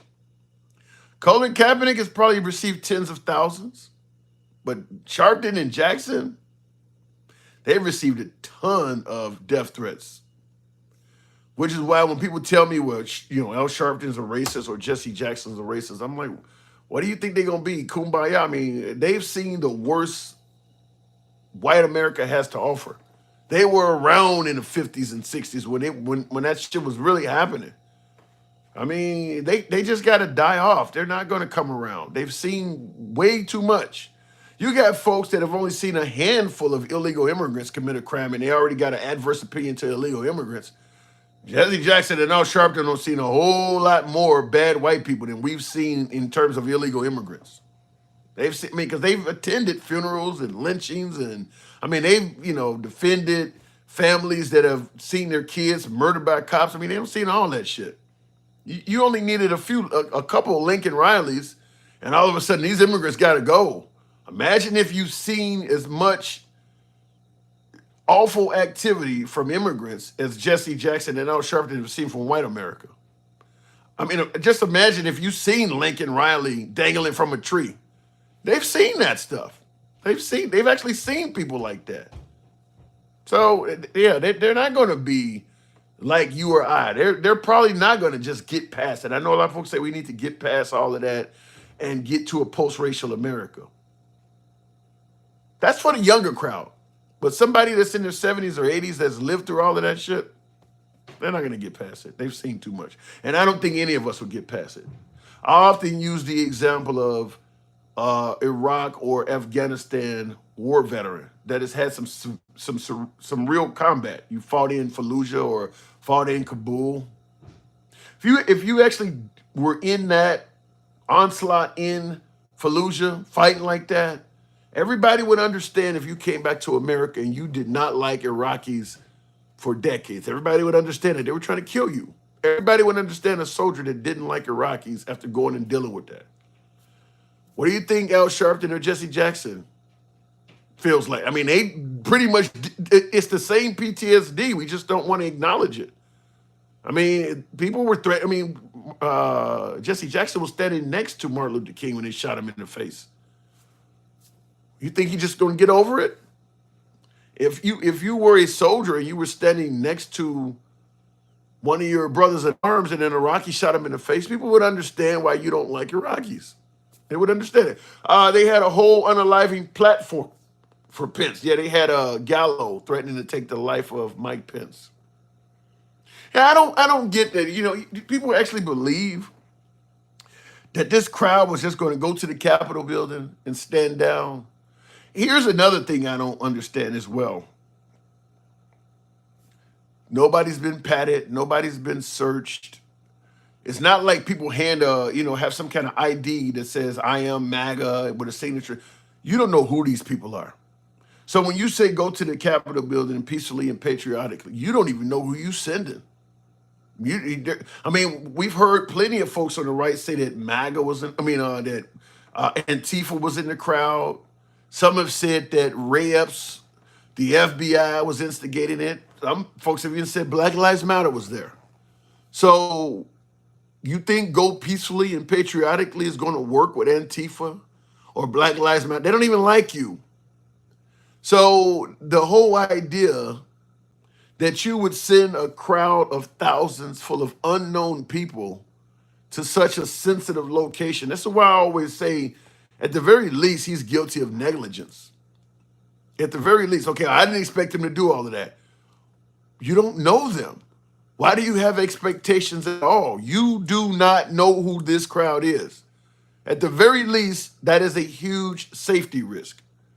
You have no way to be certain that this crowd is 100% MAGA or going to do what's on your best interest. You have not identified anybody in this crowd. Yet you're going to send them to one of the most sensitive installations in America right now that has all of the Senate, all of Congress in one building and the vice president. So at the very least, what he did is negligent. Even if it's unintentional, it's negligent. I mean, a drunk driver doesn't intend to run anybody over, but it can happen due to his negligence. Why would you send them to this building? In addition to not knowing who's in the crowd, you do know that the crowd is not properly secured. You actually do know that. You do know that the alleged request for National Guard is not there. So even though you know the proper security is not there, yet you don't know who the people are, you're going to send them to a highly sensitive target like that. That's negligence. And that part you can't call an inside job. Well, he said comparing a drunk driver to the president. Negligence. I'm comparing it to doing something that has predictable results. Plenty of drunk drivers drive home just fine and don't hit anybody. But there's a high probability of it happening. Just like what Trump did. A bunch of unknown people going to a location where all of these sensitive targets are, and none of the people have proper security. It's like driving drunk. It could go okay, but there's a definite possibility that this could go really bad. Yeah, like driving drunk. We claim the law is equal. Bullshit, says Charles Vine. Like I said, I don't see how he doesn't get a negligence. At least some folks don't believe he's somewhat negligent in that. I would also add this. I mentioned this earlier in the live, but I got some new viewers here. And by the way, folks, normally I'm taking calls. So normally you hear me debating with MAGA, debating with liberals on the program. So tonight I had problems with TikTok. So I would ask that you subscribe, follow the program as I normally ask, because tomorrow when we come back, we will have callers. It'll be a normal program. Hopefully better topics though. But in addition to it being predictable, let me say this also, because Nancy Pelosi, I mentioned this earlier in the live. The view is that Nancy Pelosi was supposed to provide the National Guard, and she failed at doing so, leaving this event unsecured. Now, let's say that is true. I don't know why this thing is okay. Let's say that's true. Here's an issue I have with that. Where's the proof? The January 6th hearings committee came to the conclusion that it was not Nancy Pelosi's job to provide the National Guard. But I understand a lot of my beloved MAGAs has no tolerance for that committee. They believe the whole thing was a sham. I get that. So let's say it was Nancy Pelosi's job to provide the National Guard. She failed at that, and Trump requested it. Well, if it is Nancy Pelosi's job to provide the National Guard, why can't Trump show the proof of that? I mean, because the January 6th committee came to the conclusion it was not her job. Trump is saying that that's a sham and it was her job. Well, then show us the evidence. Now, you can't request for several hundred National Guardsmen to be in D.C. on a certain day without some kind of paper trail.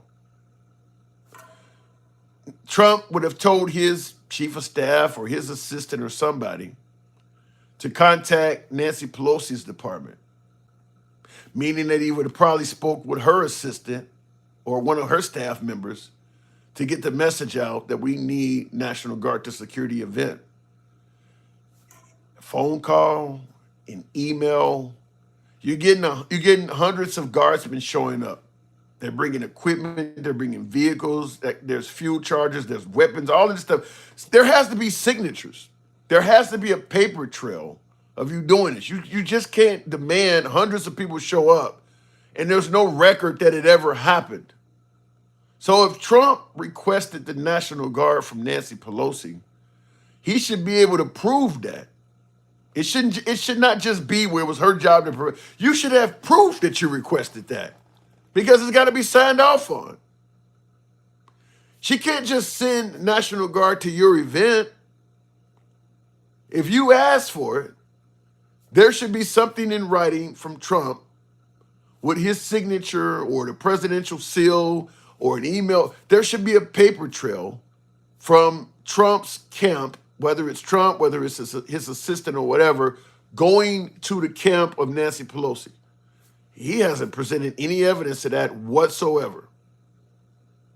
4 years almost. He hasn't presented any evidence of that, because you can't have hundreds of people moving around and there's no evidence that it was ever requested. And I've told you in the beginning why that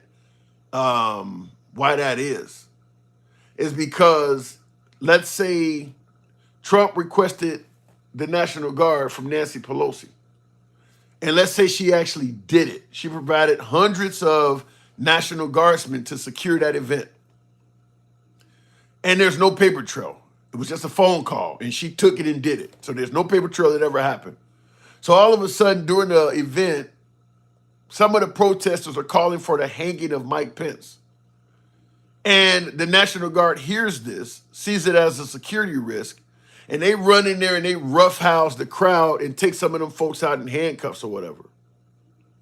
If Trump, favoring his supporters who got arrested, gets up there and says, this was a peaceful protest, we were exercising our First Amendment right to protest, and things are going fine until Nancy Pelosi sent in the National Guard, who heavy-handed came in here and arrested some of our beautiful patriots. Nancy Pelosi should do time for this. How could she ever prove that she was only doing her job and sent them in there because Trump requested it? There's no paperwork. There would be no paperwork for that. That would leave Trump open to flip the tables if anything goes wrong. I'm going to call I'm going to call and tell her to provide the National Guard. But since there is no paper trail of me ever asking for it, if they do something wrong to any of my supporters, then I'm going to chastise her for sending them here unnecessarily because she can never prove that I even asked for them. They don't work like that. That's not how it works. If he requested the National Guard, there should be a paper trail. If he cannot provide a paper trail, it did not happen. It's as simple as that. If he don't provide a paper trail, it ain't Nancy Pelosi's job to provide something that you never ever even asked for. He should be, and if you're not demanding that from him, then you just favor him and you're biased towards him. Shouldn't be any problem at all for him to prove that he asked for that. That should be, like I said, a piece of paper, an email. Somebody signed off on it. You basically gave all of these troops orders to report here on that day. Those orders came from somebody. Somebody signed off on that. If he can't produce evidence to that, it didn't happen. It's as simple as that. It did not happen. If he can't produce evidence that he gave that order to Nancy, it did not happen. And there's no one on the right demanding that he produce that. They're just, hey, the January 6th was a sham. That whole January 6th trial or hearing, that was a sham. Okay, fine. But he has a right to prove what he is saying is true. And he has not. Why are they still in jail, says AC. That's how the criminal justice system works. You think the protesters of January 6th are the only people doing more time than they should? I didn't hear anybody bitching about Biden's crime bill when it was happening for locking up all of the black folks you want to bring up now that shouldn't have been in jail. Now, all of a sudden, a few January 6th protesters do a little extra time, and now you want to complain about it? Our system has been locking up folks for too long, forever. It took for January 6th protesters for you. Well, let them out, though. Okay. Let them, all of these folks, marijuana and prostitution and shit, doing long time in jail for shit they ain't really got no victim. But all of a sudden, some Trump supporters get, oh, well, you need to let them out. That's wrong, huh? All right. January 6th pardons ASAP. Overdose edibles. Love the name. I think you'll get that. I don't think it'll be long. I think before Valentine's Day, some of those folks will be out of jail. So it won't be long. So you'll get that. And it'll make for some interesting commentary because Biden just pardoned a judge that was sending kids to jail to profit off of. Kids for cash. He was sending kids to juvenile institutions because somebody that the judge knew that was profiting from the institution or owned the institution was giving him a kickback. Biden pardoned that guy. Biden also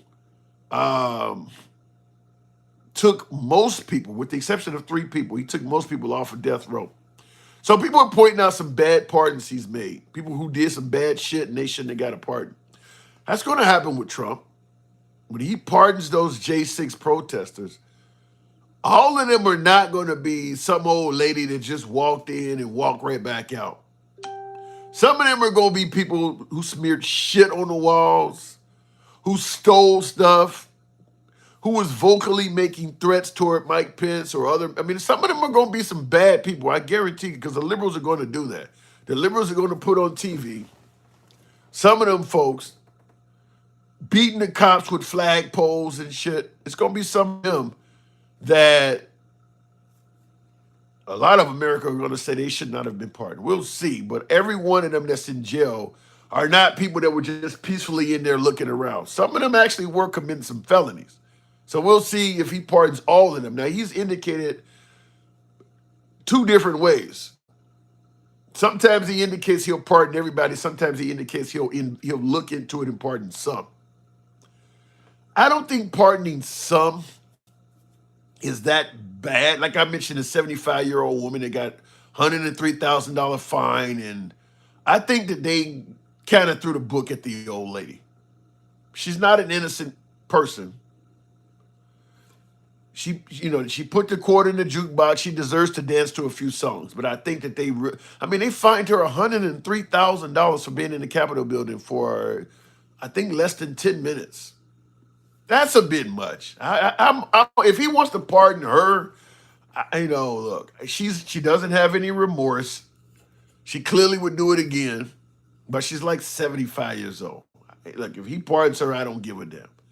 But if you got people on TV bear spraying cops and beating them with flagpoles and things like that, folks smashing the cop in the door when he's screaming and begging for his life, those are different. Those are different. So we'll see who he pardons. If he pardons all of them, if he pardons all of them, he's going to pardon some people that don't deserve it. But if he looks into it, there might be a few of them he could pardon, and I think even from a liberal perspective, it might not be that bad. Certainly at the Biden has pardoned a cash for kids judge. If you're going to have a podcast, then tell the truth, says Tommy Brown. Really? He says if I'm going, I guess he's referring to me. If you're going to have a podcast, then tell the truth. One of the largest podcasters out there, Tucker Carlson. I think Alex Jones has done some podcasting. They don't tell the truth all the time. Alex Jones has been ordered to pay millions of dollars for getting online and telling lies. You come to some little dude in the middle of the night and tell him some shit like that? Okay. By the way, you could state what I'm not telling the truth about. If you got me good to write, I'll correct it and tell you you are correct if you point out the lie I said, but the idea that you need to tell the truth if you're going to get on the live stream. Like I said, Alex Jones and Tucker Carlson have been literally caught and sued to oblivion and back and lost in a court of law because they were caught lying. So start with them. People who actually have a real podcast with a real large audience. Not that it shocks me anymore. Yeah. I can't even pronounce this. When you ejected, okay, I don't know, you talking about chicken eggs and shit. Does anybody remember what happened when BLM and Antifa were rioting? I do, because it gets brought up on this program anytime January 6th happens. And I often say the same thing. You notice they don't ever compare the J6 protest to the protest of Martin Luther King or the protest of the abortion clinic protesters. They always compare it to BLM. Before January 6th happened, MAGA, Trump, the right was referring to BLM as a terrorist outfit, burning cities down and looting everywhere. As bad as BLM is, the fact that when you got to compare a J6 protest, that's the best you can come up with, kind of is an admission that the J6 protest was fucked up. There's a lot of other protests that are more peaceful than Black Lives Matter. You're not using any of those. You got to use the ones where cities was burning down to make yourself look good. That makes it clear that you realize the J6 stuff was pretty fucked up. Why not compare it to Martin Luther King or something? Why you got to bring up cities burning down to make it look good? Well, we weren't that bad. At least we didn't burn the city down. Damn, that's the bar. We didn't do that bad. I mean, you're admitting it was pretty fucked up. My white slug spit in my mouth and I had to go to the hospital. I don't know what that means. You glitching all the time.